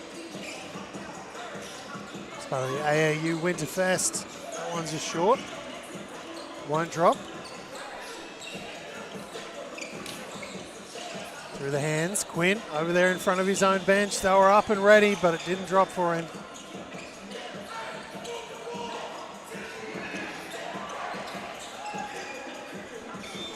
And that's going to miss off to the right. Coming away quickly with Quinn once more. Pacifica, big man gets into the paint, and it's going to be an offensive foul. Oh, that's unlucky. Unlucky. We didn't get to see much game time from this player in the previous game, so I'm happy to see them out on the floor very early in this grand final, but and being aggressive, so just unlucky there with that hook foul.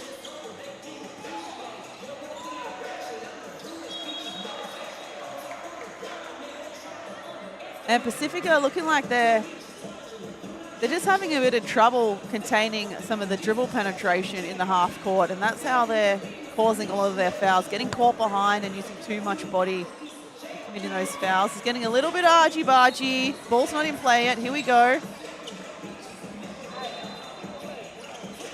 Backdoor play, and it's foul is called. Despite being blocked, we got a foul called on the floor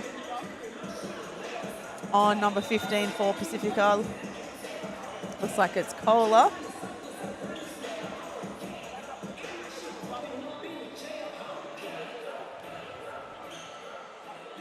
Pacifica now already up to 3 team fouls within the first 2 minutes of play in the second. Foul trouble certainly hurt them in the first.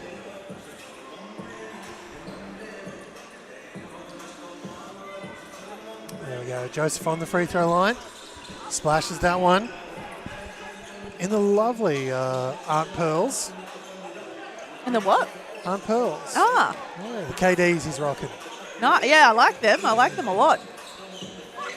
So often worn by rather a little bit more subtle players, players who let their game do the talking. So we'll see if that's the case here for Joseph over all 4 quarters. As Quinn comes away with 2 points for Pacifica, and just like that, Niall puts 2 points back in for Reapers.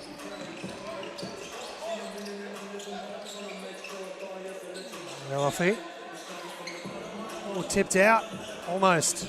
Quinn comes down with it. Again, he's got that wraparound pass, but just sometimes he deploys it not quite at the right time. It's going to stay with Slim Reapers. Great deflection there out of desperation. It's interesting to see Pacifica now playing against an opposition that's perhaps giving them the same defensive pressure as they gave their opposition in the semi. Ball's kicked in. The 3 ball is up. Just shy from Macquarie. Queen kicks ahead. Okay.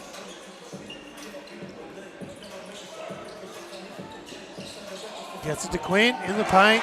Nice finish. Nice move by Isia.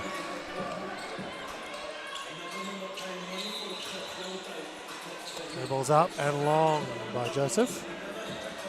That one will drop off the cleanup by Niall.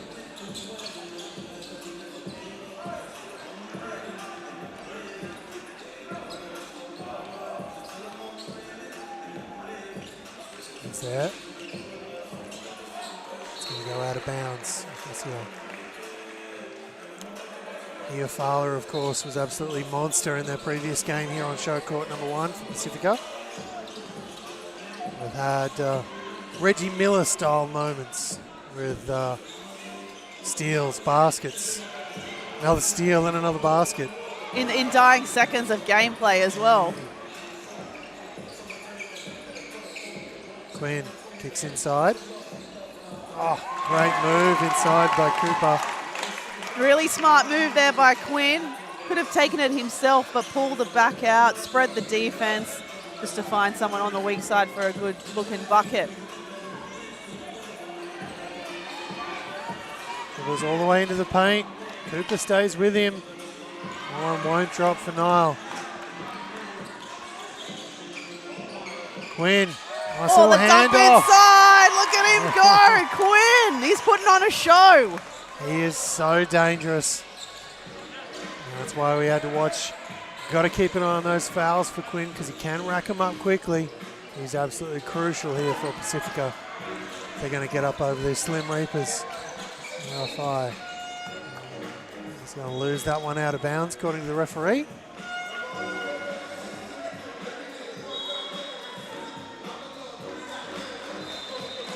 Yeah, Slim Reapers are just met with a bit more same physicality down the other end, just not getting the same calls as we saw in the first quarter this time. So some adjustments need to be made. Can't rely on that one-on-one play anymore for Slim Reapers. They're going to have to try something different. They certainly are here, down by 4. They're going to have to bring some hustle in this one. Just a quick part of AAU Winterfest that they do here. They do these quick, short 30-second standing timeouts.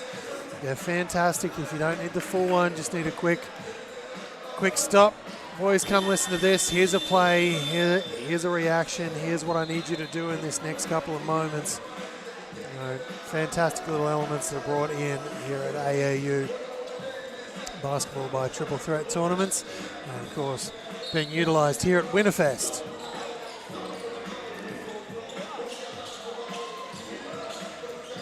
So the Reapers now have the ball. Joseph looking for options. It's inside. Is it tipped away? Jog unable to control that pass. That's now in the hands of Pacifica. Quinn has it.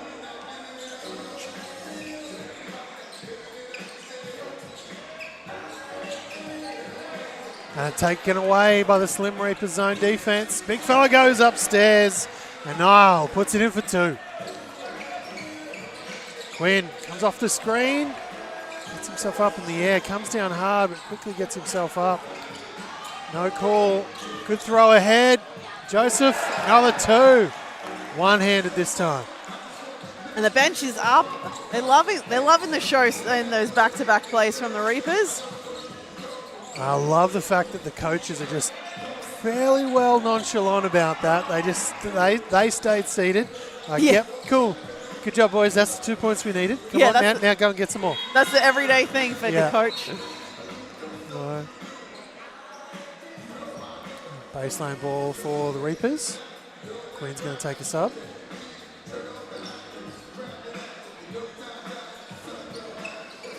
Reapers. Get in into Joseph.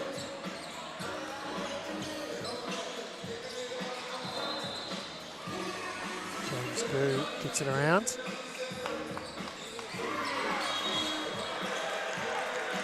Cooper loses the handle on that one.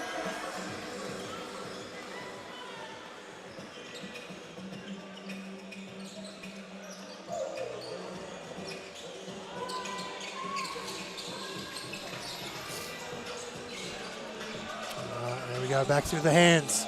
Slim Reapers go baseline this time. Dump off into traffic. Puts it up off the backboard, and that's going to drop in.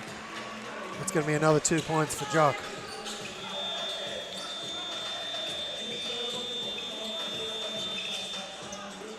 .204 now here left in the second. Almost half time. 3 ball is off. Tate can't get it to go. Tracks down his own. Fights for it. And that's going to be Goo he's fighting for. Good contest there by Tate, because with the Reapers playing in this 3-2 zone, when the ball's in the corner, it looked like they had 2 commits. So there's a big, wide open hole in the middle there, just ready for Tate for that O-board. Tate's on the free throw line. Delightful pair of Sabrinas. There's some, we've definitely seen a few of those today. I think a favourite colourway would have to be, of mine would be Hiafala. Those Greek Freak 5s he's round. The colourway for those ones is called Ode to My First Love, which of course was the magical game of basketball. And there's players on both benches rocking those, both teams. We've got Emmanuel Goo for the Slim Reapers wearing those ones, and Hiafala for Pacifica.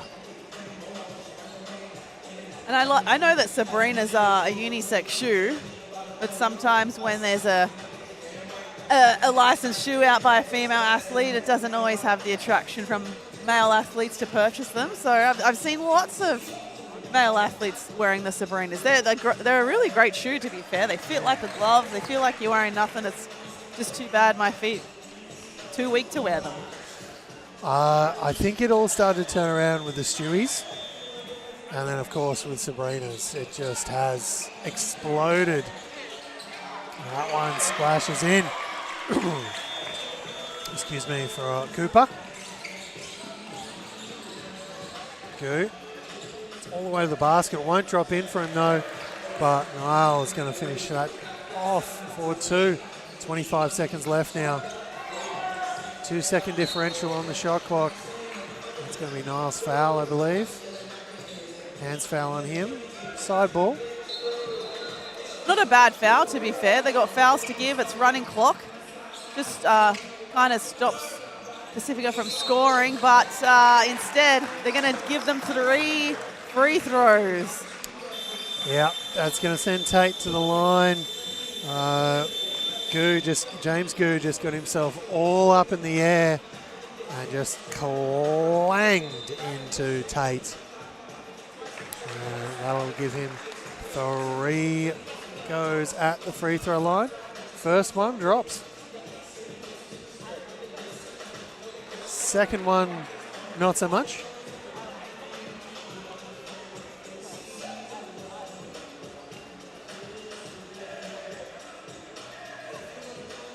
Third one will splash. 2 from 3. That's 66%. That's a credit. Yeah, that's a credit. That's right. It's better than a pass, Mark. Exactly. All right, we're going to step away momentarily. We'll be right back with second half action between Pacifica and, of course, the Slim Reapers.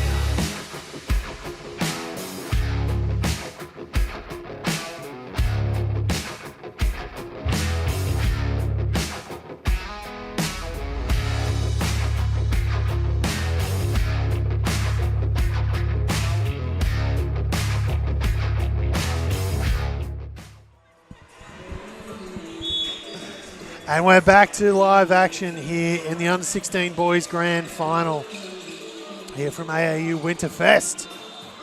Tate fires away. Can't get it to go. That's going to come away with the hands of the Slim Reapers. Well, gets it to Joseph, but he's going to dribble it on the baseline, which of course isn't ideal if you want your ball to maintain, if you want your team to maintain possession, sadly. So now is in the hands of Pacifica. Goes the other way, into the paint. Kicks it around. Davis 3 ball, that's an air ball. Good ball movement though. Looks like the Reapers have now gone into a man-to-man. So I do like how Ramika held the ball quite high, opened up that middle lane, tried to find some receivers off his dribble penetration. Joseph hustling hard now. Oh, excuse me, that's Dang, not Joseph. He's going to be fouled. It'll be a baseline ball for the Slim Reapers. And that's going to be his third as well, so I think he's going to have a quick sub. Or not. No, he is having a sub. I saw Tate running to the bench and thought that he was getting subbed off, but it looks like he's just chatting to the bench for some intel.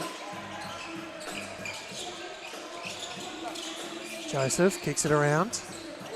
Nile now. There's one way. Back the other. Steps back into a long shot. Doesn't drop though.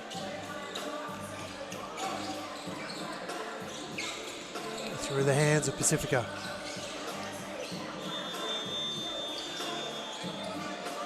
Kicked around. 3 balls up in the corner. That's going to splash. Pacifica bench making some noise.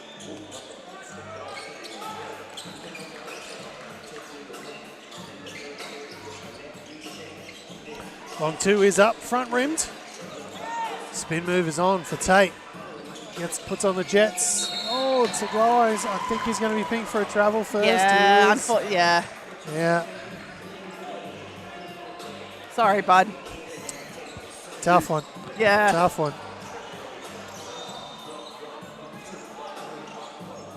Good play, good intention though, especially from Tate. Putting it under his wing and pushing the pace. And here we go with Dang.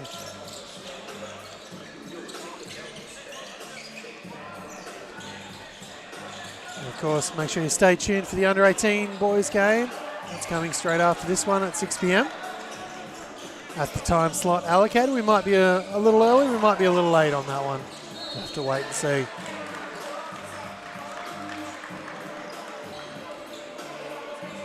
Hands foul, and the other way.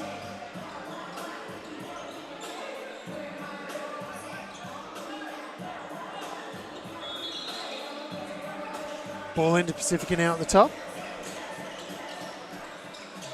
Mika going to work, trying to shake Joseph off. It's back, fires the 3. He won't drop. It comes down the hands of Joseph. Quickly ahead to Niall. That's in for 2 off the glass.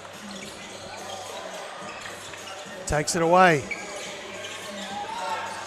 Kicks it inside. It's going to come off the hands, but miscued pass. A quick my bad. And straight back to it. Yeah, good makeup there by Davis. He had his pocket picked and then forced the turnover. I feel like they cancel each other out. You cause a turnover and then you force another one. It's 0-0. I bet he doesn't see it that way. Yeah.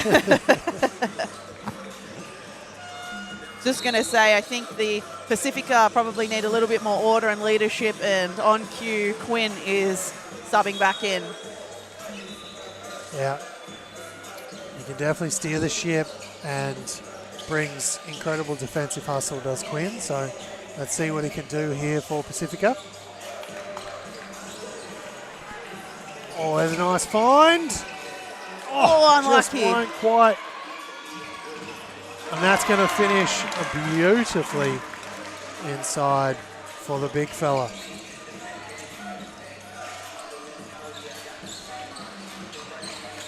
Sean Fitzgerald. That won't go. Oh, absolutely collected Joseph. that one from the sky. Now, absolute fingertip pull in.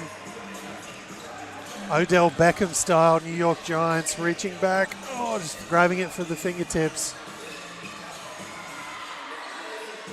Gerald flicks that thing across the court.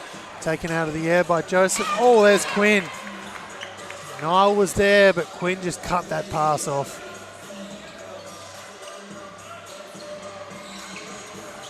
Into the paint, all the way to the basket. Doesn't matter. Doesn't matter that Joseph came across and tried to stop him. Oh, it was a block from behind there from Tate. But it's just a little flex, just a quick flex from Tate. Yeah, just a quick flex.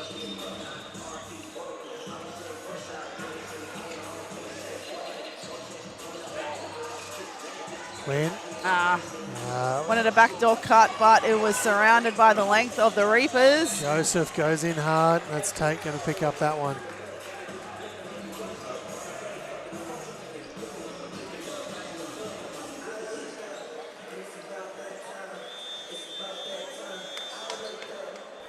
Not sure whose foul, what number that foul is. Oh, it's just Tate's first. Not a problem. I thought he had a couple.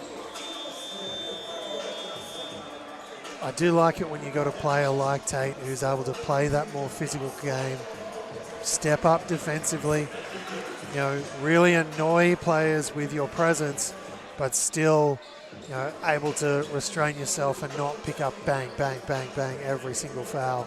He's probably one of the more mobile, almost power forwards in this team as well. You could probably develop him a little bit and push him out into the 3 spot.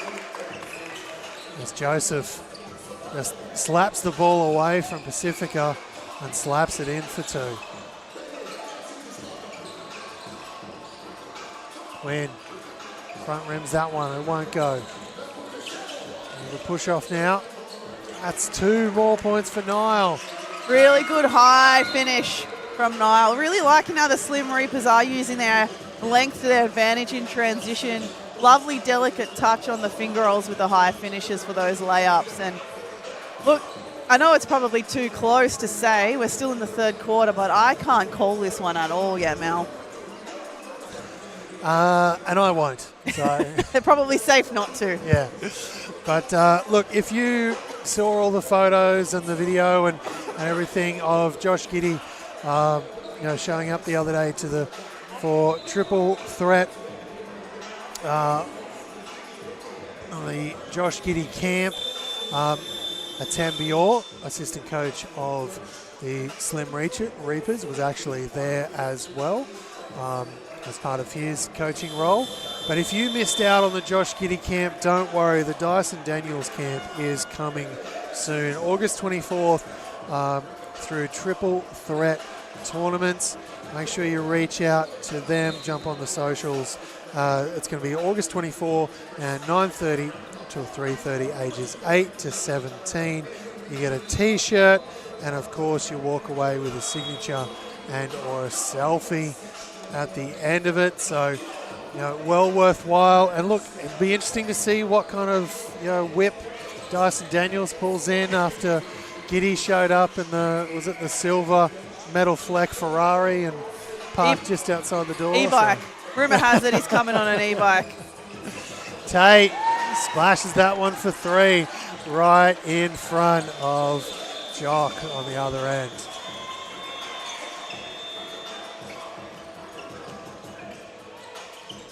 Joseph now looking to get himself into the paint. Does so. Can't get it to go. Quinn goes up in the air. Brings it down. Tate tries to move it. It's back to Quinn now.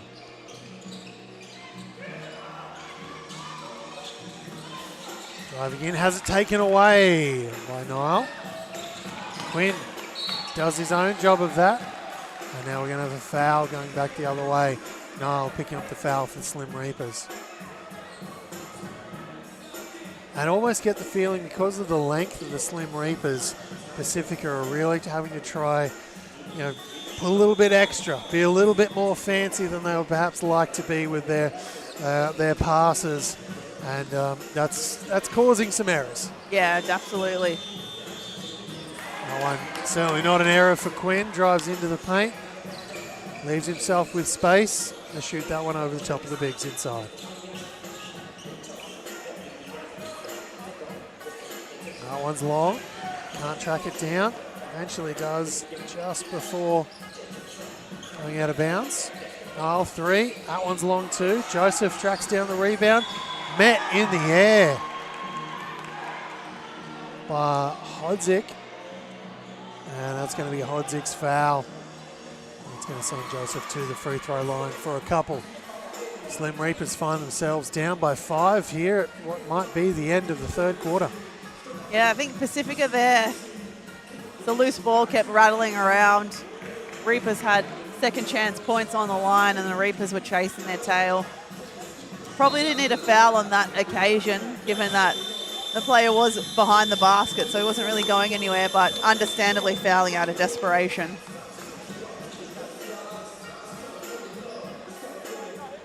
Nails both, and we're back to a 3-point game. 39 for Pacifica, plays 35 here, of course, for the Slim Reapers. And they've both come at each other with different forms of play. The length has really forced Pacifica to be a little bit more fancy than we saw earlier in the day. And of course, Slim Reapers also obviously have that length on the defensive end, but they're also more than capable of getting out early and really pushing the ball up the court, getting into those. They love the sniff of a fast break. We've already seen a couple of dunks here in the first half on the back of those kind of plays. So do we have any more highlights? Who's going to take the game?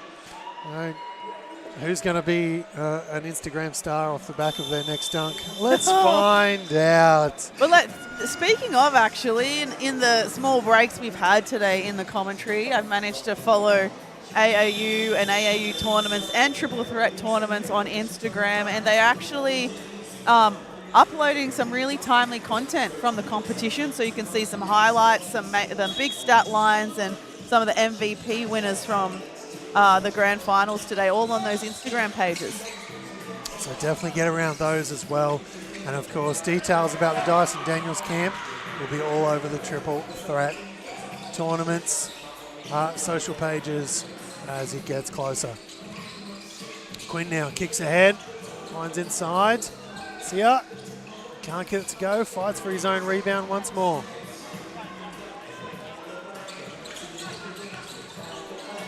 Apologies for those walking in front of the camera. Niall now being hassled by Quinn. Eventually gives it up. Kicks it around. Joseph front rims the 3 ball. 3-point deficit here for Slim Reapers. Or a 3-point lead here for Pacifica. They've got the ball looking to extend. Cooper is able to do that. Tough finish, just able to slip the screen there. Really tough catch, even tougher finish. Not too sure he exactly knew where the basket was though. All right, tricky one. Goes all the way to the rim there, and that's going to drop in for Dang.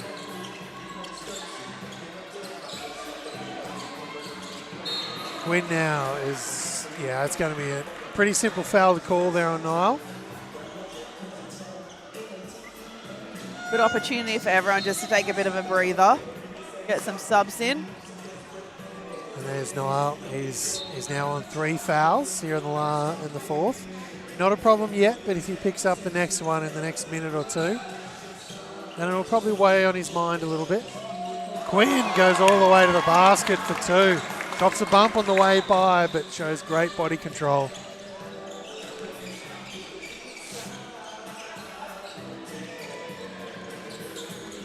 Flicks it around. Kicks it to the corner. Dang, tries to go upstairs. Loses control of it. And again loses control. Lock with it now. And that's going to be a shot clock violation. Yeah, great defense there from Pacifica and not committing a foul as well. They were getting caught up in a lot of foul trouble earlier on. And Slim Reapers are having a lot of trouble finding some answers on offense. They sure are.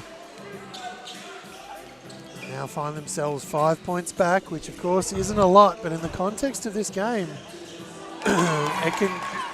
points can rack up quickly as Quinn slices and dices with a reverse back to the basket flip, reverse finger roll. I want to say. Yeah, something like that. All of that. Dang, can't get that to go. A little bit of frustration starting to show here from Slim Reapers, as that one is just thrown out of bounds by well, 2-on-2 situation, and they're running in the same lane. Yeah, it's not going to end well. No, you're going to have a bad time. And to be fair, it did end badly. Yes, it did. Yes, it did. For Pacifica, but that whole court to use, guys. Don't run in the same lane. Yeah, but all good. Plenty more opportunities. 6:29 left. Don't forget, the last 3 minutes of this game will be fully timed. And if we do have a overtime situation, we'll have an Elam ending. And that one is going to splash outside there for Jock. Quinn now trying to... How has he kept that dribble alive? That was pretty unreal. Whilst looking like he was about to fall over, kept the dribble barely above his shoelaces alive. Tate has that one taken away by Jock, and Hiafala gives him a bump from behind. And very unintentional the way Hiafala went straight over to help him up. He certainly didn't mean to, didn't look like he meant to give that much of a bet. I thought Tate was going to get an unsportsmanlike for the accidental singlet grab. Inside, Joseph flicks it. Niall has it tipped. Tracked down by Dang. He's fighting hard inside. Somehow gets that thing to flip up and in. That is tough. Under the basket, behind the basket. I don't know how he found a way to get that. Mika goes reverse. It won't go. We're going the other way. Pacifica will pick up a foul on the back of that here foul play. 2 points is the lead as the clock continues to tick away. Remember, it will stop on all whistles at 3. And we've got an off-the-ball foul.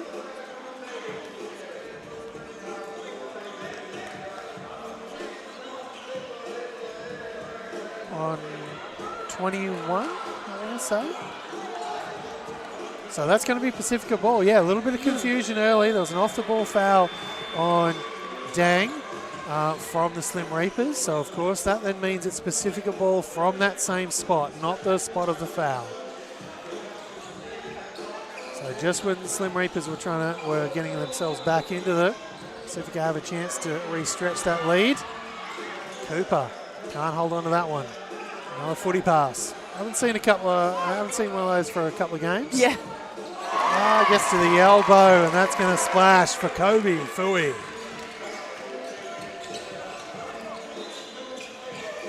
It's into the paint. Joseph, he's going to get that to finish off the great find for Makawa. Quinn goes underneath. It's a to Tate. He's unable to get it to drop front rim. Just sometimes it is a mile wide, it seems. You just can't get the ball over the top of it. Makawa tries to get it in. Quinn says no. And Pacifica put it through the hands. That one won't drop for Kobe Fui this time. Joseph looking to push. Now he's looking to hold. Niall, hustled by Quinn once more. Gets past it though somehow. Kicks it through. 3 balls up. That's short. Akawa with the putback. Love to see that from a guard swooping in when all the bigs are away from the basket and putting them now 47 apiece. This is going to get real interesting in 3 seconds' time when it starts to get fully timed. It certainly is. So we're effectively fully timed from here on out, in essence. I think technically this is just a 30-second timeout. So, yes. Yep, there we go. All players are now standing, which is part, of course, of the AAU Winterfest rules. They're a part of this, but Pacifica, they've had to endure a little bit of a run here from Slim Reapers, but they've had a timeout. Can they get the scoring back to flowing like it was? We'll just have to wait and see. But look, we've got ourselves a game. Remember, last 3 minutes fully timed. And if we do have OT, it will be an elim ending. And I will explain the rules of that before we jump right in. Here we go, through the hands. Quinn kicks it out. Inside, it won't drop inside. The shot just won't go. And Slim Reapers bench not particularly happy with the call, but they got to deal with it as it's been pointed in the way of Pacifica. Here we go now. Back through the hands. Quinn. It's up the 3-ball fake. Yafala. And Yafala runs away from it. Right at the inopportune moment. Okawa now. Gets himself into the paint. But just in the end, effectively throws it away. Ooh. Interesting move there. That looks uncomfortable. Down on the baseline. Yeah. For Ramika. Really uncomfortable. Yeah. He locked his leg under and then went backward and hyperextended. But he's up and moving about like nothing has happened. So that's very positive. That's good to see. Certainly is. Long 2 won't drop. Comes down in the hands of Jock. Okawa. There's a denial now. Looks to go base. Double team comes. Kicks it back to Okawa. 1:42 left. Nice. Okawa goes all the way to the basket for two. Nice That's shimmy. two. No, that's all it takes really. It's just a jab step, one strong dribble down the lane. It doesn't have to be fancy. Very well executed. That's two strong finishes from Okawa here in the last couple of minutes to help his team re-tie up. 49 points apiece. That is a three ball from Ramika that splashes, and he's still showing the symbol.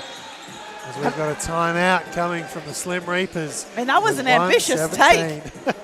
He had some length and athleticism, absolutely like running for him. Still confident enough to take it. I think sometimes though, when you're coming up against a defender with such reach, forces you to just shoot that little bit higher and maybe gives it an extra chance to get the swish. And the net is still feeling it too. It's still a little bit swish affected. Yes, it certainly is. Looks a little bit uncomfy. I'm sure one of these young men will volunteer to jump up and fix that shortly. You know, sadly, it's been way too long since I've been able to do that, so I'll just hurt myself if I tried. But like we mentioned before, last 3 minutes fully timed. Pacifica have a 3-point lead. If we go all the way to the end, we will have, and we're still tied, and we're back to being tied up. OT will be Elam style ending, which I'll explain in more detail if required. But basically, we're looking for plus 8 points if that is the case. But that's all part of the regular rules at AAU events, and of course brought to you by Triple Threat Tournaments. This tournament right here, AAU Winterfest, being held in Brisbane. I haven't seen an Elam ending in the flesh myself. Oh, they're great fun. They are great fun. And Okawa, it's a little bit of space. Niall knocks down the three. Wanted the call on the back of it, doesn't get it. Has to play D. Refocus. That one's going to drop inside for Hiafala. Next play mentality from Pacifica. Get that ball hit 4 sets of hands to get that lovely layup. Niall goes into the paint. He's going to be fouled. He's going to wave it away. And there was a bit of continuation going on there. There's some unhappy fans in the building, some fans of the Slim Reapers. Oh yeah, it's causing some debate. It's causing a lot of debate and a lot of noise here. It's great atmosphere though. That's what we like at these tournaments. Certainly is. Niall throws it in, gets it into Joseph. 46 seconds left now. Okawa going to work, being hassled by Cooper. Has it taken away by Cooper. Pacifica out in front with Cooper. He goes to the basket. That's 2 points for him. Quinn hands it over. Slim Reapers now. Simple maths. They need at least 2 baskets or a foul 3. Gets it to Joseph. He gets in, kicks it back around. Comes off a leg. Not intentional. That one comes up. It's going to end up in the hands of Quinn for Pacifica. That's another 2 points. 13.1 seconds left on the clock. A 6-point lead now for Pacifica. Quinn with another takeaway. There was no call. Quinn's going to take it upstairs and leave it on the rim. And that is going to do it. Here, Pacifica will take the victory late over Slim Reapers. And it's going to end up being an 8-point victory from absolutely nowhere. Oh, I mean, we always knew that they had them in. They like to run. They get up and in on D. It was just a matter of time of them connecting the dots to seal the deal. And just as quickly as we saw the Slim Reaper fans up in the stands, the Pacifica fans are the ones left standing in celebration. They sure are. Under 16 boys grand final winners here at Winterfest for AAU. As part of this AAU tournament is going to be Pacifica Elite beating Slim Reapers. And we will be back. We're going to step away again momentarily as the Next game on the docket is the under-18s final that has Unfazed Elite taking on Elements. We'll be right back with that in just a moment.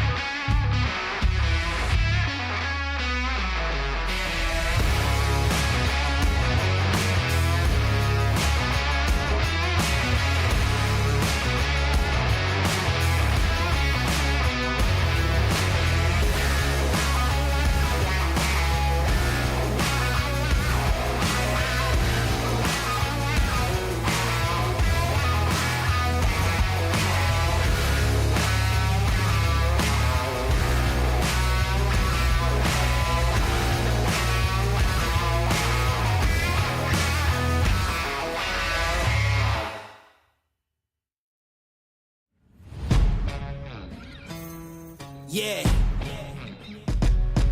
Let's go. We just gotta go hard.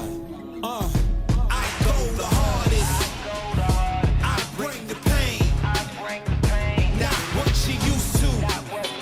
It's all part of the game. Yeah, I just gotta go hard. I just gotta go hard. Go hard. Go hard. Yeah. Oh yeah, the beast back. Adrenaline pumping through my veins, can't relax. Original, I am not the same as these cats. I sting them if they never ever mind and they beeswax. I don't ever cap, but I'm wearing like 3 hats. Never been a rat, but I know where the cheese at. You'll never get a trophy cause they all here where we at. You better believe that. When it's all said and done, I'll still be here standing. Never took a loss and it ain't something that I'm planning. I dare you to say something. My focus is A1. Every dog has his day. It's been mine since day one. This is real grinding. I'm still climbing. While you still trying, I'm still shining. It's real blinding. And I'm getting hotter too. Talking top 2, I'm not a 2. You let the pressure bother you and I do what I gotta do. Let's go hard. I just gotta go hard. Go hard. Go hard. They ain't coming close to me.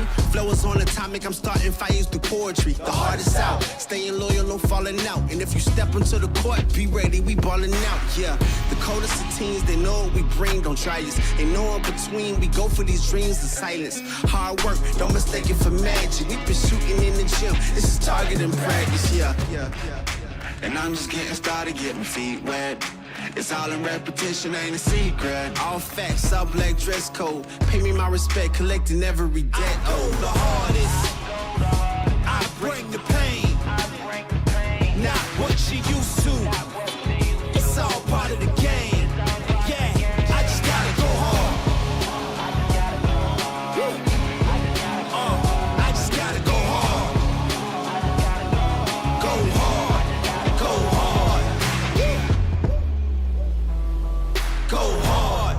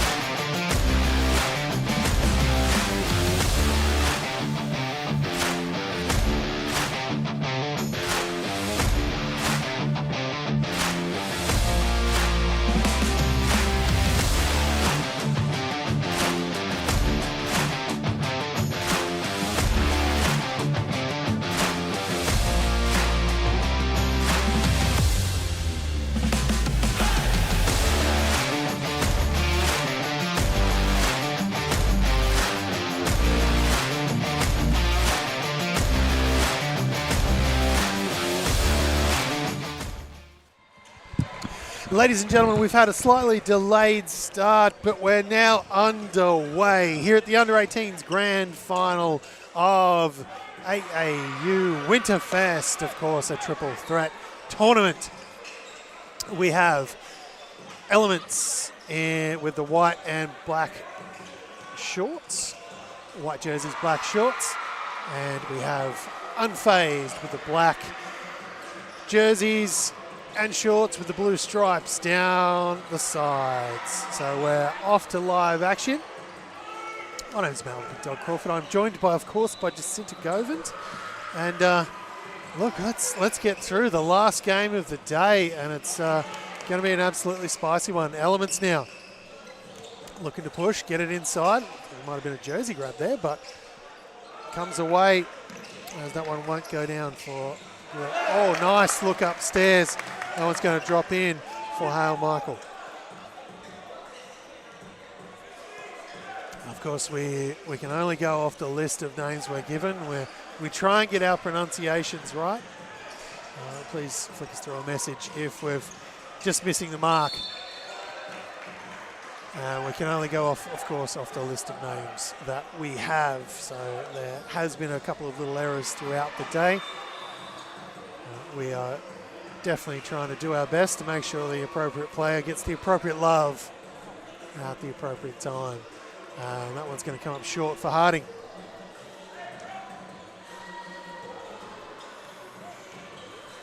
He takes the second. Ooh. Cheeseburgers on those two free throws early in the game. Well, it's close to dinner time. I'll take that. I appreciate that cheeseburger, courtesy of Harding. And as always, they may not be available in your state and or territory. Elements are going to come down with that miss through good. Harding still going to work. Kicks it around. Won't drop in. It's going to be tipped and go out of bounds.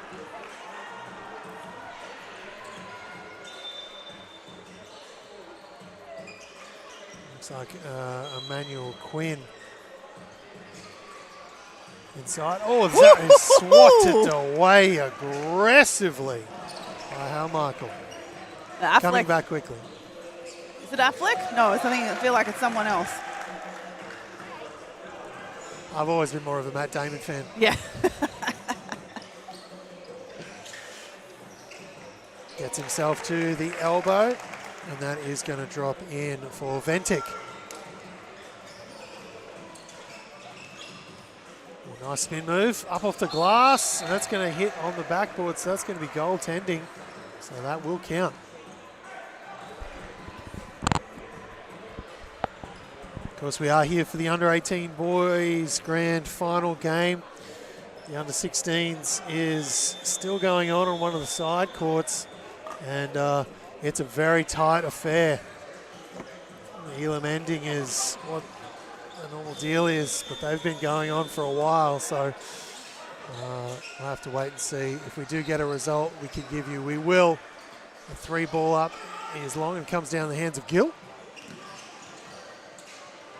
Oh, that's going to be bumped on the arm going to the basket.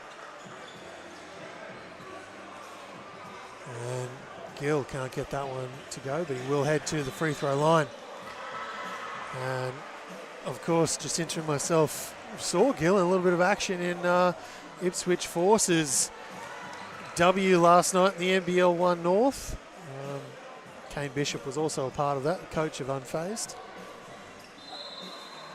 Yeah, it makes a lot of sense now as to why Unfazed men's program here at the AAU have been so successful, given that someone like Kane Bishop is one of the head coaches. Snatching the win from the Caps at home in OT last night. Ball is up, won't drop from Gouet.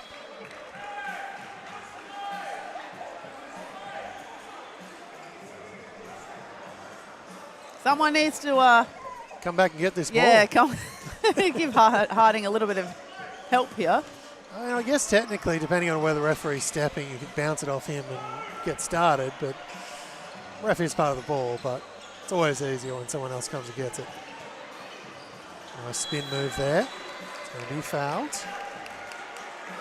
Emmanuel Quinn is going to be the one fouled, and Hal Michael is going to be the one picking up that foul for Elements. His second already. We're only 6 minutes into this first quarter.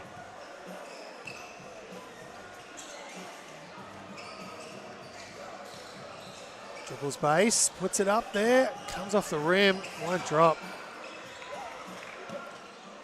Fires away from three.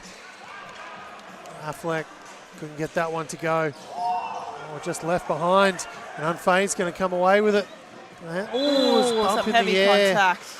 Yeah, that always looks uncomfortable. Philip Dang taking a bump. He's back up nice and quick though. I think just a little bit accidental on the D-trans. Obviously doing his best to try and chase down the opposition. But I think just kind of got a little bit too close and lost his footing and forcing that push.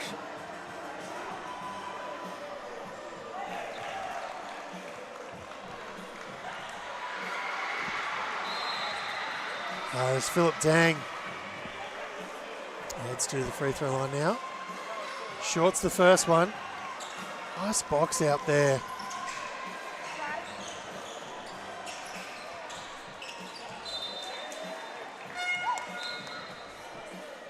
Excuse me, nice box out down the other end by Neo. Elements have the ball at the baseline now. Gouet kicks it in. We're back to it. Hale Michael comes up short on that one. A nice flip pass into Gouet. That's two for him. Nice pass there from Neo. Through the hands. Unfazed at the top. Gets it to Gill. Cute quarterback this thing. From Saga. Loses that one out of bounds for Unfazed. And we've got our first time out of the game. And it's going to be a quick one. Standing timeout. This is part of the AAU Winterfest rules. You can have a standing timeout. It's 30 seconds. But your starters have to stay standing on the court. Kane Bishop over there.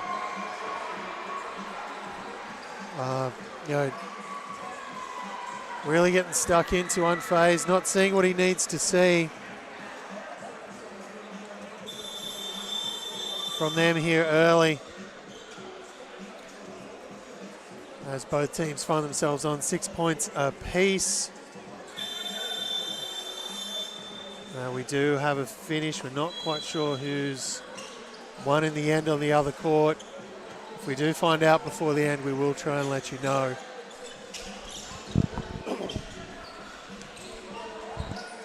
Michael loses that one. Nice pass ahead to Gill. Goes upstairs. Can't get it to go, but it's eventually going to be cleaned up by Emmanuel Quinn. With the Gill miss off the glass. It's into the paint. Step back. It's going to hit and land on the front rim and won't drop there for Gouet. From Saga driving in, then kicks it out. Three ball won't go. Under 2 minutes now.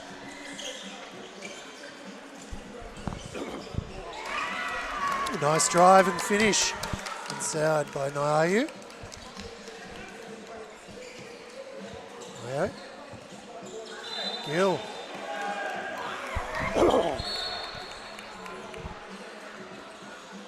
Gill. A little bit of cheekiness, waving goodbye there.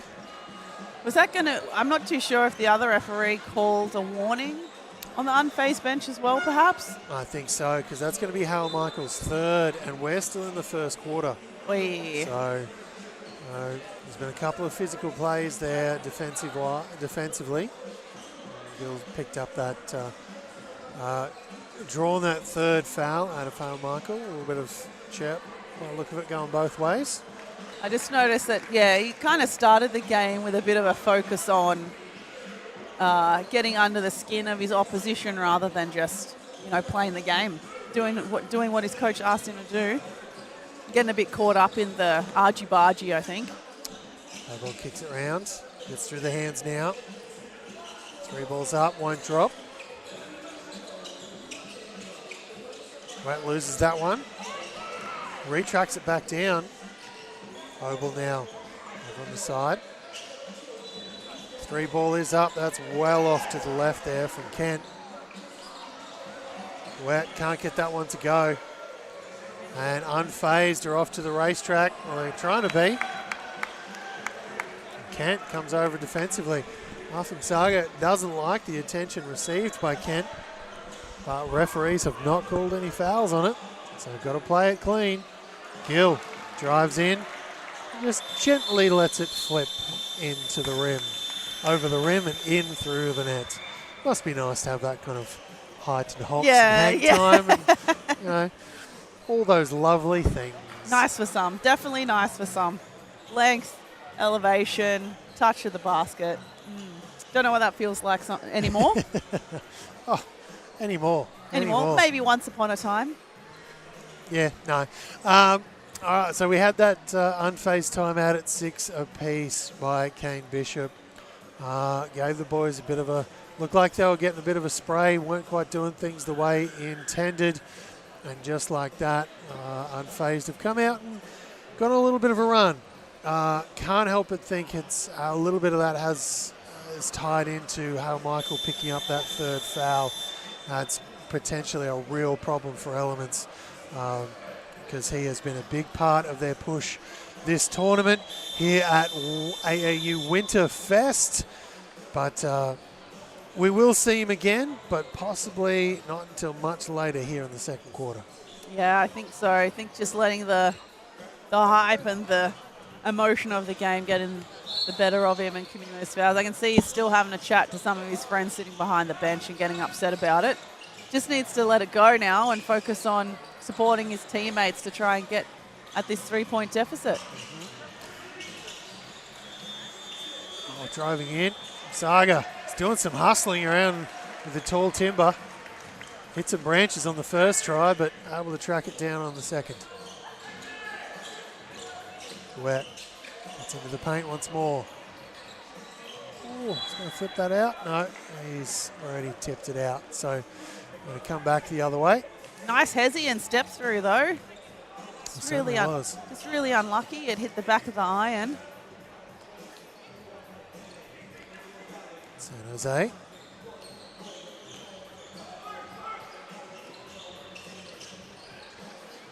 Ciolo.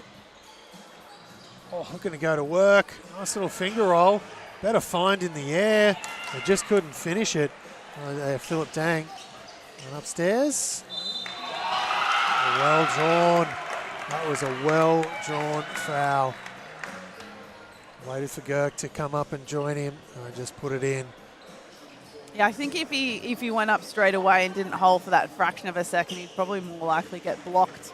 But did well to stay composed and take the contact. Can't get the 3-point play. Wet. That one won't drop for him either. That's Adam trying to go to work there in the paint. San Jose now. That's that one fly by Ciolo. We're going to have a San Jose foul.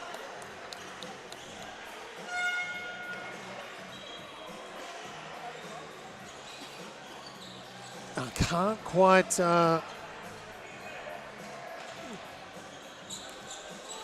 pretty sure San Jose and Gill are actually high school teammates from Brisbane State High.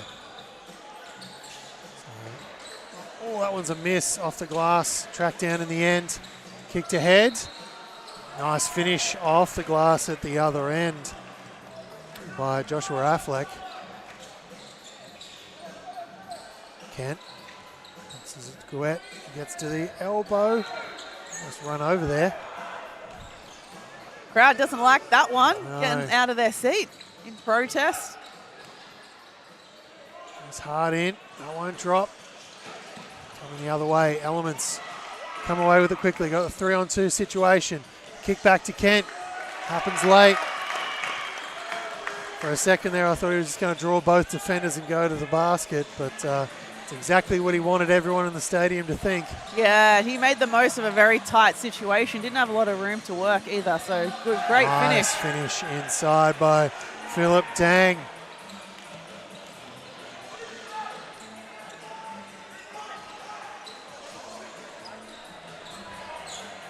Kent. Long two is up, front rimmed. San Jose comes down with it. Just a push now. What about the three ball? Puts up the two in traffic, and that's going to drop for Emmanuel Quinn.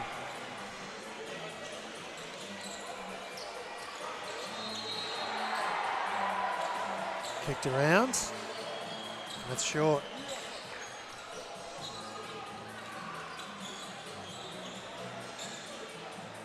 Three balls up.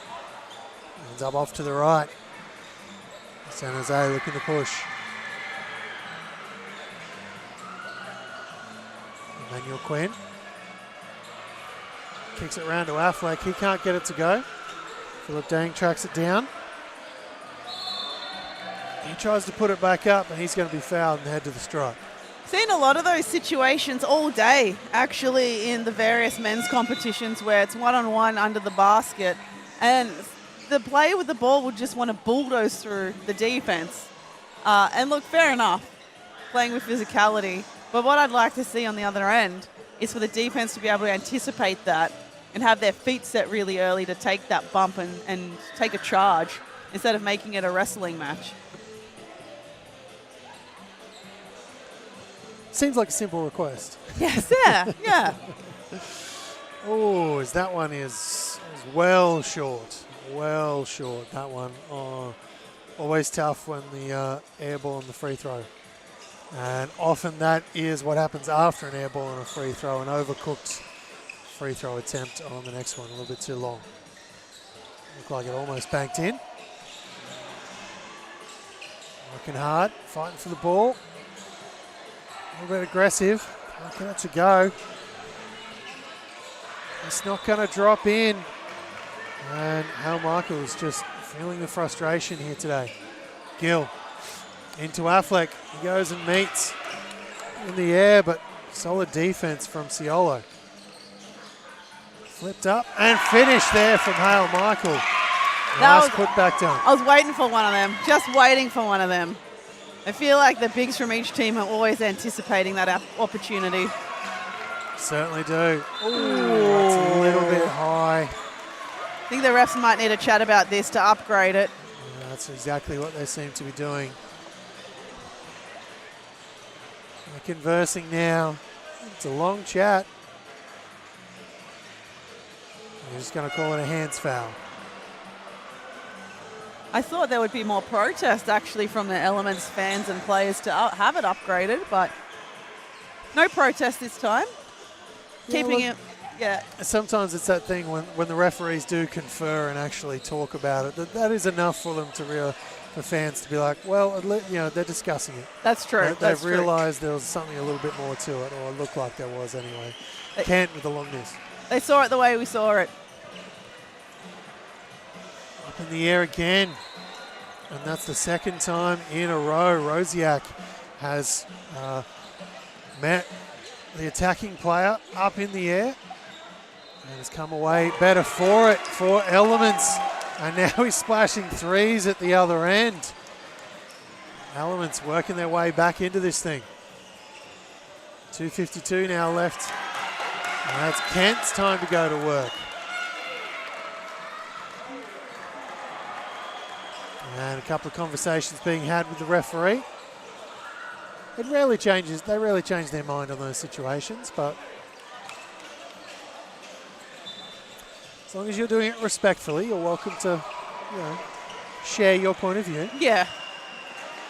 And that one won't drop for Emmanuel Quinn. And Michael comes away with it, kicks it through the hands. Kent tries to get himself some space on Gill. A little bit of physicality there on both sides. Affleck Gill tries to go to work through the middle of the chest, and that's going to be a bit too high in the air. And Hale Michael is going to be pinged with goaltending on that one. Did like that D, though, from Nio in defensive transition, being able to really limit Gill's scoring opportunity. Again, maybe just had his body and feet there, just being able to take a charge, perhaps. But the SWAT to follow. SWAT to follow. But those SWATs don't happen without that defense. No. Rosiak, we've got a wedgie. No dunk style wedgie. And a rare one too, off the player going up for the layup or the dunk, and the defense coming across, and the force from the defense actually pinning the wedgie as opposed to a stray shot or something like that. So, a rare wedgie picked up here as we've got a timeout with just under a couple of minutes left here in the second quarter. Unfazed have a 4-point lead. Elements on 17, and there's a little bit of emotion, it feels, in this one from both squads. Yeah, I feel like it was even before the tip-off. I think the tone was set right from the tip that this was going to be a very emotional, intense game, perhaps unnecessarily so. But then again, I don't know the history between these two teams in this tournament or in past tournaments or even outside this tournament. So maybe there is some history there I'm not sure about. But basketball-wise, it just seems to be a pretty classic up and back kind of a game. No one's really settling in the half court to set up any offense. There's not a lot of organisation.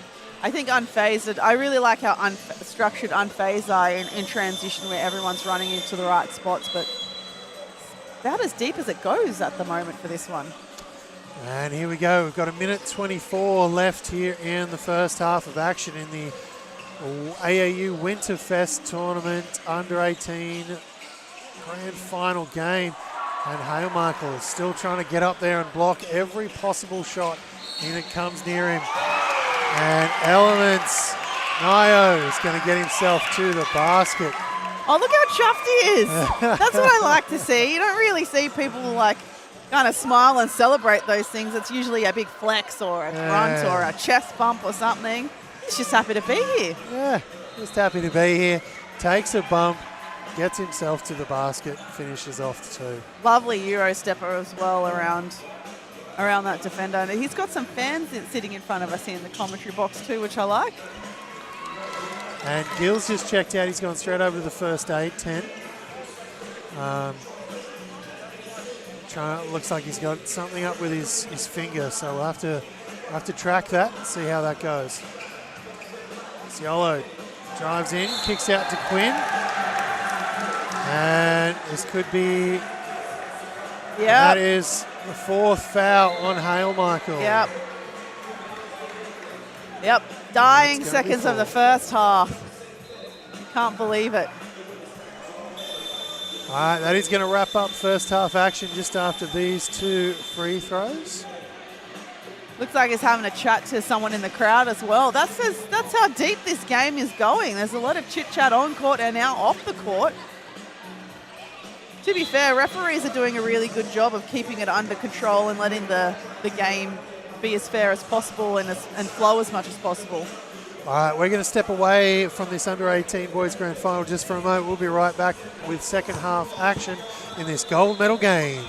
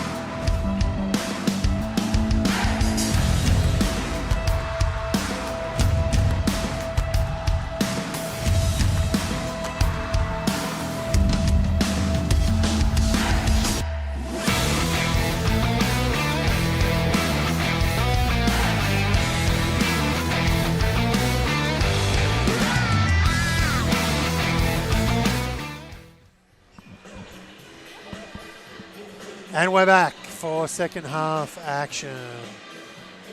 And don't forget, if you missed out or you went to and had a great time, of course, at the Josh Giddy camp, well, the Dyson Daniels camp is coming your way August 24 this year, 9:30 till 3:30 in the afternoon.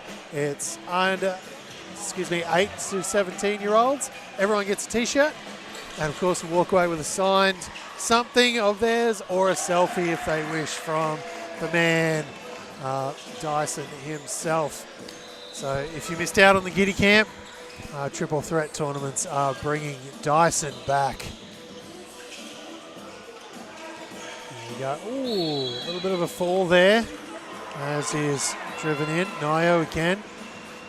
I have liked the hustle from Nio. It's been fairly...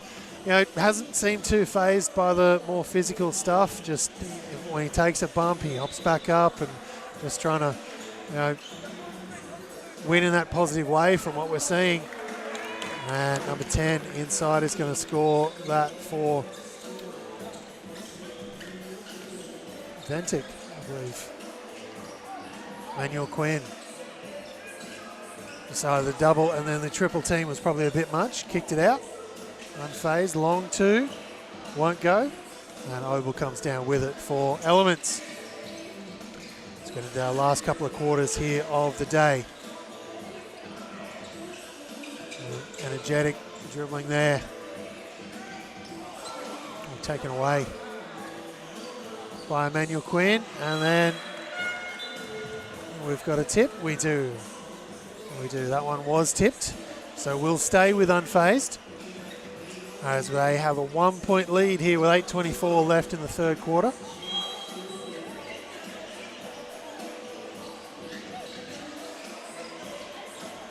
It's his man in the air. Philip Dang gets that to go for Unfazed. Pretty tough. 3-point lead. Pretty tough there. You had the Elements D pretty much jumping all over him. So really classy finish there.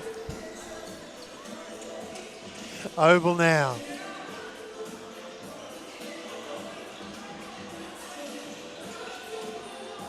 Back. Oh, that one looks like just a bit of a miss there for Rosiak. Through the hands, Affleck. The gap opened up in front of him and he slided all the way through it to the basket. Yeah, miscommunication in D-trans there from Elements, and they're left scratching their heads. And that one's going to drop for Guetz. But listen, that makes up for it. That was that luckily makes up for it. They put the... There we go. Now's the score correct? Because I noticed that there was a little bit in a delay, but looks like it's right now. They're just going to get it sorted now. They're going to quickly run in a sub. Here's Unfazed. They're going to run in Tristan Afamsaga, who really brought the hustle in the first half. Got a little bit frustrated at times with calls that he thought he should have got. It looked like he was anyway. But certainly brought the hustle when he stepped on the court. Let's see if he does that this time, as Affleck finds his way all the way to the basket. That's can't get that one to go. Unfazed come down with it. San Jose with the push, kicks it back. And looked like there was a little bit of a shuffle there, but Gill was almost all the way to the basket, can't get it to drop. And Philip Dang's going to be fouled inside. Referees are going to converse. All three. Oh, the triple referee chat. Yeah, he was swarmed under the basket, and the basket won't count. It's going to be called a hands foul on the floor. It's going to be one foul apiece now here in the third quarter. 5:57 left, and since it's tight, we'll go through breakdown of the rules. So it's a running clock until the fourth, then the last 3 minutes we'll have fully timed game, as Philip Dang giving the too small symbol as he's run back. Oh! And he might do it again. Affleck with a basket at that end. Philip Dang Let's call that one the Philip Dang timeout. Yeah. Because let's face it kind of was. It went big at one end, even bigger defensively at the other, and then Affleck able to slot through and score a really nice basket at the other end as well. So, but this is, of course, the gold medal game here at Winterfest, or AAU. And, of course, this tournament is brought to you by Triple Threat Tournaments. And it's been an absolutely fantastic one. This will be the conclusion. But if we do have tie, our OT will be Elam ending style, which I will break down for you the AAU version of those rules if we get to it. But well, we haven't had one here on this court yet today. We have had one in the building over to finish the under-16 girls grand final gold medal game. Oh, that's a nice three ball from Guetz.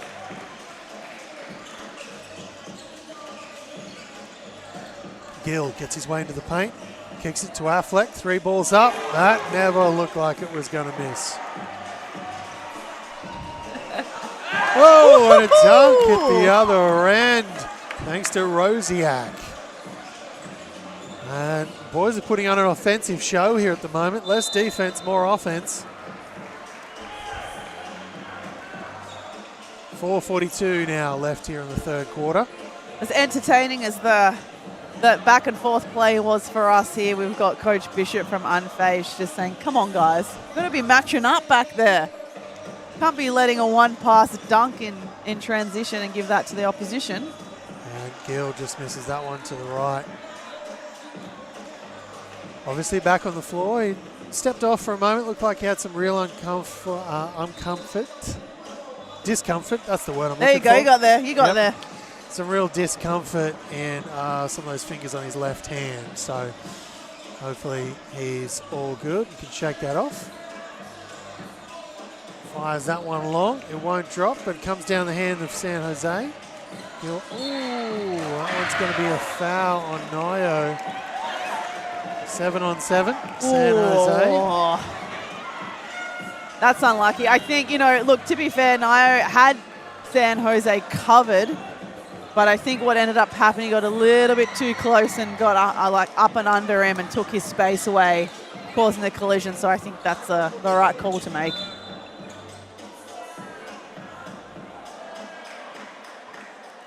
As we see we've got Hale Michaels going to have to now check out. There appears to be some blood on his jersey. So he's going to need to swap jerseys before he can check back into this one. And Oval's going to check into this game. He has just had the most bad luck this game at all. He cannot get into any kind of rhythm into this game. And he's going to grab a teammate who's not playing his jersey. As that one won't drop for Quinn. Oh, what a slicing and dicing move there from Adam. Smaller player, but sliced into that keyway and just knew his spacing so well. And to get that one to drop, easy peasy. Affleck, that is an air ball. Bit of a rush shot attempt there from Affleck. I mean, Unfazed look good when they're playing with a little bit more patience and a little bit more team ball. I think that probably wasn't the best decision from him on that occasion, but look, we won't hold it against him. No, and Hal Michael is back on the court, rocking a made-up 75, effectively. That one won't drop for him.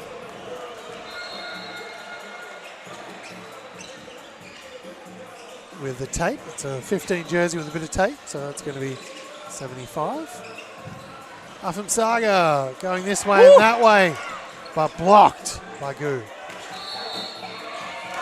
And we're going to travel first from Afam Saga. And it's going to be Element's ball. Really loving the one-on-one defensive pressure from these guards here from Elements. Some clutch plays in very important, well, going to say in very important moments, but that's what a clutch play is. Three balls up. Missing that one off to the right. San Jose calls for the screen. Saga 3 ball. Didn't have a lot of rotation on it. And doesn't drop in the end either. I think that was tipped by Emmanuel Quinn. Looked like it was. And it's going to remain with Elements ball, yes. Kent as well, looks like he's going to go to work. Al Michael, unable to knock down the last 2 3 balls. Harding gets it up off the glass, and that's going to drop in.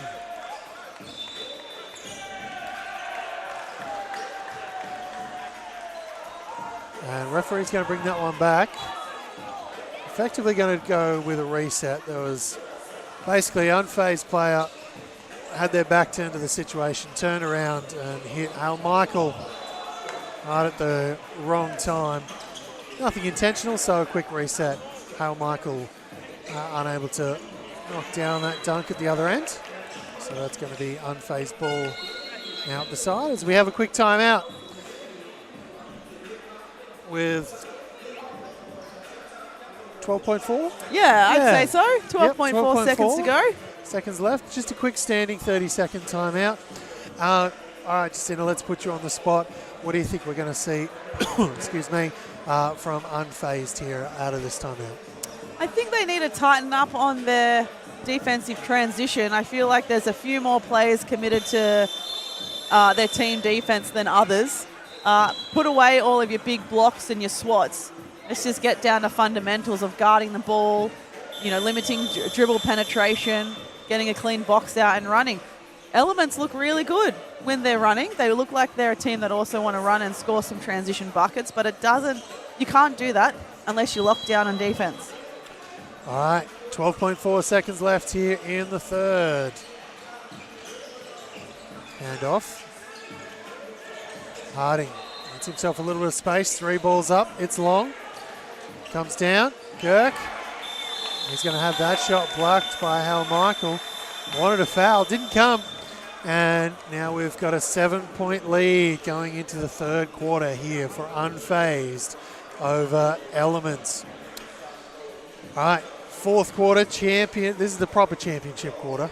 I know a lot of people think, it's the third quarter. No. In grand final games, in actual championship games, it's every last moment in that fourth quarter. So what do you think Elements need to do here? They're down by 7. They've got full 10 minutes. Some of that will run, but what do they need to do? How do they turn this around? Down by 7, 2 stops, 2 layups, put unfazed under pressure, call a very early timeout. I don't think Elements have it in their wheelhouse to throw anything like a track. They have been sitting in the zone a little bit.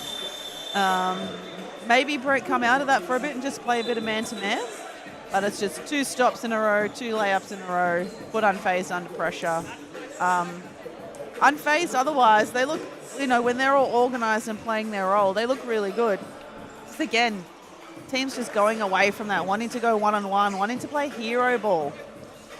I mean, how many grand finals can you remember were won on hero ball? Do you really want me to answer? I mean, your memory's probably a lot better than mine, to be fair. No, look, it is that tricky thing. There's a difference between, and that's going to end up being waved away. I think because he was hanging on the ring, I think. Yeah. I think so, yeah. Waved away because of the hang on the rim. Brother, just lay it in. Just lay it in. That's the easy 2 points that your team needs right now. We don't need a show. We just need some points. Drives in. Ooh, that's going to be, I think off. Okay, I possibly would have called that the other way, but that's the way they've gone with it. They were much closer, much better at being a zebra than I am, so I'm not going to over-question that. That's not at all game. Element's going to throw it back in with Kent, and we're back underway. Gouet now looks to get into the paint, and is so. He's got Gill on him.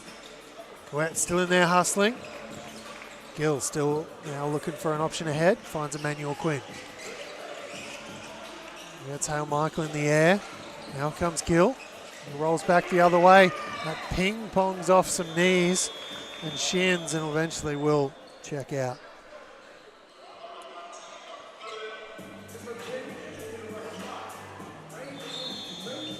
are now. Harding.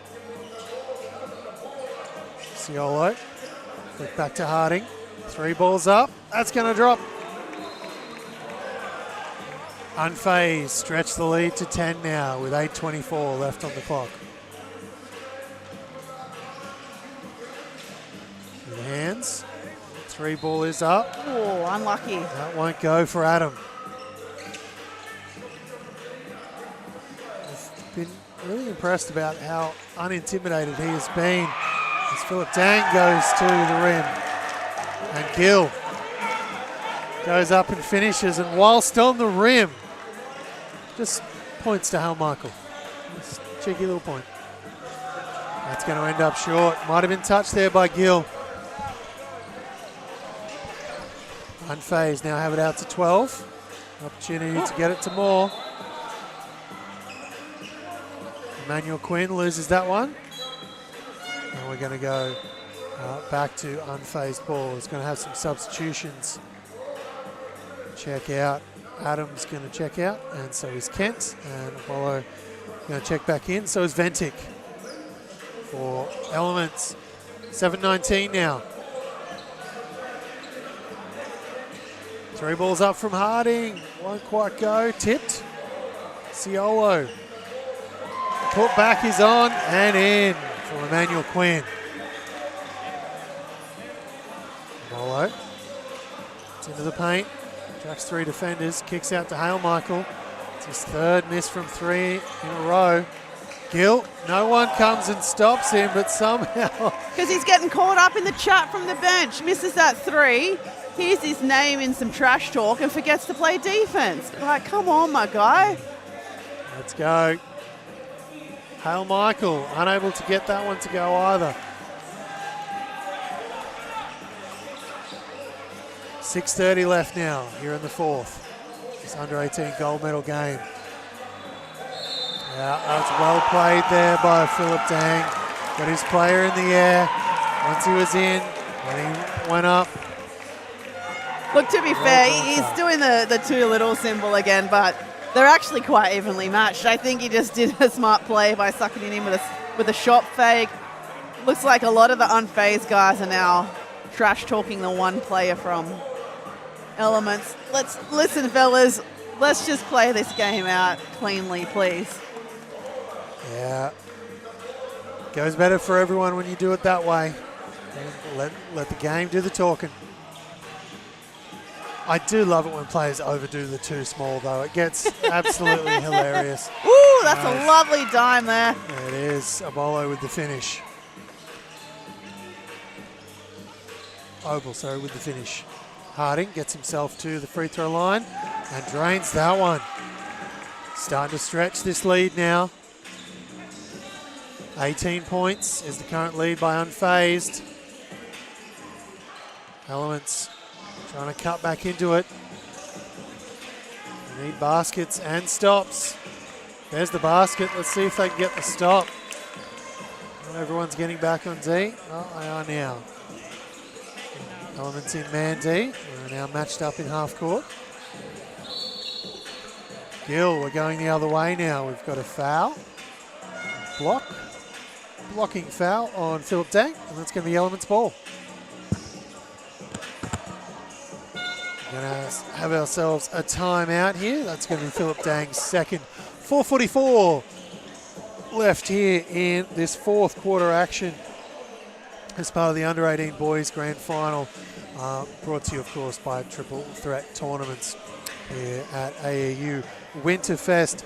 And if you loved the Josh Giddey camp that happened just last week, or if you missed out, don't worry, because Triple Threat Tournaments has you covered with the Dyson Daniels camp coming in August 24 of 2025. So not too far away, just over a month and a half. Book your spot now. It's for ages 8 to 17. You'll get an exclusive t-shirt, and all players will get to spend time at each station, including Dyson Daniels station, and you'll be able to go home with an autograph / selfie. So genuinely curious there, Jacinta, what kind of whip Dyson shows up in, because the silver fleck Ferrari just parked literally at the door was, that was a baller move. That was NBA baller level move. It's going to be tipped out, and Obel is going to lose that one. I'm seeing Dyson come in an Uber via a Macca's run. No, he would never. He would never. Again, you mean? Affleck fires that one in. Gill's hustling for it, tracks it down, and will put it in after snatching it away from Gouet. Gouet flips it in. Obel tries to go up. Emmanuel Quinn. I think he's going to be the one fouling, and he is.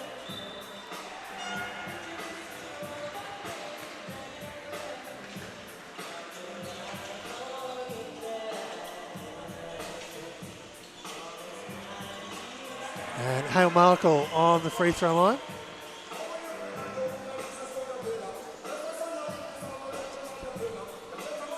Knocks down the first. Puts a bit more elevation on the second, but it won't drop. He does track down the rebound. He's going to be fouled again. That's going to be, of course, the number 10 of Joshua Affleck, who picks up that foul.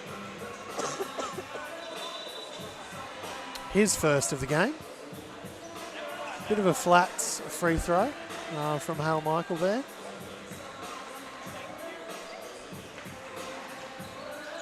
That one won't drop for him either. A little bit more elevation on the second one, but still didn't drop. Around, Gill. Back to him now. Loses it off his own foot. Philip Dang tracks it down. 8 seconds left in the shot clock. Doesn't matter, it's taken away by Elements Nave, a fresh 24. Hale Michael, stopped there by Harding, and he's going to be pinged for a travel. Harding just putting his hand on the ball, and Hale Michael just shuffled the feet a little bit too much in trying to get free of Harding. Sometimes it was a great pass under the basket as well, and I mean the height difference probably comes into it, catching it here at his belly rather than a little bit higher to keep it away from those prying defensive hands there from Harding. The bump inside. Dang, fighting for it. It's coming the other way with Gouet though. Elements still in this thing, still trying. That's tipped by Gill. And some options ahead. Affleck, after he takes a deflection, he's going to pop it in for two. And to quote my boy Tim Sung, 2 points is 2 points. Whether it's a dunk, a layup, or you just drop it in over the rim. Kicks ahead, Ciolo, 3 ball, it's up, it's long, tracks down his own. Goes all the way to the other side and puts it in for 2 off the glass. Minute 53 left now. We're into the fully timed section. And unfazed to find themselves ahead by 21 points. Hale Michael has it taken away on the ground by Philip Dang. I think these Elements guys, the last few possessions, they just keep trying to feed it inside. Just go yourself. Don't rob your scoring objective is always to be a scorer yourself first, then read your defense and dish it off. It's not always to get someone else the scoring opportunity. 3 ball won't drop there for Ventic, and we're going the other way. Very quickly. Oh, a little bit of a shimmy, goes left. Crossed him up. And Afram Saga, that's Hale Michael, know all about it. That would have brought the house down if he gave him a too small. Yeah. 3 ball is up. It's going to hit the framework, so that's going to be going the other way with Elements. 74 seconds left in this one. Fully timed the rest of the way. But this one looks like we're pretty much at the stage where it's done. It still might be a highlight or 2 left in this thing. That's a nice little highlight there from Ventic. Love it when a guard goes into the paint, unfazed by the bigs, goes to work, is able to come out with a bucket. Now from Saga. dealt with Hale Michael at the other end, but unable to deal with Nio. Yeah, Nio is a great defender. I think he's a bit of an unsung hero in this Elements team. Hale Michael decides, you know what, I don't want that three. Give it to my boy Nio. And he splashes that one. Still smiling a little bit. Indeed. San Jose. I'm going to hint for carry there, but that one's long. Element's going to come down with it. No, it's taken away by San Jose. Back to a 20-point lead here. Just under 30 seconds. Through the hands. Someone shoot it. Come on. Come on. Don't be too kind to each other now and pass it around. Someone have the last shot. Yeah. Oh, we're treating it like it's the NBA. There's the shot. It's up. Oh! It almost comes down. And that will effectively do it. Benches have to stay off the court just for a little bit. And well, we've got a whistle. So Hal Michael is going to have to put his jersey back on. Yeah. He was halfway to the car park before the siren had gone. And that is that. Now it's a bit of silliness from the Unfazed boys to finish. But that is it. Unfazed Elite will come away the winners of the Under-18 Boys Grand Final here at the AAU Winterfest. Brought to you by Triple Threat Tournaments. And one more time, I will give you that reminder about the Dyson Daniels camp coming August 24. It'll be from 9:30 to 3:30 p.m. Full day, lots of elite level coaches at different stations. Dyson will run his own station, of course, and everyone will walk away with an exclusive t-shirt at the end of it. And as well, you can also get an autograph / selfie from the day. But that brings us to an end of our coverage here today. Big thanks to Triple Threat Tournaments for hosting this AAU Winterfest. And your Under-18s champion on the boys' side of the draw is going to be Unfazed Elite.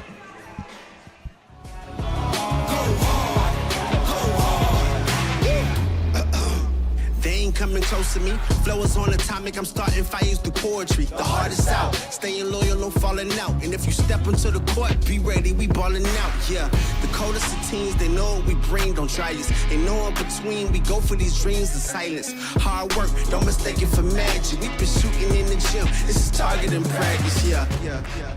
And I'm just getting started, getting feet wet. It's all in repetition, ain't a secret. All facts, all black dress code. Pay me my respect, collecting every debt. Oh, the hardest.